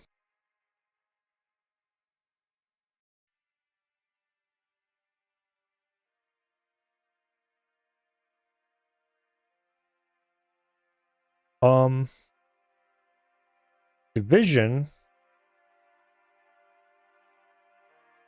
doesn't need 2 registers. It can be done with 1 register. You just, when you do division, you naturally get 2 values. You get the result, and you get the modulus. And there's a lot of cases where you need both results. So in like, well, for example, right here, we do remaining modulo number base, remaining divided by number base. Boom, boom. Technically, this is inefficient because there's a reasonable chance that a lot of computers could give you both results at once. And compilers might even recognize this kind of construct and do some optimization around it for you nowadays. I don't know. Depends. I don't know if x86 gives you both results out of a division. I don't know. I don't know x86 assembly.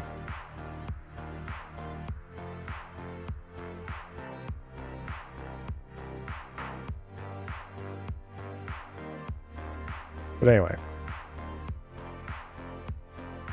I probably should just define that it uses R0.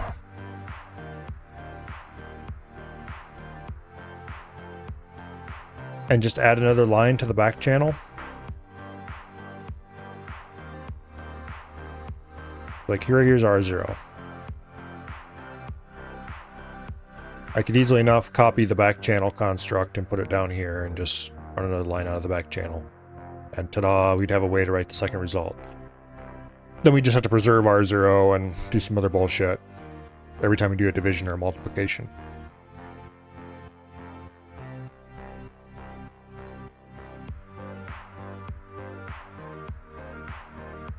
Also, it would just kind of be annoying and slow. Because I have a feeling delay 194, delay 1666 for divide. 2016 gates.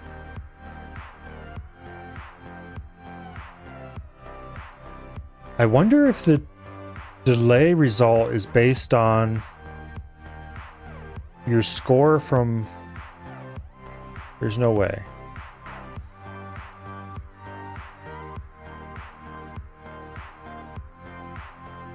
Delay 546. Let's go check something.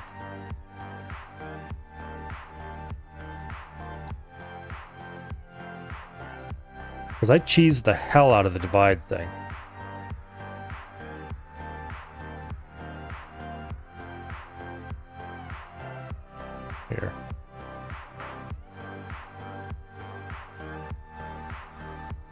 the whole score, the whole delay score for this computer is 300 and something.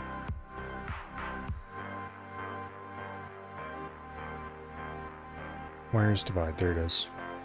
Delay 546. Okay, no, there's no way. Okay. Yeah, there's no way.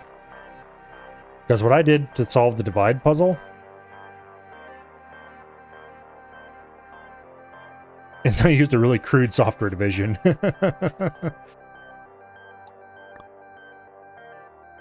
That was not my finest hour, let's put it that way. I did not feel like trying to figure out how to make a proper divide circuit. It was like, yep, nope, not doing this. Moving on. I don't know if you were intended to make a divide circuit, but I certainly did not. This is the old Shin 8. The 8-bit version of the Shin. You can see it's much simpler in a lot of ways. It doesn't have back channels, quite as many back channels. It had a bank register instead of a return register.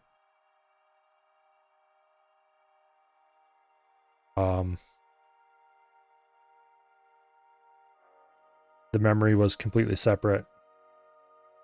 It didn't have a unified memory like the Shin 16 does. So you couldn't execute anything inside of RAM. Which technically the Shin 16 should be able to run that straight out of RAM. Anyway, back to the level map. Let's see, we're using functions? No, we weren't. What were we using? Stack? No. That's not a proper...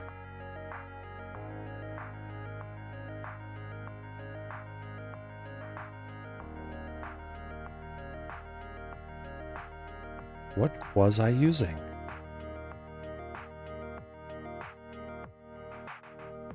Here we go, push and pop. Okay.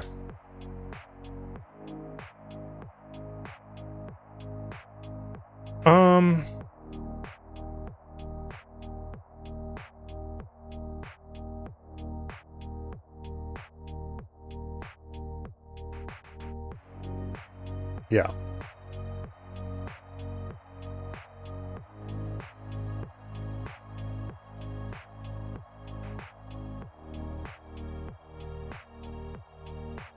It's not like this is a completely unknown problem, I guess.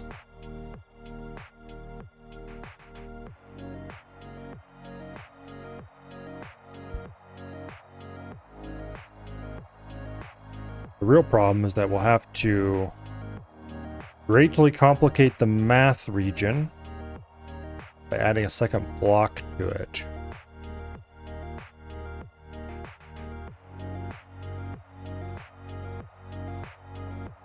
We'll have to copy this disaster.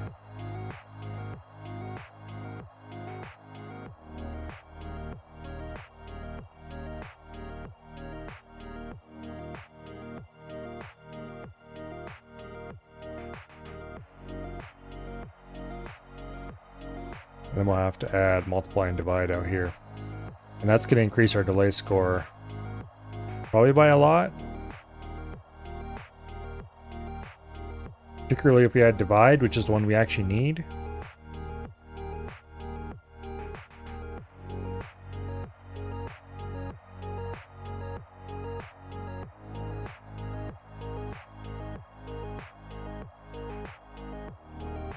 This would be another case where it'd be really nice to have multi-tick support and somehow do a multi-tick divide. Implement our own hardware divide that runs over time. Because this gate score, this delay score, is huge-mongous. 1,666. It's insane.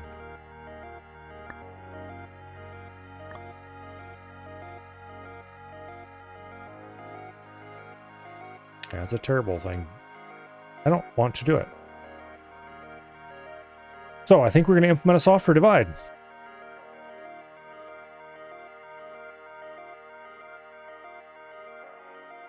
Yeah, that makes sense. We'll just do a software divide. It's going to be slow.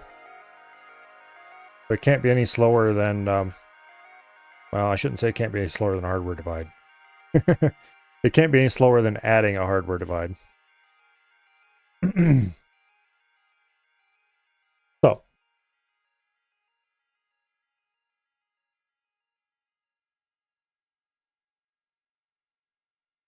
Boom. Let's grab a header. Boom. Pair of headers.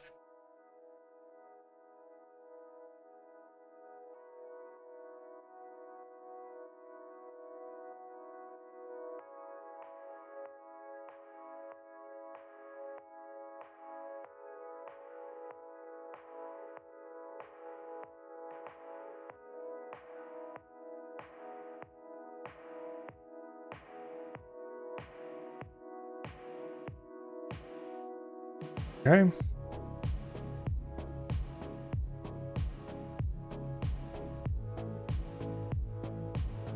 I call this one div mod.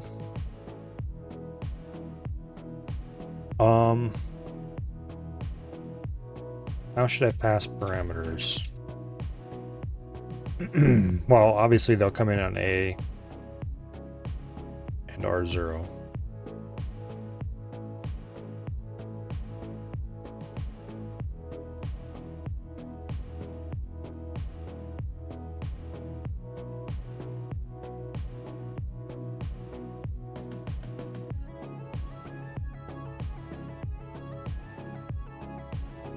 That's spelled horribly wrong.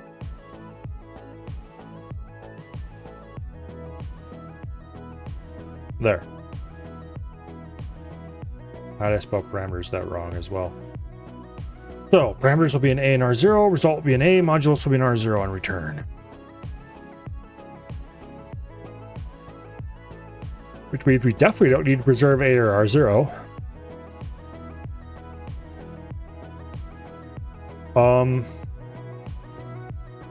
I'm just going to do the retardedly simple divide in the loop, or subtract in a loop system.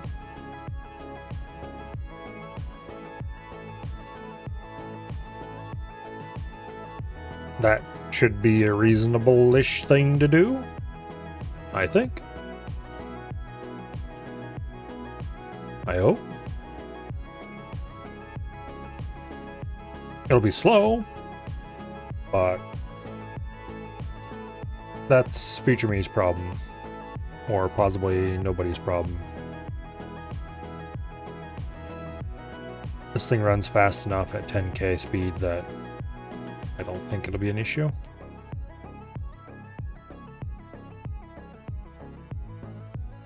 A lot of inefficiency will stack up over time, though, and make it worse and worse, depending on how much you do. Anyway. We aren't going to need to call any functions in here, so we don't need to save the return address. Hello, Bo.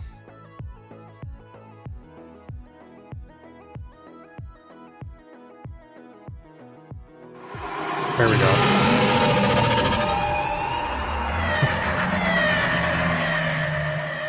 That one was very delayed for some reason.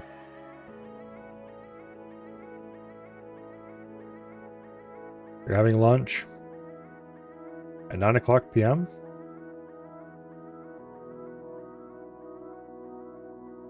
Okay. So.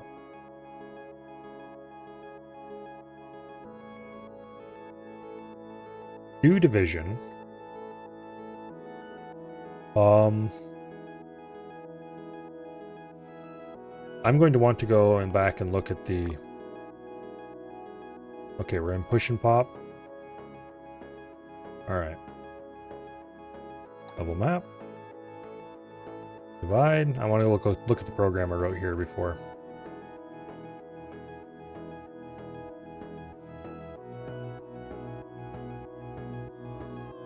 Boom.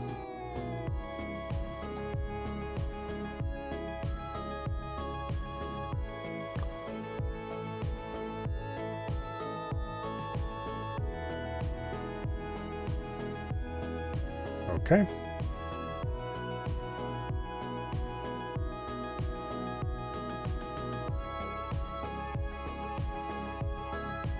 Syntax. I was using Ruby for this purpose. Okay.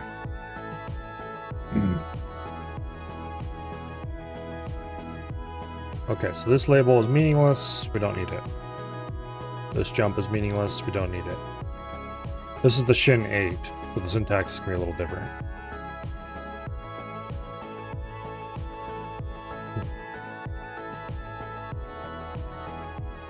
Okay. LDI 0, STAR 0, STA. Okay, so we're zeroing out registers. Don't need to do that.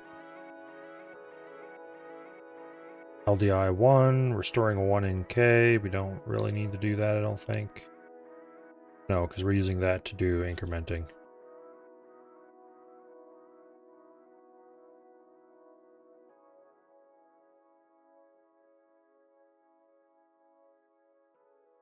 Okay, LDIO, STAR1, LDIO, R2. Okay, we're getting arguments in R1 and R2.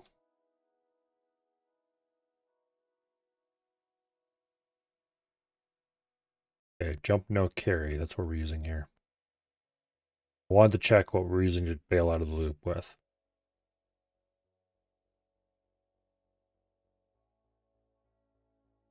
We set the carry flag, we subtract. If the carry flag is unset, then we bail. Alright.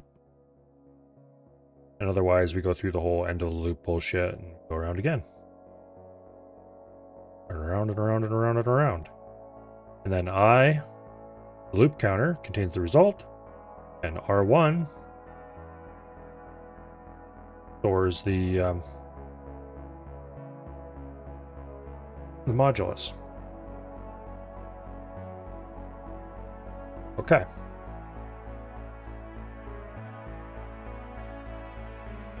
So, in here, we define a label.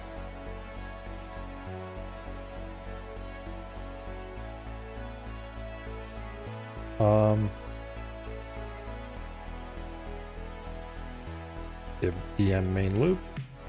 We're going to want to preserve I. So, push I. Pop I.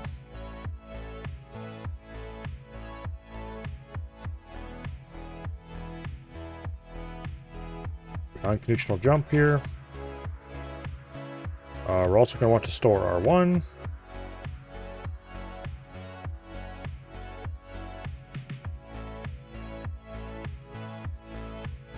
Okay.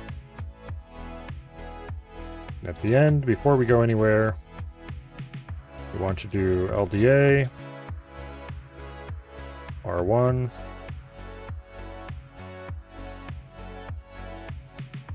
STA, R1, oh, STA, R0. I should store the modulus. Then you want to do LDA I to get the result. Okay, because we're going to try to keep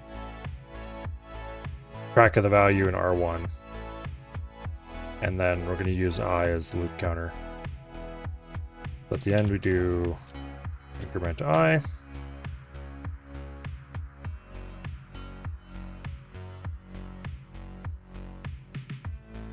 Okay.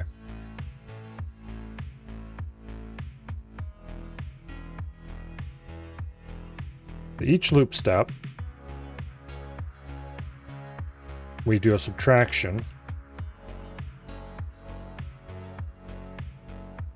We store. We subtract. Here. We store A and R1 at the start.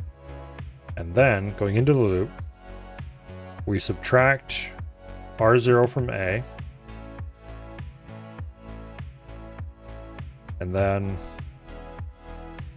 if the carry flag is no longer set, in other words, if we have gone negative, then, or if we have gone from positive to negative, or vice versa.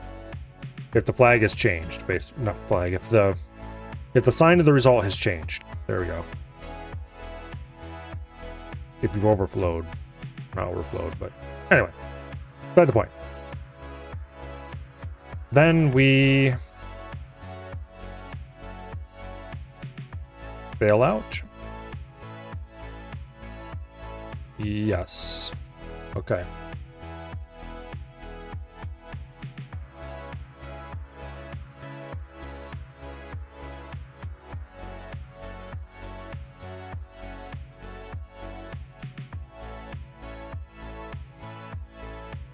And I almost forgot to put in dummy value there. Okay. If, however, we did not fail out, then we store A to R1, updating our running remainder.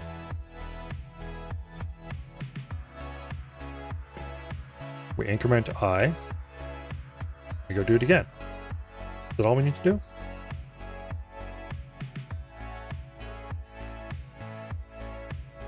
Increment does not need the carry flag set, right?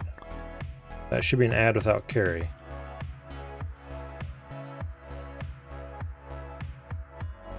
Where's the damn adder? Here we go. Add, sub.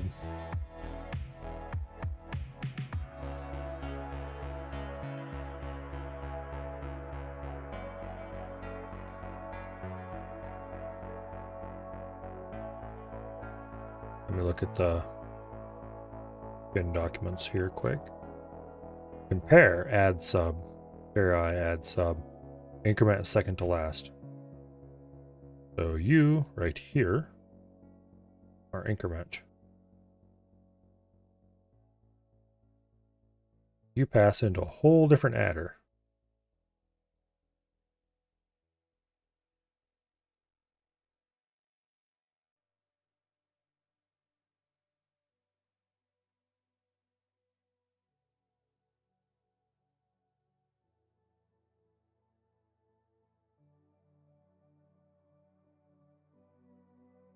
Wait a second. This is setting the carry. Or not. I think decrement is incorrect.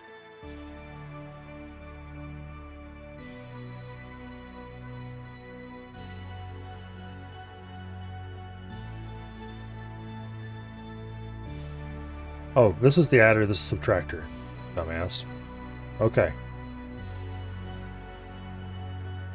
No. This is correct. Because add and add I or add with carry. This is add without carry. And decrement.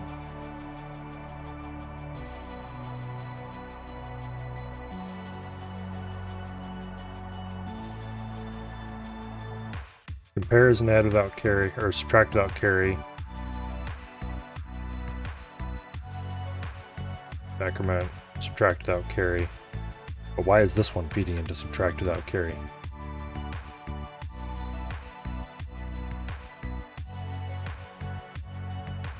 Compare, add. Okay. Compare, add, sub. And the next one after sub is a subtract without carry. Oh, that's compare I. Oh, that's why. Alright. Okay, so there are 3 subtracts without carries. There's only a single add without carry. Alright. We're good. Got 7 levels of agility, now have 75 grace. Oh, that's doing pretty good. cranking them levels out. I wish I could crank out levels that fast in mining. I'm so close, I can taste it, but yeah, I'm also hours and hours away. Okay. But yes, increment is an add without carry, so we don't need to clear the carry flag before we do an increment. The Shin 8 must have had a bug at some point where increment was with carry, which is an interesting issue to have. Okay.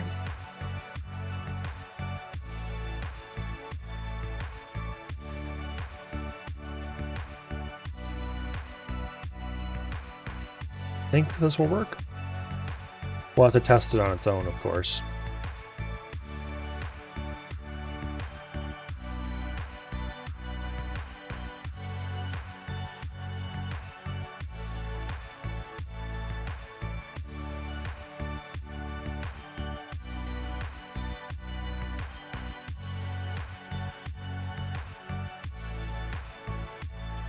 Okay.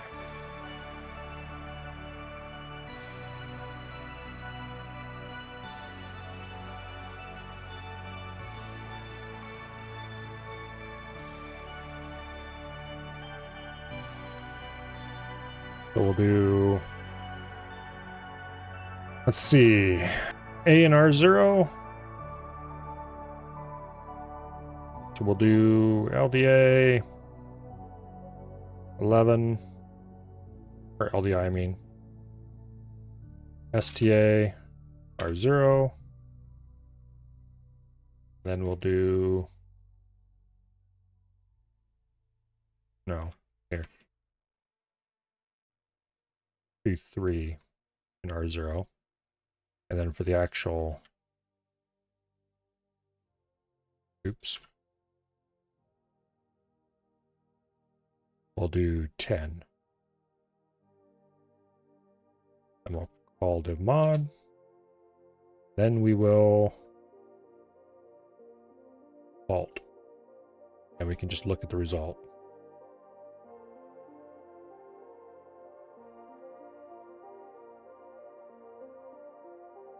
This won't take long to run.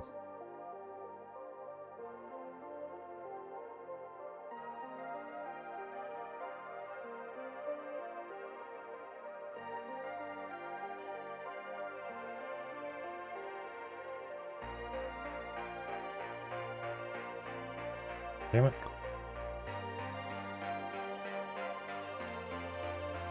Okay.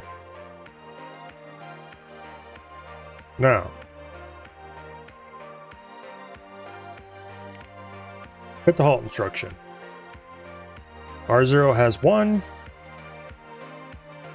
A has 3. And indeed, 10 divided by 3 is 3 modulo 1. Okay. I'm going to call our little division routine working. Minus possible edge cases, which I'm going to currently ignore, in the hopes that they are correct as well.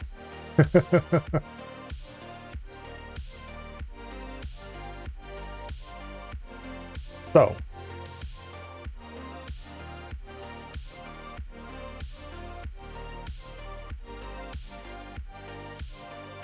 now,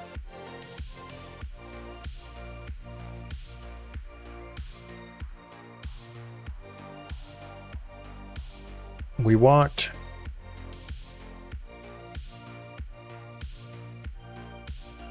while remaining is greater than 0,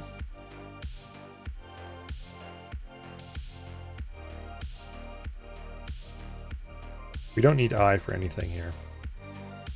You know what? I'm going to go ahead and just rewrite this slightly.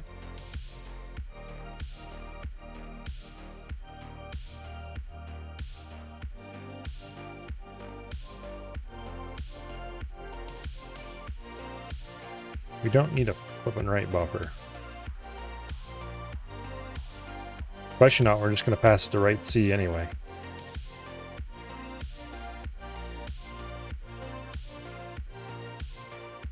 Why did I do it that way in the first place? I have no idea. But wherever I did it, it didn't make sense. I don't have a C compiler in this system, so I can't test this to make sure it's going to work. I'd have to boot over to Linux if I wanted to do that. And the copy I have of this program over there is still obviously the other way. And I can't copy this over from here either, because while Linux can talk to NTFS, Windows cannot talk to, I think I'm using ext4. So that's not really workable.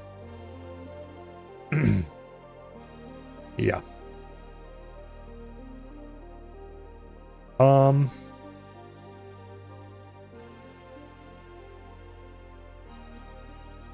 Okay.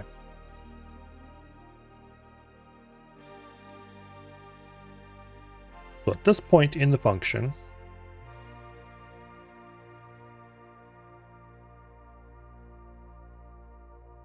is why you get a NAS that everything can talk to.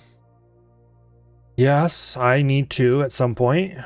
I probably could use one of the servers that's flying around here. There's some of them that just have available shared storage.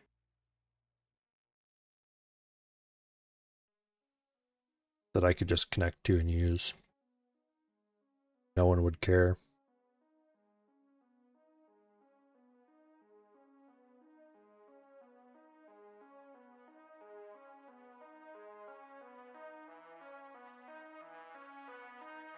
Yeah, anyway.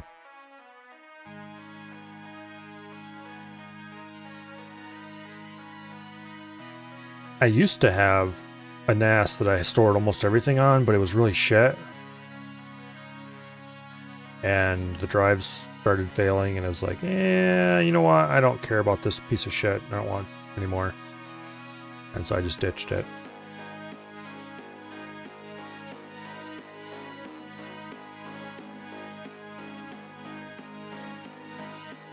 I ran FreeNAS on it, which worked okay, but the hardware was poop.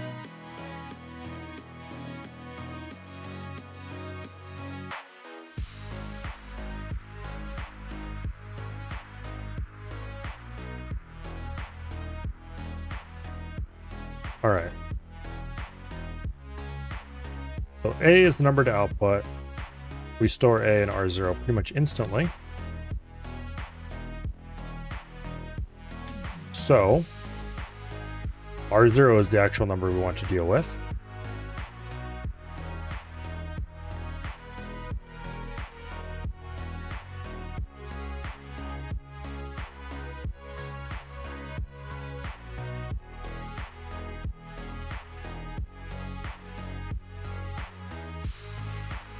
Yeah. And then we immediately just assign the number that's incoming to the remaining value. So we can just pretend remaining as R0.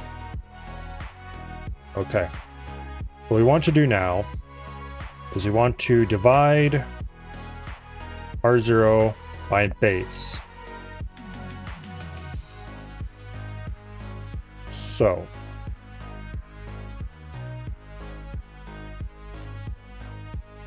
we need to flip these results because we need the value in R0 to be an A and we need base to be an R0. If that makes sense. So let's start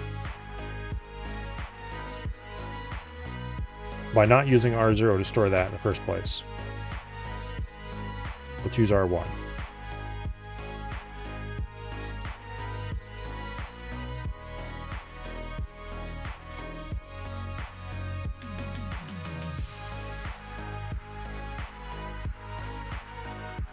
Also, this is getting a little bit out of hand.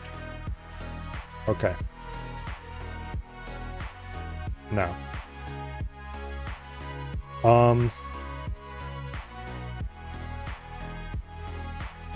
Let's store it in R1 because we want R0 to be free to use for calling the division routine.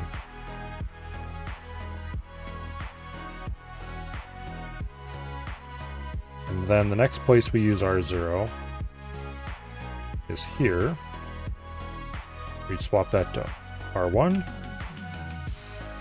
And then what we do here is we do LDI. No, not LDI. Yes, LDI base. LDMA. Okay, this gets the number base into A. And we need that to be in R0. So we do STA R0. And then we do LDA R1. Call divmod. Boom. After this returns, A will now contain the result, and R0 will now contain the what do I call it?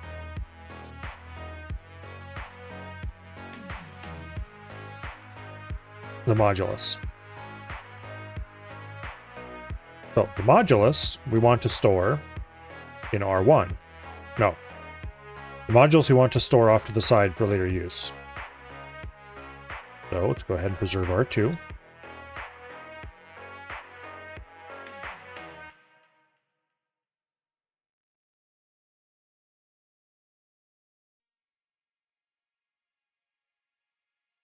Okay. We will do STA R2.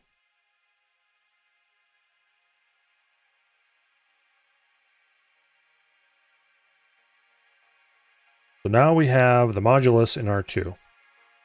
That is the current digit we are going to be dealing with and outputting shortly. The remainder is in R0. So we do LDA R0, STA R1. We copy that back to R1 and overwrite the value that we're currently working on. So that's the remaining value we need to keep churning through the system. Now, next thing to do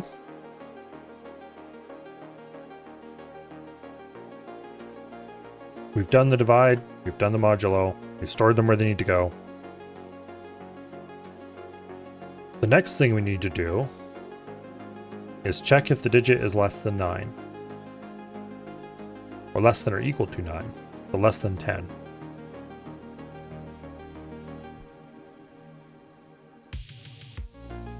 So, for this, we want to do okay, where is the digit currently? In R2. We do LDA R2 CMPI 10, and then we do jump negative. Okay. If the number is negative, then it is less than 10. If it's positive, it's equal to or greater than. Do I want to jump if it's not negative, or do I want to jump if it is negative? If it is less than, we need to do a thing, else we need to do a different thing. So I think we need to jump if it is not negative. And then we put a label here.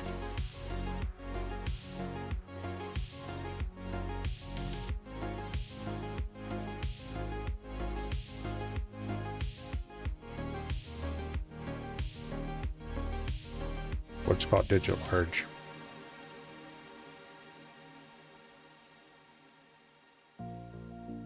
Okay, so the digit is small. In other words, it is numeric, 0 to 9. What we do now is we take our digit, which is still in R2. Actually, it's an A at the moment, because we just loaded it and we haven't done anything to change that. So we do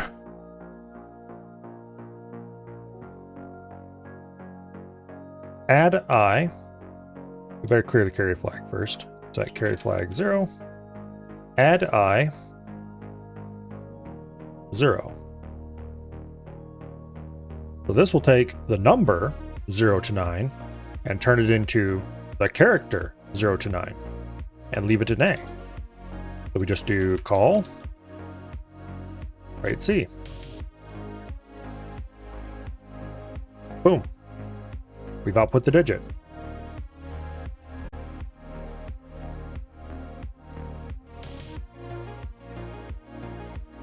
And then we go back to the top,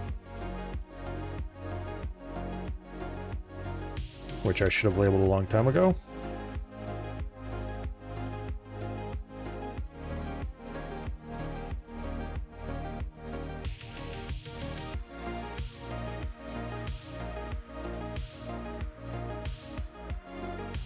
Boom. So we do the condition checking at the top. We do the condition checking at the top. Apparently we don't do the condition checking at the top, but I did. Okay, we need to insert some condition checking here then.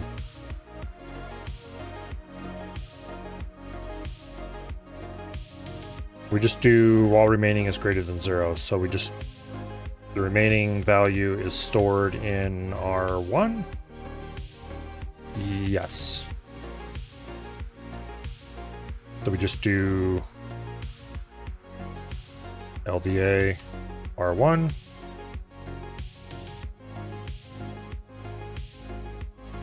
then we do jump 0 to the end.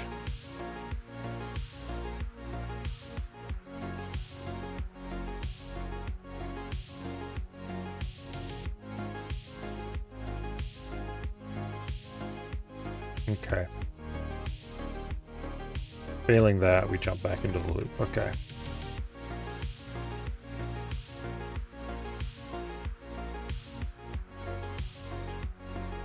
However, this might create a problem. Okay, we just stored, just before we entered the loop, we stored A to R1. We can't trust that though, because on future runs through the loop, who knows what's in A. So we're going to do load AR1 here. So we're storing A out, and then we're going to load it immediately on the first iteration. And that'll get the flags going, basically. I really should have a test instruction that just sets the flag based on, sets the 0 and negative flags based on the value of A register.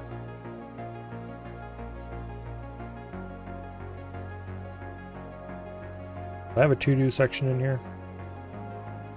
Not really. Where would I put a test instruction? Kind of anywhere I want, I guess. Yeah, we'll do that later. Maybe. Probably not.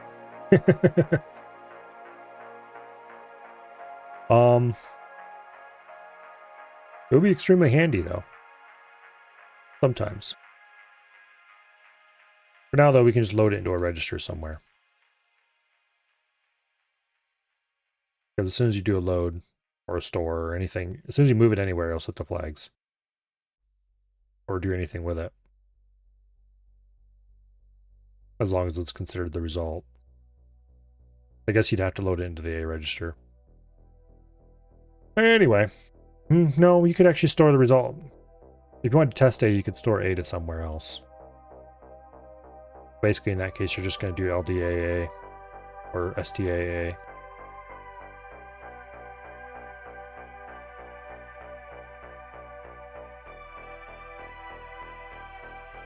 But that's all beside the point. The point is that we are checking to see if it's 0. If it is, we bail. If it's not 0, then we continue.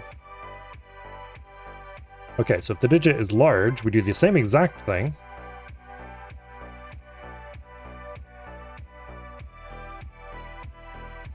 Except instead of using 0 as the character, we use A. And that's it. In theory. Let's try it out. Let's see, write D. A registers numbered output. Okay. So we just do LDI.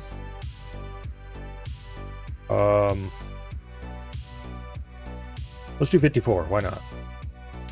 And we do call. Right D.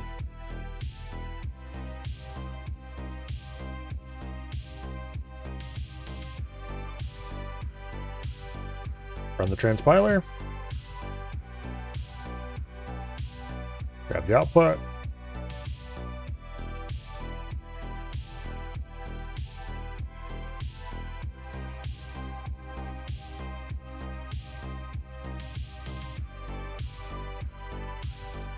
Move over so we can see the console.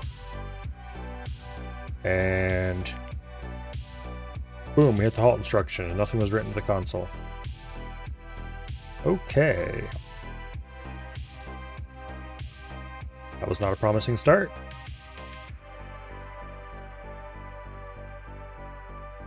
Let's go and do some checks inside of Right D itself.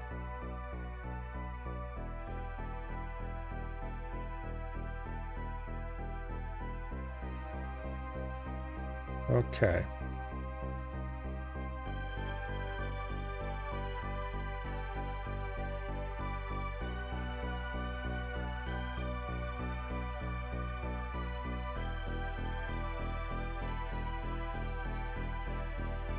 Right D, here we go.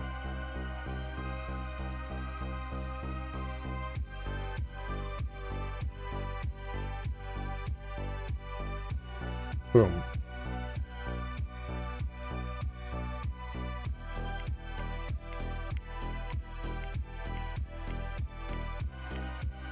LDR1.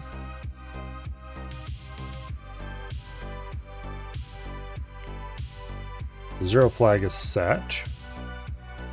It should absolutely not be set. Is the zero flag set? It's trying to set the zero flag? Something? In any case, that should still output 0, so let's just see what happens.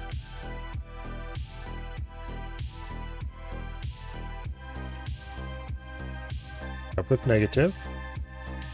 The negative flag is not set, so that shouldn't jump. Jump if not 0.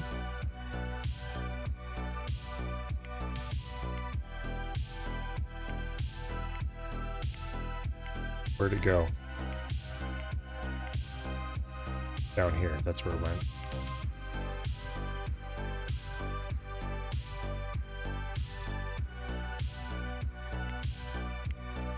Where is it at?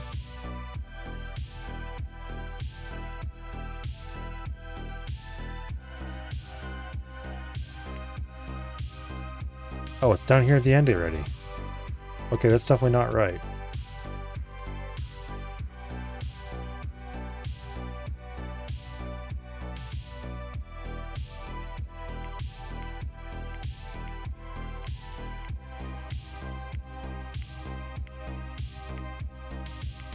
Okay.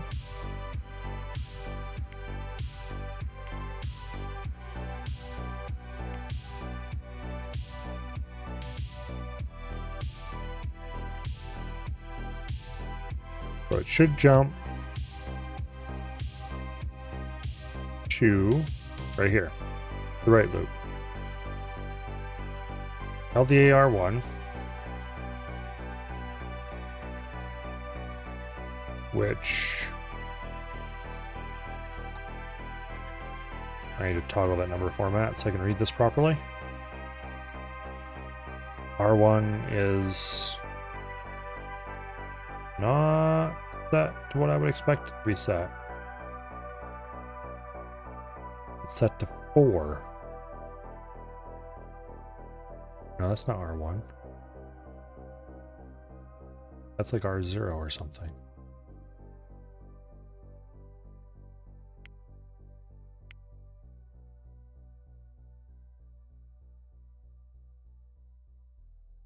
Okay. Why is R1 not being set?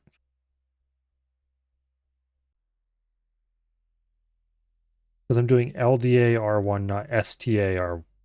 Damn it. Such a stupid issue.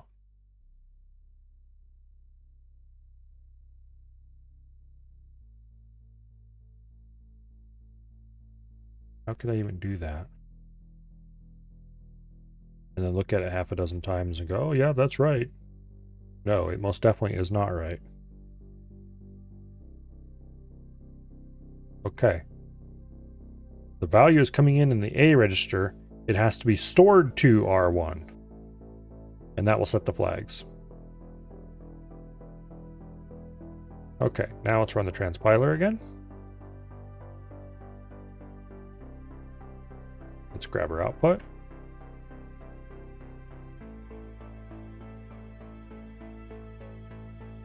And let's run it.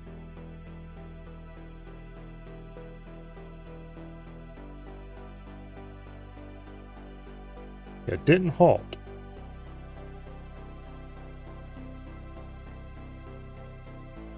It definitely didn't do the right thing either. Okay. It started to do the right thing. It wrote a 5 out. And then it wrote a whole bunch of zeros and failed. Also, why was it halting? What should... It didn't make the click noise it would normally make when it halt. Oh, it was hitting the breakpoint. Is that breakpoint still there? No, there's no breakpoint still there. What the hell? Okay, well, let's set a breakpoint. Boom. Okay. And let's just step through it.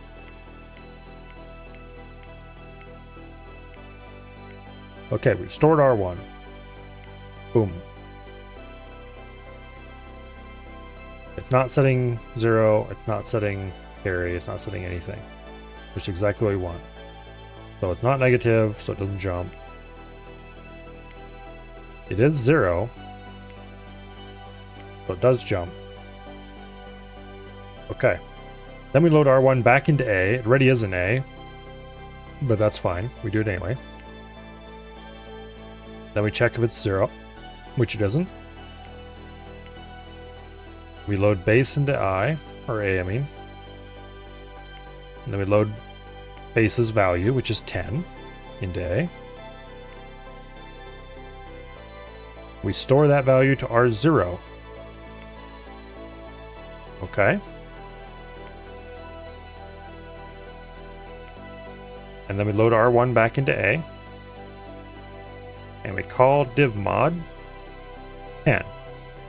So this should return 5 in A and 4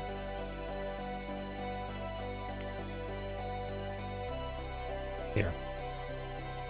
No, I have time to wait for it to do that. Okay, yes, 5 and 4. Exactly as I would expect.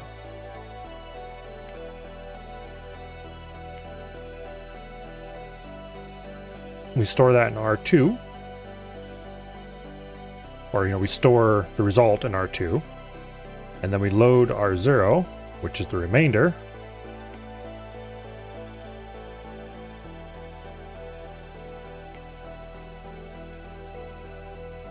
And we store that to R1 to deal with next time. Then we load R2 back into A. Compare it to 10 to check if it's a large digit, aka a digit that needs to be represented as a letter. It is not a digit that is represented as a letter. So we add a capital, or we add a 0 to it, the letter 0, to get the representation of the letter 5. We call write C, which I'll just run at 10K. We go back to the top of the right loop. Okay, now we load R1 into A. It's not 0, so we don't jump.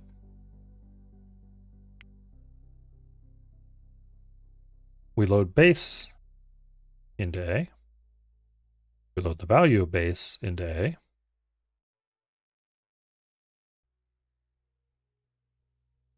And we store A to R0. We load R1 into A. Now we're doing 4 divided by 10, which should equal 0 and 4. Okay, now we're going to call divmod, which we're going to skip over. And we get 0 and 4.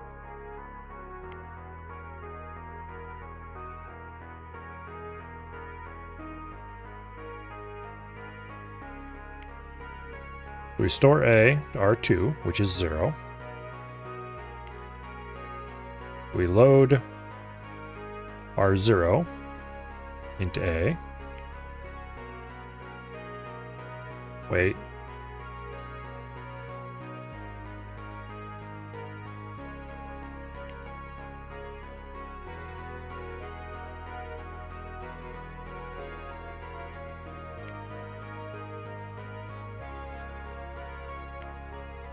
Okay, reload 0.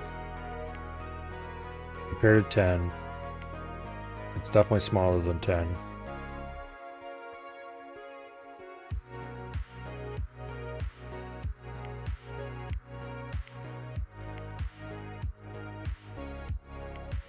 We get a 0 to write out. Okay, I think I see where the problem is coming from. We are storing... Doesn't make sense though.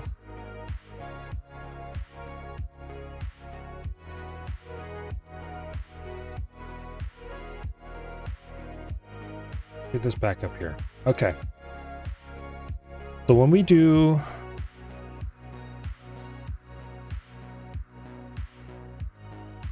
Okay. Remaining equals remaining divided by number base. Digit equals remaining modulo number base. I think we're doing something wrong here.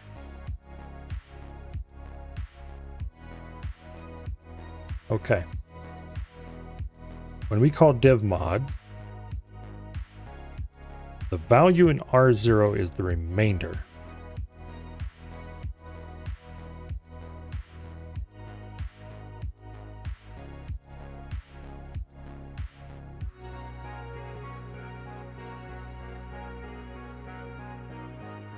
And we are storing the remainder in R1, where we should be storing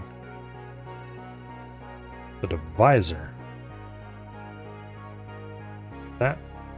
Oh, that's why we had the... Okay.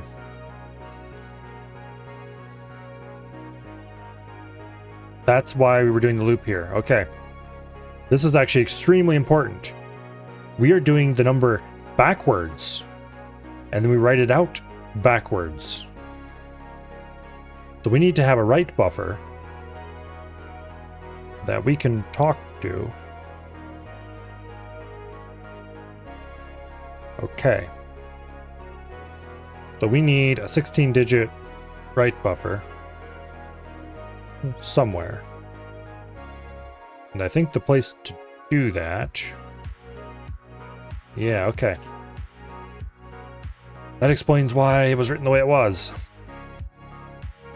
Somehow I missed that this was iterating backwards.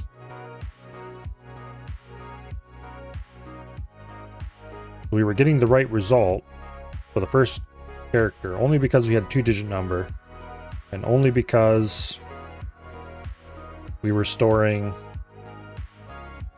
this to R2 instead of like that. If we run this again without changing anything, we should get 45, which is the number in reverse.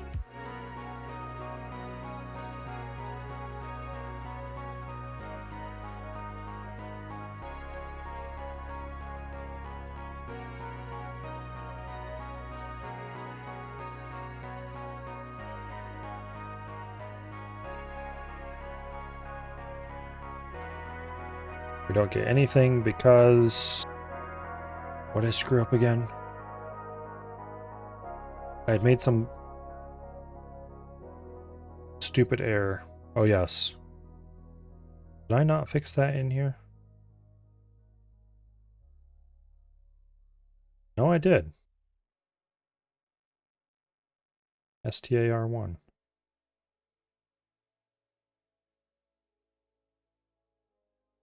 What?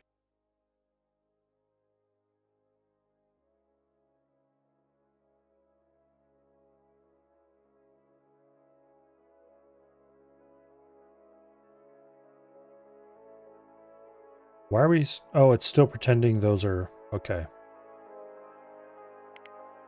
There we go. 45. Boom. So I did write it out backwards. Now, what we need to do is instead of using write C to write these characters out, we need to write the characters to a buffer and then go through the buffer in reverse. Which should be quite trivial because we can use I. No. We need to start using I. Okay, do we use I at all inside the loop? We do not. Okay. We do save I though. And the only place we ever end up using it is nowhere. Okay. I saved I because I thought I was going to use it in the loop, and then I didn't use it in the loop, and then we end up needing it after all.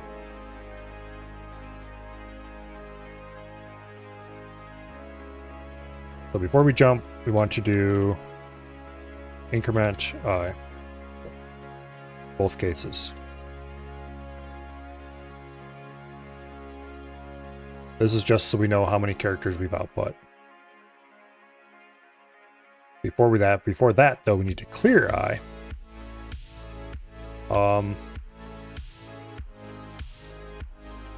Where is a good point where A is available?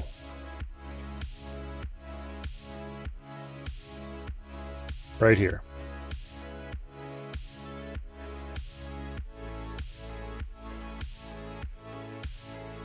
Because we do LDAR1. So right here we can do LDI 0, STAI. So we go ahead and clobber A because we're going to immediately load it.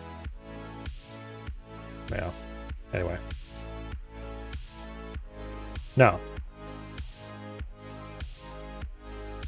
where do I put the right buffer?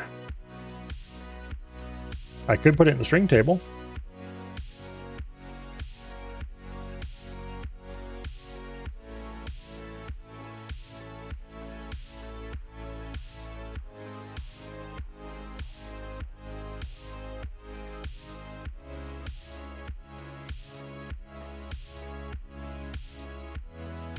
Eight, 9, 10, 11, 12, 13, 14, 15, 16. Boom. We need 16 because if you do base 2, it'll output in binary. Okay. That conveniently gets us an instruction that grabs the address of that buffer.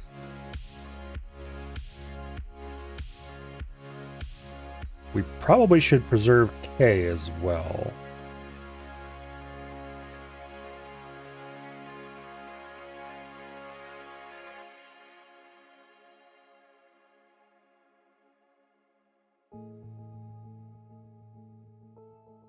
I wouldn't mind using K here.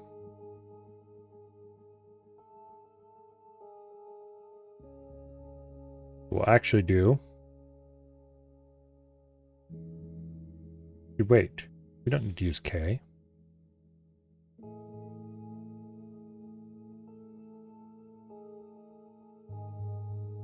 We can do much, much worse than that.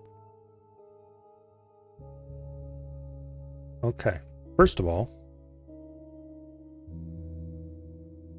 boom. 32 characters, because I'm going to waste memory like crazy. I'm not going to try. We're going to store 1 letter per cell.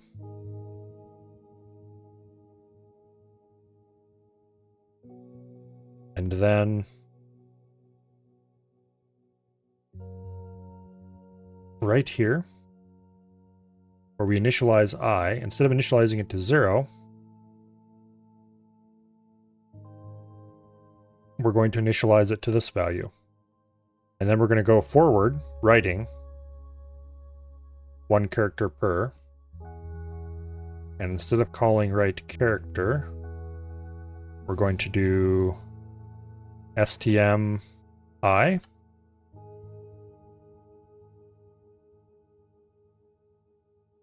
Just straight up. STMI. And then at the end,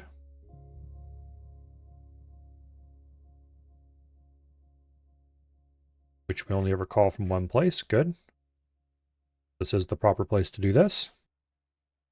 We will do another loop where we will de-increment I.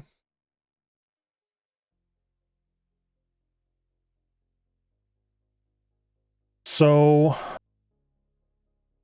what register is available at this point? Any of them. All the ones registered to be preserved can safely be trashed at this point. So let's use R0. Let's go ahead and load up this address. And then do STA R0. That'll save that address to R0.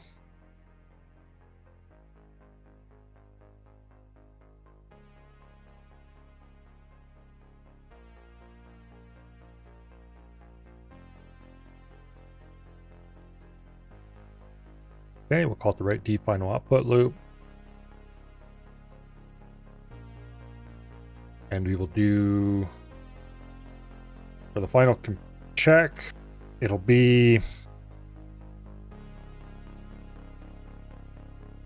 CMP R0 LDA I. We'll check to see if I equals the start address of the buffer. And then what we'll do is we'll de-increment I after. No, we can't because they'll screw the flags up.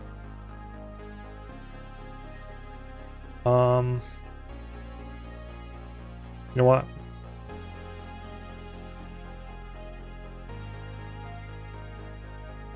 We'll de-increment that value, so it'll be 1 before. And then we will de-increment I. That should save us from off by 1 errors, I hope. We'll write the current value at I, which you'll get by doing LDM I, call, write character, de-increment I, load I into A, compare to R0. If they match, actually we can just do, we don't need to do this. If negative,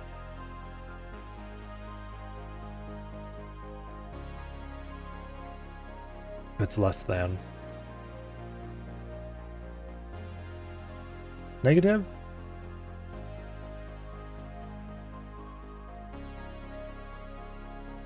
Yes. This will subtract R0 from I. And so if I is lower, yeah, jump negative.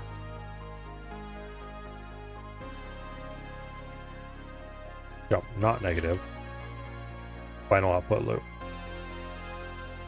Because if it's not negative, that means that means R0 is still smaller than I. And so we need to go back to the top.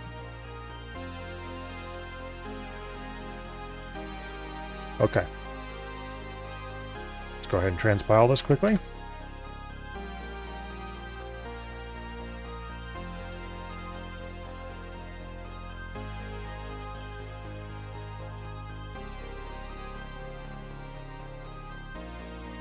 Here we have our lovely output buffer, which is currently full of space characters.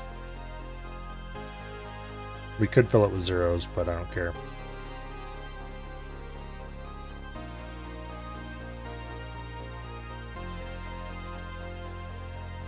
It is running way too long.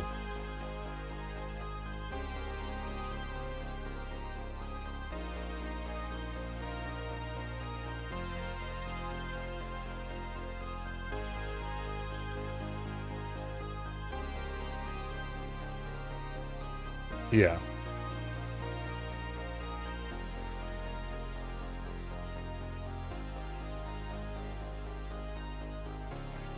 Okay. I don't that at all. This loop is not breaking properly. Can we figure out by looking at the source?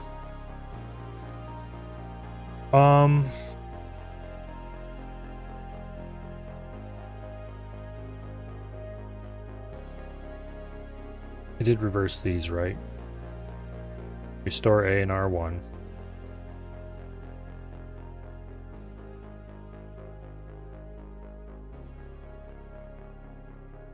Okay. Yes.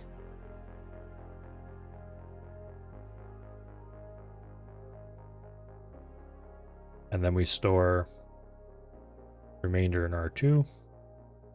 Okay, we're gonna have to step through this thing.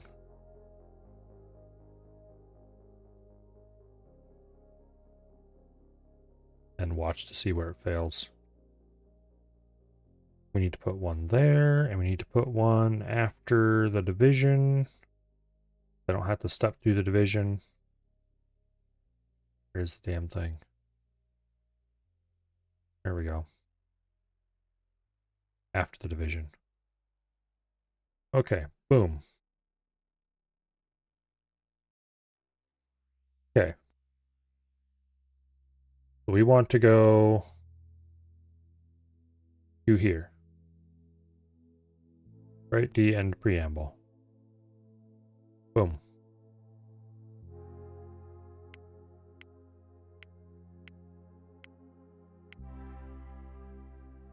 Okay. So I contains an address that is fairly large.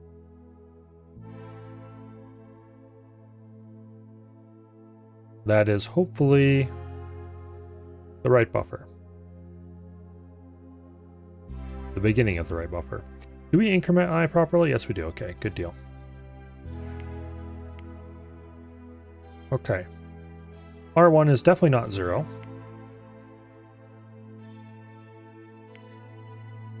So we just continue on. We set up the division. Let's just skip over that. The value we get out of the division is, one might say, insane. What the hell?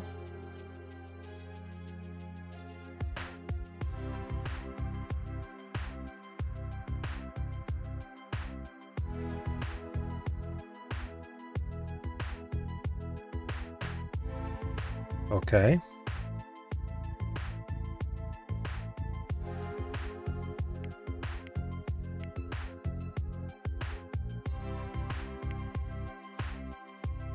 Yes, we load that into... Okay, then we load R1.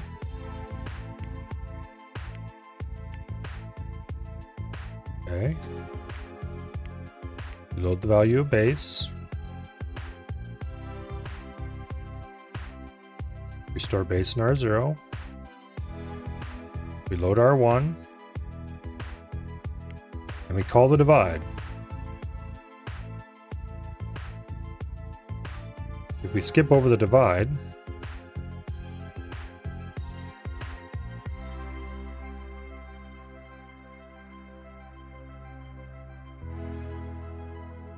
are we using a register we're not preserving inside the divide?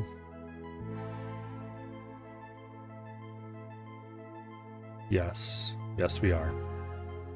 We're using R0. That would probably explain a lot. No, that makes perfect sense because R0 is a argument.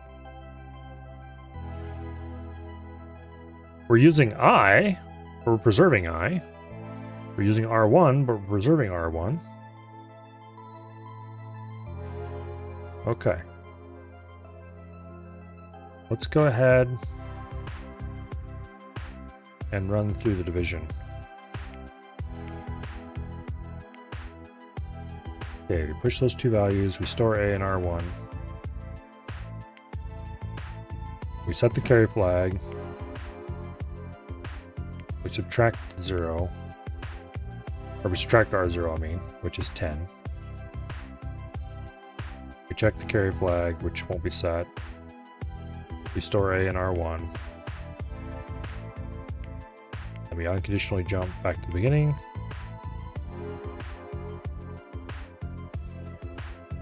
Why is I still set? Oh, we never clear I. That's the problem. Okay, we're preserving registers that we then don't clear. And the reason I don't clear them is because I'm not used to clearing them, because usually when I use them, I'm using them to store something in. In this case, we don't actually store anything there, so we need to do LDI 0 STA I, which we can safely do because we've stored A and R1 already. And we don't use A at all in here. What? Yeah, we do. We use it right here. A lot. We don't refer to it by name. That's fine. That carry flag, tract R0. Okay, so after we do this, we do need to do LDA R1 again. Get it back. Okay. Well, that was a stupid bug.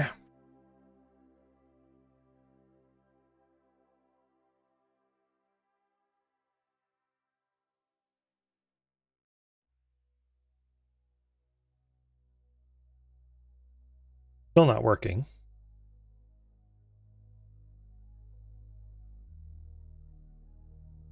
But hopefully this time, it's not the division that's a problem. Let's find out. Doesn't even get to the division. Hello?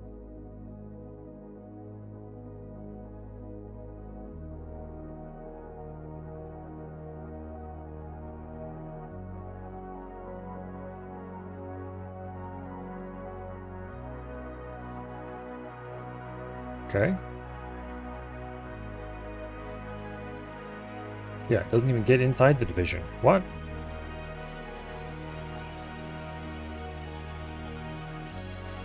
Where is it stuck in an infinite loop?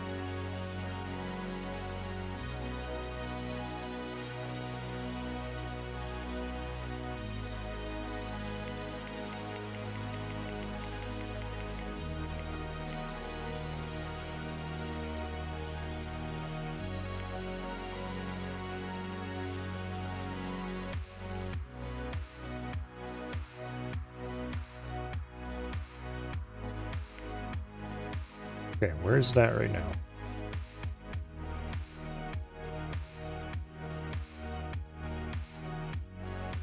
Went straight to the end. What?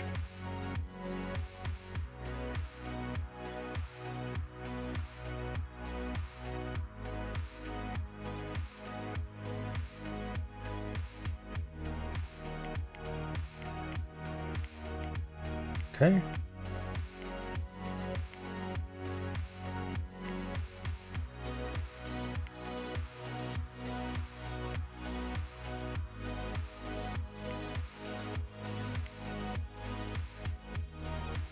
Now, where did it go? It went to the end.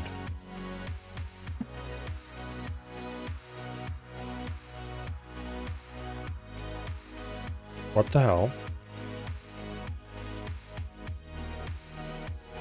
Also, why is it mangling?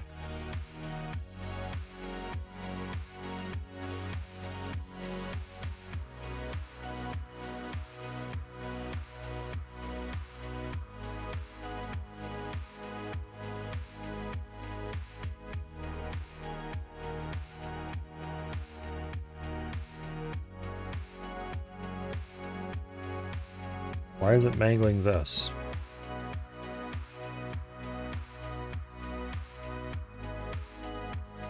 Oh, I see. That's a problem. Okay, we need to fix that problem.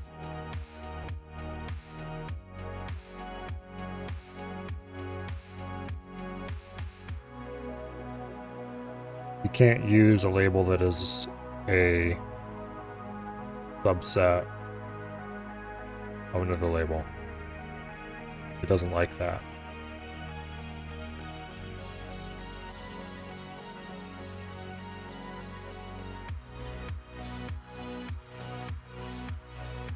Okay.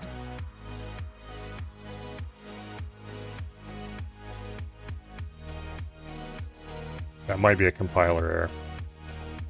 Go ahead and try to run it.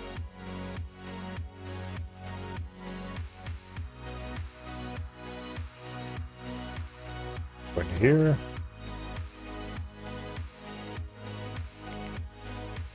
We hit the halt instruction, but we didn't output anything. Okay, that is a bad sign. The good news is it's not infinitely looping anymore, though, so that part was definitely...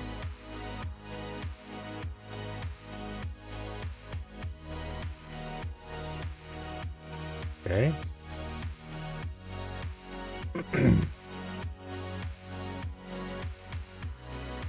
So...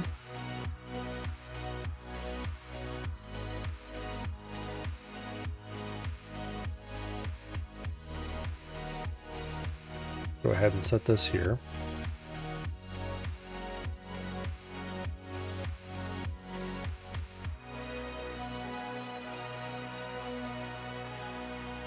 Where the hell did it stop?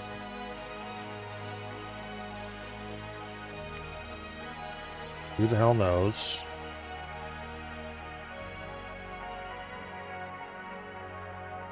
Stopped there, apparently. Okay, now it stopped here. It went straight to the end preamble, which it's only supposed to do.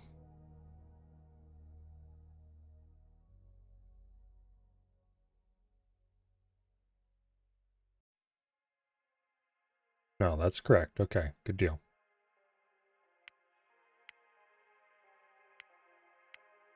Okay, so we load that. We store it in the I register.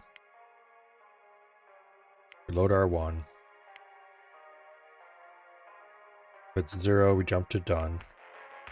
Not 0, so we continue. We load I. We store that in A. We load R1. We go to call the division. I'm going to skip. We get the correct result out of the division, 5 and 4. Okay. We store the 5 to R0.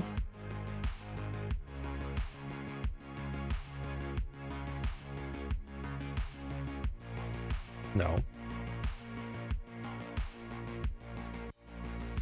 We store the 5 to R1. We load R0, which is the remainder. And we store that to R2. We load R2 into A, which is completely unnecessary. But anyway, we compare it to 10. It is a small digit.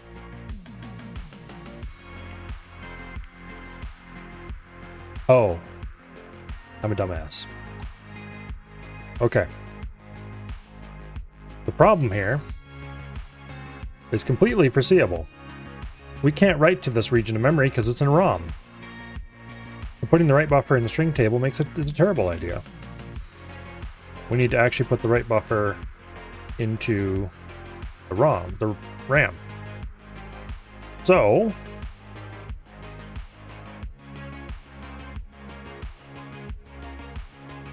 we need to do that here somewhere. So this, the hive byte doesn't matter. And then we do, let's just say it's 8. And then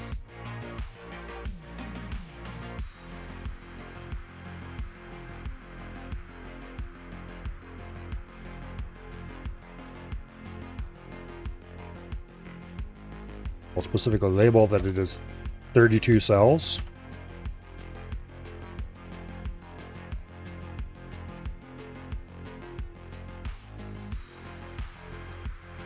And we go down here.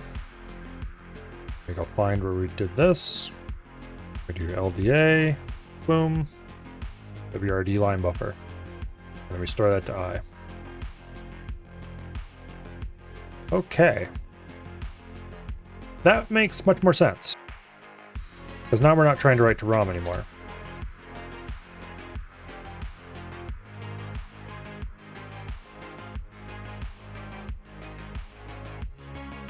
We go ahead and grab our output.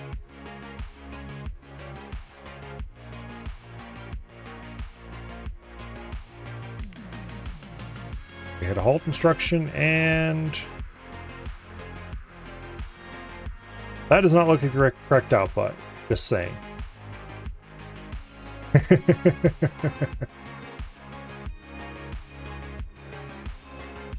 Let's see, this is code page 433, or 437, I mean.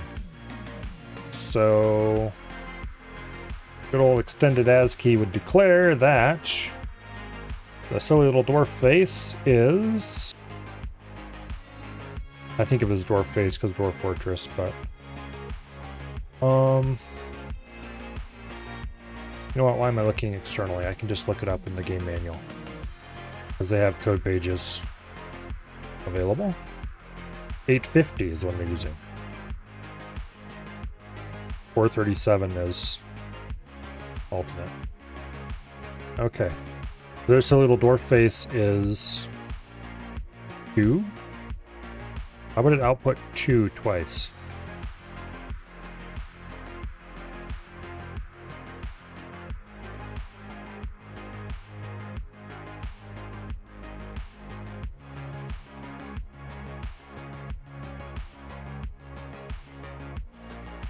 .437 is a much more reasonable, in my opinion, code page than 850.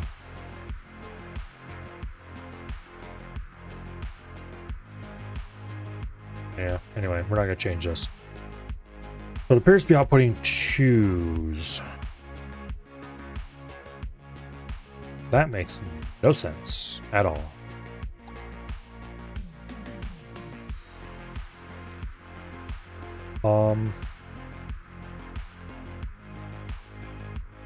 Wait. That's because we're loading an invalid address. I changed one place where we used the address and not the other. Also, this should be LDI. That wasn't even right. Okay.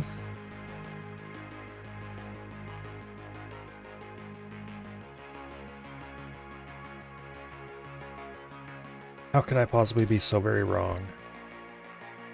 Very easy, that's how.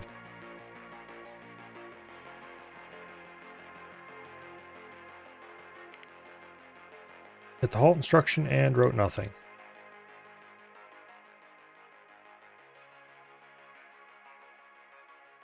Okay.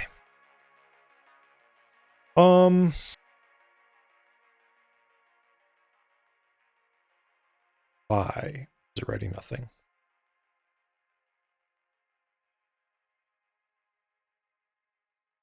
Well, let's set a simple little thing here somewhere.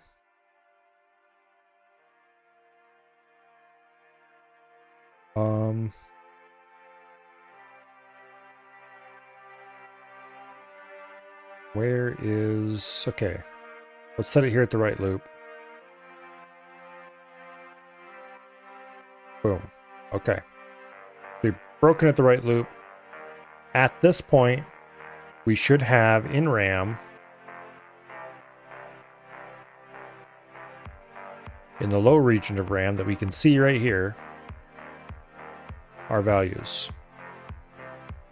We do not see those values. We see a 10 here, which is certainly base.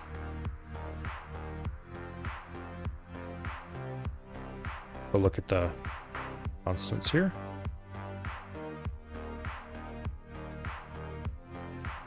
Yes. Right after this, right after base, we should have a cell of something else, and then we should have a couple of free cells after that yet. And then starting from the 8th cell, we should have our output.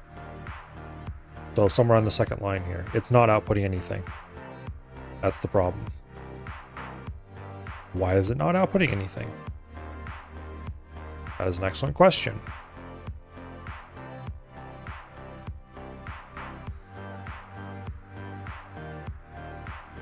Because we haven't actually written anything yet. I put it at the wrong part. We want the final output loop. Okay. Those values are what we want. They are at completely the wrong parts of memory, though. Also, they're 52 and 53. Yeah, this should be 54, I think. No, not switch schematic. Screw you.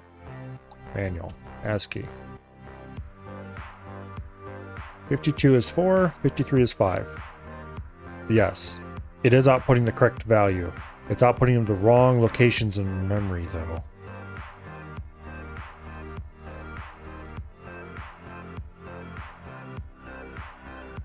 Why?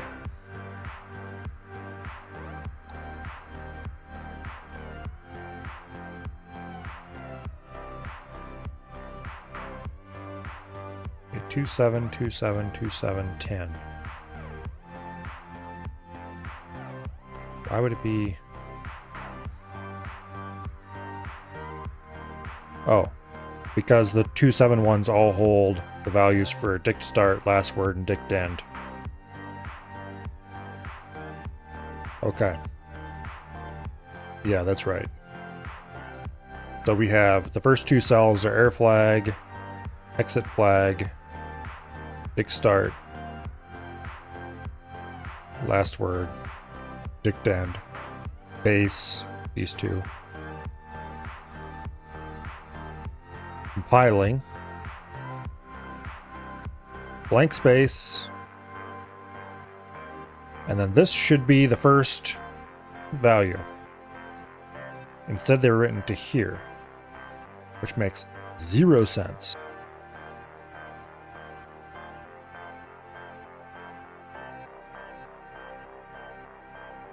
Unless I did something really, really wrong. Okay. We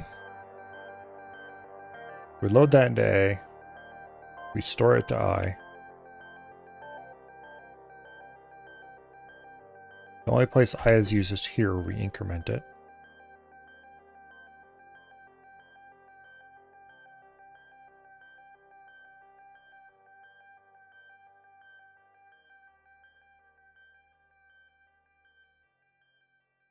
Okay, we're going to have to do some debugging. Examine the value of I as we go.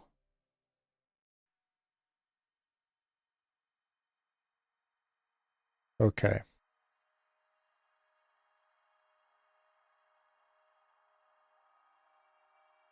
So here we start, we're just at the beginning of the right loop. Right now, I is not set. We just load 8 into I. Boom, right there. Now. Boom. Now we stored 9 into I. STMI did not write to the 8th cell.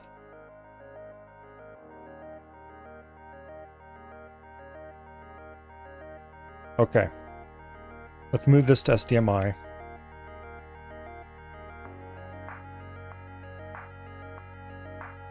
Boom. Okay, where are we writing? We're writing to like address 60. Why in the hell are we writing to address 60? What is going on in the addressing engine?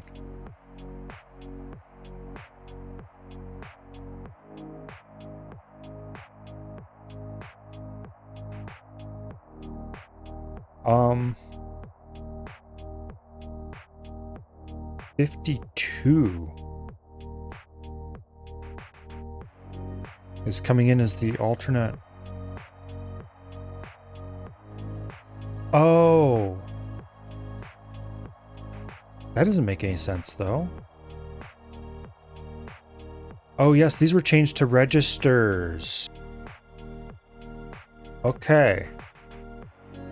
I can't just do STMI underscore anymore, because STMI now reads from a register.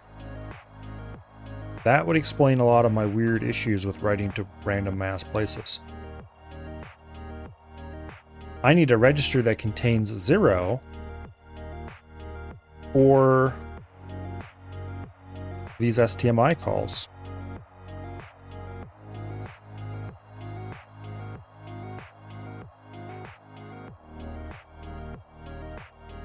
Okay, so we need to preserve another register in here just so I can store a 0 in it. That seems like a really stupid use of a register, but needs must.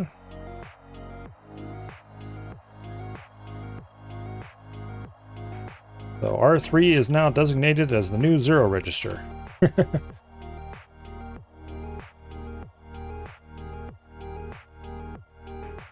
LDI 0, STA, R3. Okay.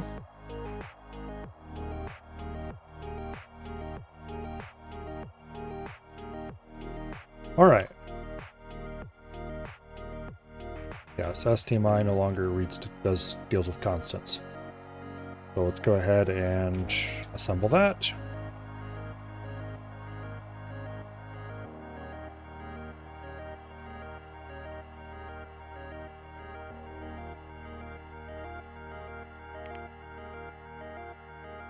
Okay, let's go see if it output the right thing. Nope. It did put them in the right place in memory, though.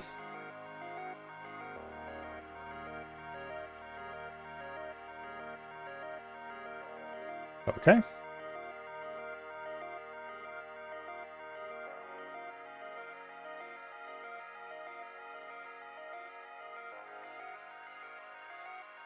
Well, that's a small improvement. Let's run it again. It's pretty obvious now that the final right loop is being a problem. But let's check. Oh, LDMI is also doing the wrong thing. Okay.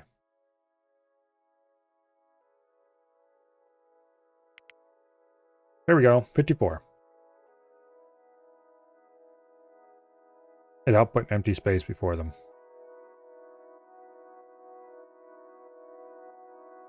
Okay.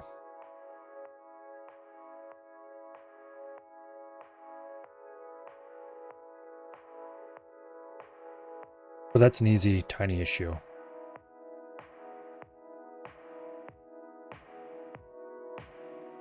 That we can fix without too much trouble.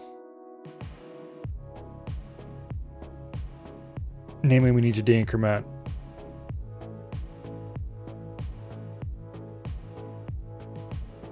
I before we go on.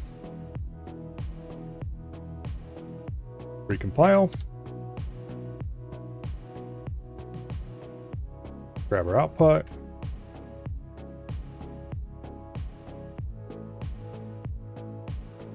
Boom, boom. It outputs correctly. 54. Let's try some other numbers. Let's do 136, because why the hell not? Boom. It outputs 136. Let's try 255 in base 16.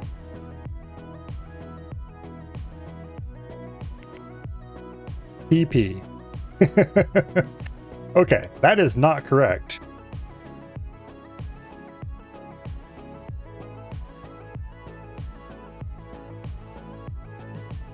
Very not correct.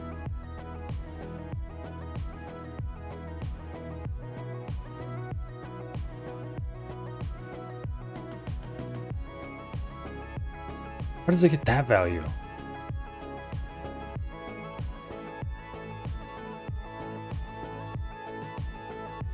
Oh. I know how it gets that value. I missed a step. We need to subtract 10 from the number before we do the addition here. We actually should... Like here we do digit minus 10. We could just as easily do a minus 10. It wouldn't matter. So...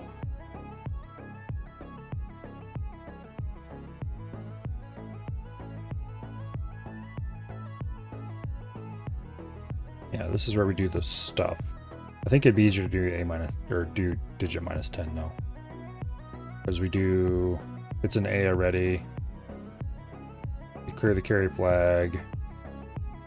Okay, well first what's SCF?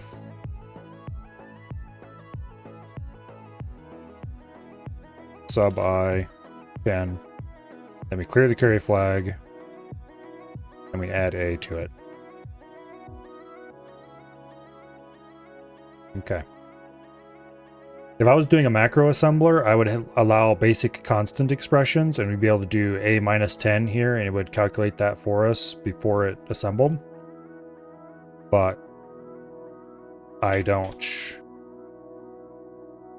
want to spend the time required to write a proper macro assembler. I mean, I do want to, but I don't want to at the same time.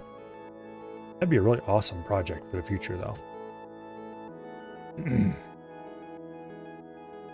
Oh, I need to actually... Okay, we broke something again. What'd I break now? Or did I unbreak something? Oh. It would help if I set carry flag to an actual value and not throw off the whole thing. This assembly editor in the game, it does some basic translation, but it kind of tries to assume you know what you're doing and lets you do weird things that in a proper assembler would be compile errors, or assemble errors, I guess you could say.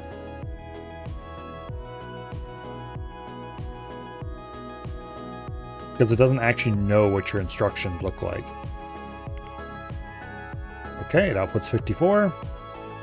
Let's go back up here, change the base to 10. Where do we do that? Here. Change base to 16. And let's change the value to 128. Sure, why not? That outputs 80. Okay. Change it to 256. And that does nothing.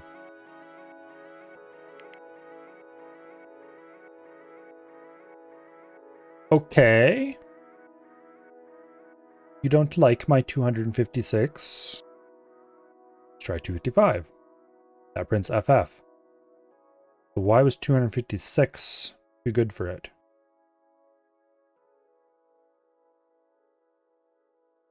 Because that should have printed 0, 0, 1. Let's try 256 again. What do I have in memory? Nothing.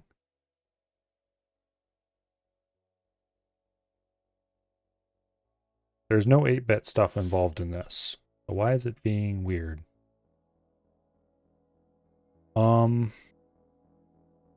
Unless there is some hidden 8-bit something somewhere. Let's try 512. Just try 500. That writes F4. Which is definitely not the value for 500. Let's go back to base 10. 244. That is definitely not the value for 500.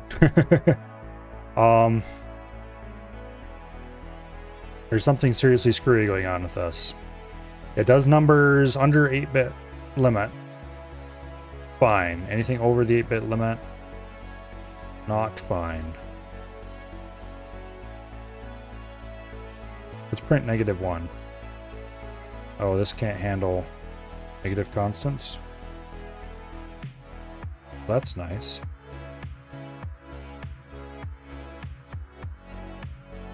Really? What happens if I change the number format?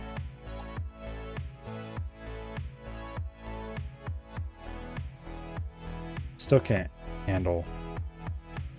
Okay. That's interesting. Well, we can't check to make sure negative numbers work. Let's make sure 0 works. 0 did nothing. There's specific code in there to handle 0, you piece of shit. Okay. I'll figure out why 0 isn't working.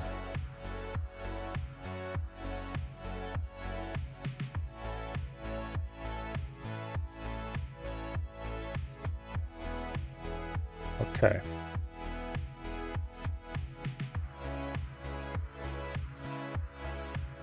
The 0 flag should be set. The 0 flag is not set. Okay, the 0 flag is set now.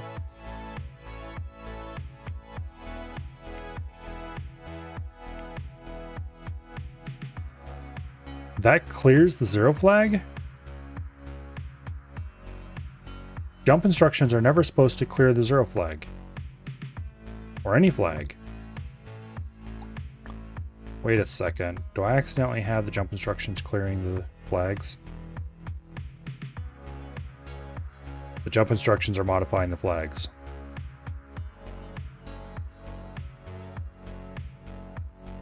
They shouldn't be. They can set one flag, but the rest of the flags are supposed to be passed through unmodified if I don't request them to be.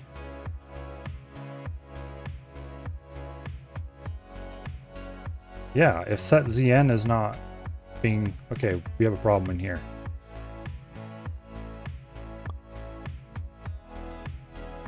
Okay, this is set ZN. If this is not set, it's supposed to carry through. Oh, it doesn't carry through any of the values. That is wrong.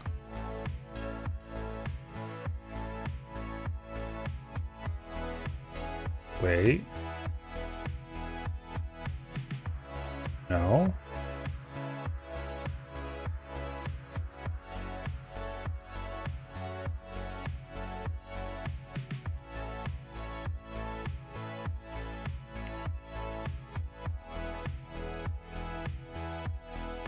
No, it's definitely carrying it through if set ZN isn't high.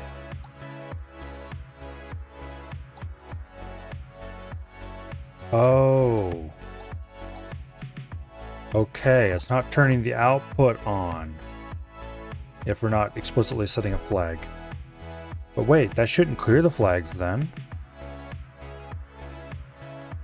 Right?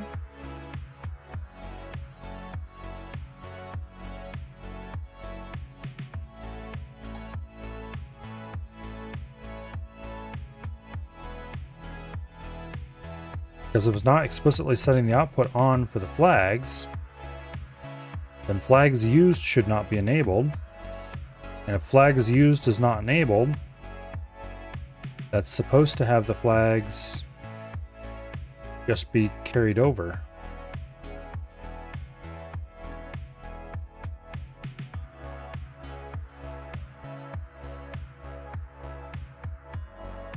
So if the clock is high,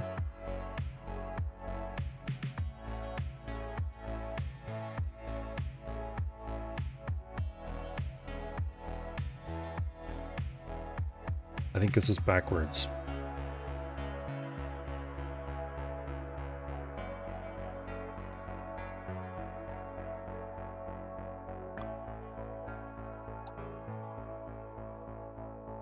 And neither input is green, okay. So if the clock is high, That isn't the logic I want at all, I don't think. So this will clear the flags if the clock is high and no one is setting the flags. That is not what it should do. This should be on if the clock is low. And this is low. Which I guess is what it is. But if the clock is high and this is low, this should still be on. So this does not depend on the clock state at all.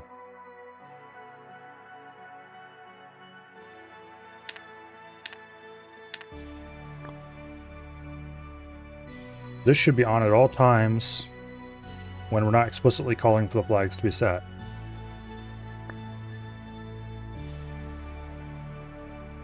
I think.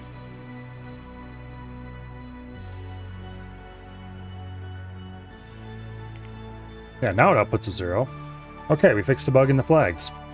Yay, go me. I don't think that's going to save us with our weird 8-bit situation, though. Is that an error in the division or something? No, it can't be. Because division doesn't make any assumptions about the size of its parameters. Why would we have a weird issue with values greater than 255?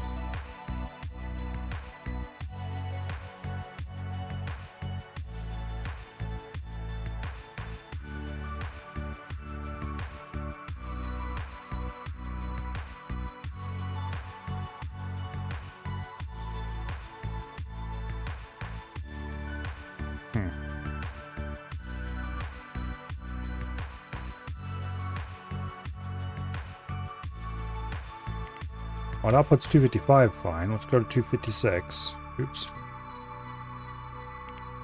That outputs a 0. I know what the problem is. It was a bug hiding another bug. I bet you one of these things is 8-bit.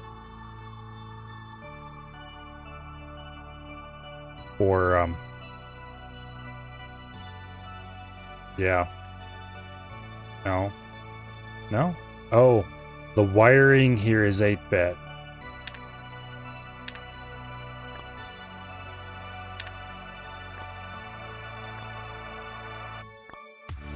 How did that stay 8-bit of all things? Okay, well, it's fixed now. It was only using the lower 8 bits for setting the 0 flag and for setting the negative flag.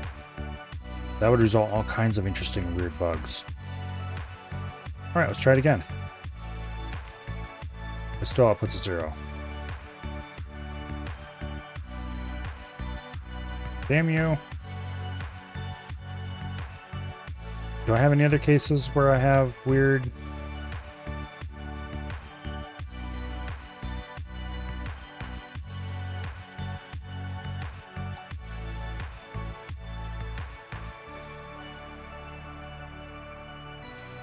All of these are being fed by...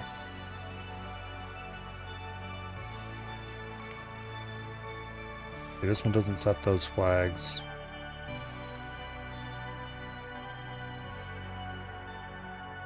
Everywhere the flags are set using a value, we're using a 16-bit value. This bit here, the jump engine,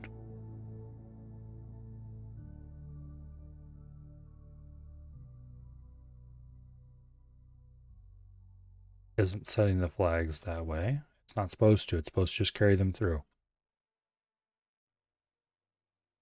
That's correct-ish. Okay, is there any other place where we're weirdly using an 8-bit wire instead of a 16, where we should be using a 16? Flags is still 8-bit on purpose.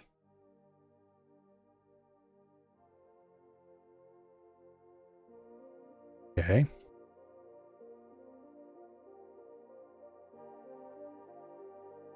The constant engine is 8-bit inputs to 16-bit outputs, but that's expected. Everything that's using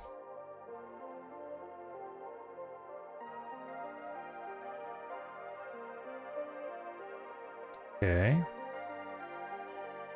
The only blue wires I see are going from flags to things.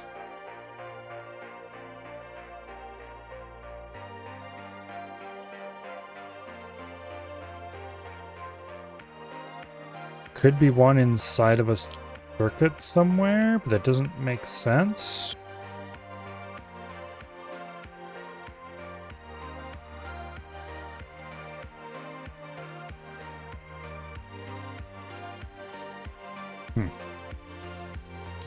Well, I don't know what the problem is.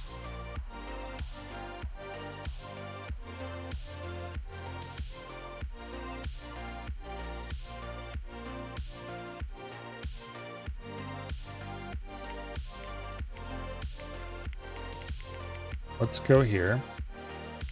Okay, that sets the 0 flag. Jump if negative. It's definitely not negative. Okay, jump if not 0. It shouldn't jump. Why is the 0 flag set though?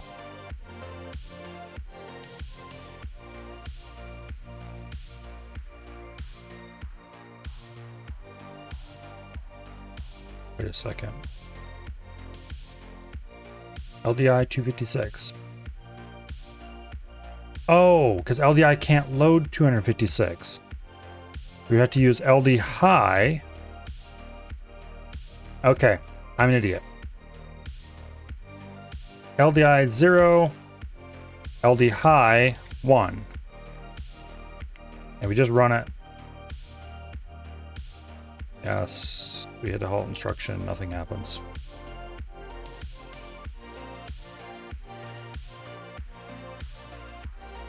Okay.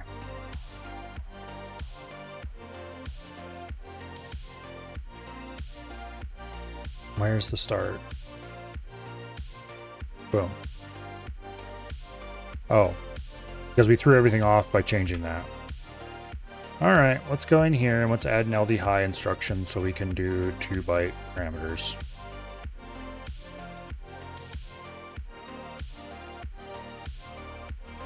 Because you can't specify a greater than 255 value using LDI.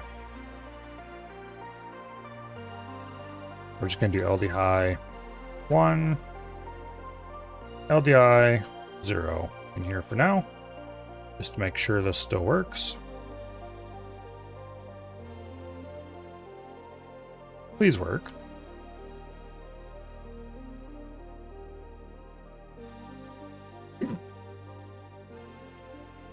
$256. Hell yes.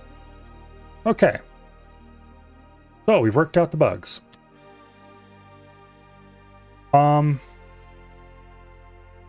Let's try a negative value.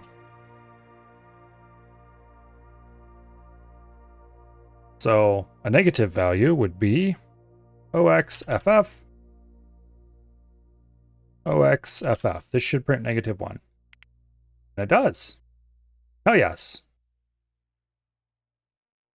Okay. We have a working print number function that prints signed numbers.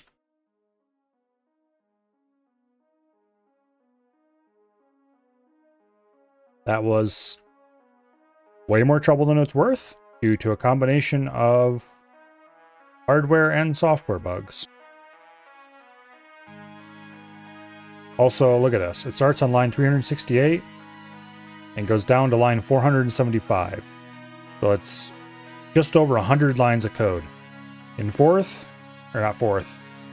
in C, in the C version of fourth, whatever, the same thing is like just under 40.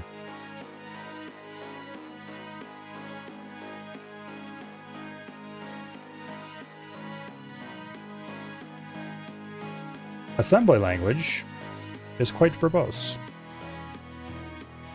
Any assembly. especially this assembly, or any other accumulator like style assembly.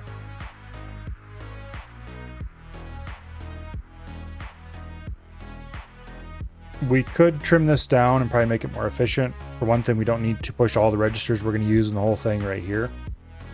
We could push them later when we're actually going to use them, so we don't have to push everything and then restore everything after this is 0 thing. Because most of these aren't actually used inside the 0 or negative blocks. So we could put them here after the end preamble and push a lot of the extra stuff we're going to use there. And then we'd only have to push like one thing maybe.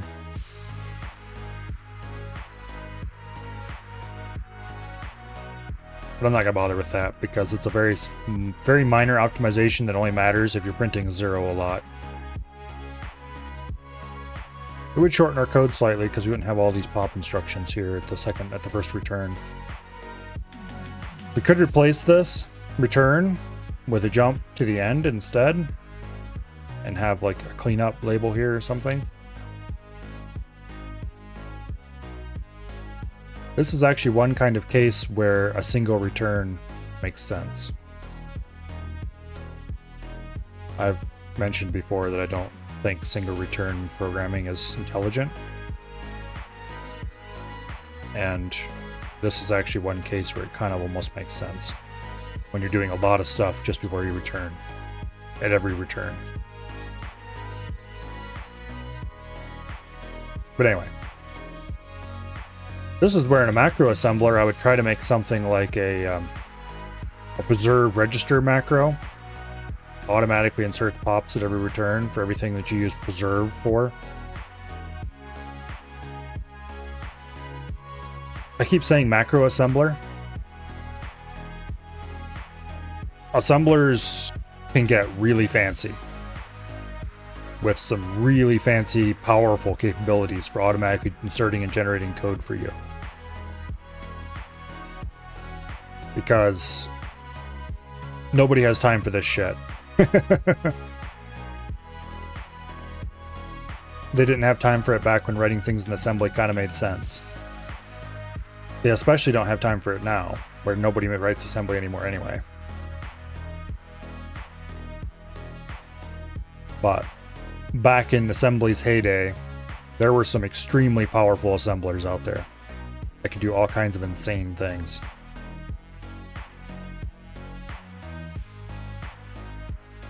But anyway, I think we are going to call it here. I spent the entire day. Well, I started late, but still. I spent a solid chunk of the day getting this stupid thing to write characters to the console reliably.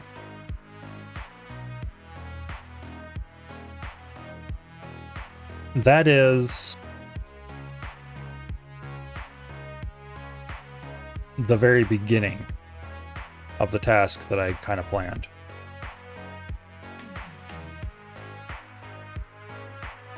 That is these 3 functions right here. Of course, we can't fall back on put char to actually do the work of outputting a character.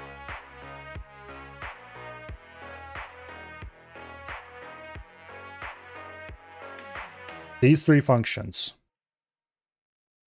most of which I had actually written yesterday and just had to debug and get working today.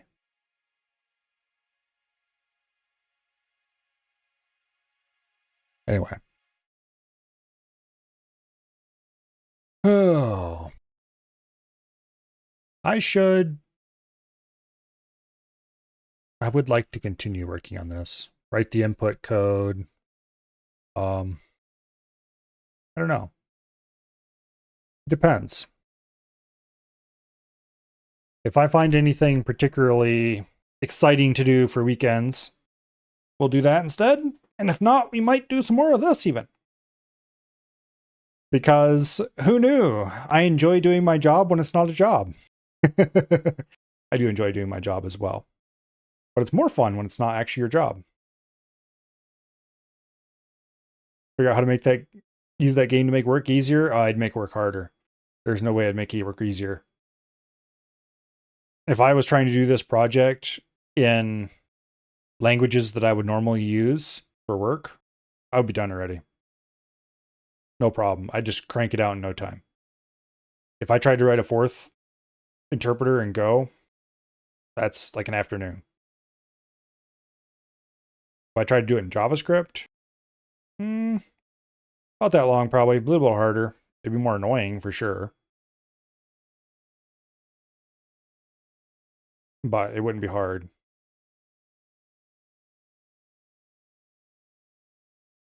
Doing it even in C. I did it before in C. I could do it again.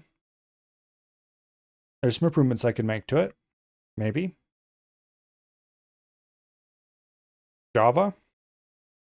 No problem. Assembly for some weird computer I designed myself. That's a lot more work. But anyway. Who's doing what tonight? Wow. They're extra boring. There's nobody on my follow list. Not even people I don't watch anymore. Usually there's like at least one, maybe two people who are lingering there and I never removed them for some reason. This time it's like ghost town. Even more ghost town than normal. Alright. I guess we're not going to rate anybody then. Tomorrow. Let's see. Was there a Crab Champions patch? Yes, there was. Ooh. Pretty boring bug fixy update. Bug fixes are never boring. Added placeholder weapon models for the laser cannons. Enemies are much less slippy and will no longer act like they're on ice when knocked back. You can now dash while in water, as removing it felt like it had felt bad in the previous update. Now the only downside of being in water is slightly higher gravity and slightly lower movement speed. Oh, the water whiners won. Movement on ice is now slightly slower. No! No! You monster. Using an ability no longer resets cooldowns if the ability cooldown was in progress. Okay, that's a good fix. Ability stacks are now reset to the max ability stack instead of just to 1. Ooh, oh, when entering a new island. Okay. Fixed rare crash that could happen when respawning after an island ends. Music no longer fades out after interacting with the victory crown. Auto shotgun fire rate buff reverted. Okay. The auto shotgun is less OP than it now was.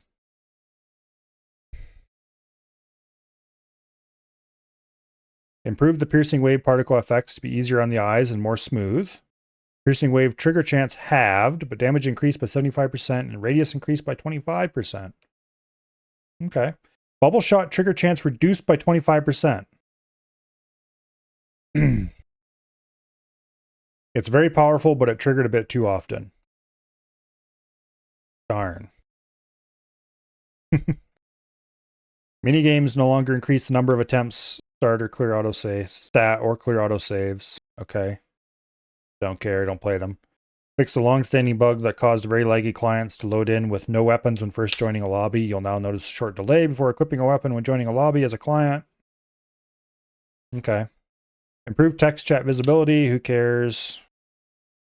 Fix numerous clunky inventory UI bugs like lock slots stealing the mouse cursor when clicked. Okay. Most of that was minor stuff I'm betting. The game now only auto pauses when losing focus during an active island. Okay. The quick restart option is now only available in minigames. Okay. Improved a few islands where chests could spawn down in unreachable areas and couldn't be opened. Interesting. That should be useful. Rebalanced how account rank is calculated to make it more accurate, as it was possible to have all weapons Emerald rank but still have a Sapphire account rank previously. Weird. Repelling dash now only affects enemy projectiles and won't repel teammate projectiles. Heck yeah! Fixed issue that caused the game over UI to show up in the lobby if leaving a run too soon after getting eliminated. Okay, I never saw that, but nice to have fixed. Fix the crystals and key icons being cut off in the inventory UI on some wider resolutions like 1920 by 1200. Okay. I wonder if that fixes it when your crystals get really high as well. Guess we'll find out. So it looks like a bunch of bugs got fixed, and some of them are interesting. So, crab tomorrow? Probably crab tomorrow. That should be fun. I do notice there's a few bugs that didn't get fixed that will hopefully get fixed eventually. I should probably poke the bear a little bit. Go like, hey, don't forget these bugs. But we'll see. Yeah.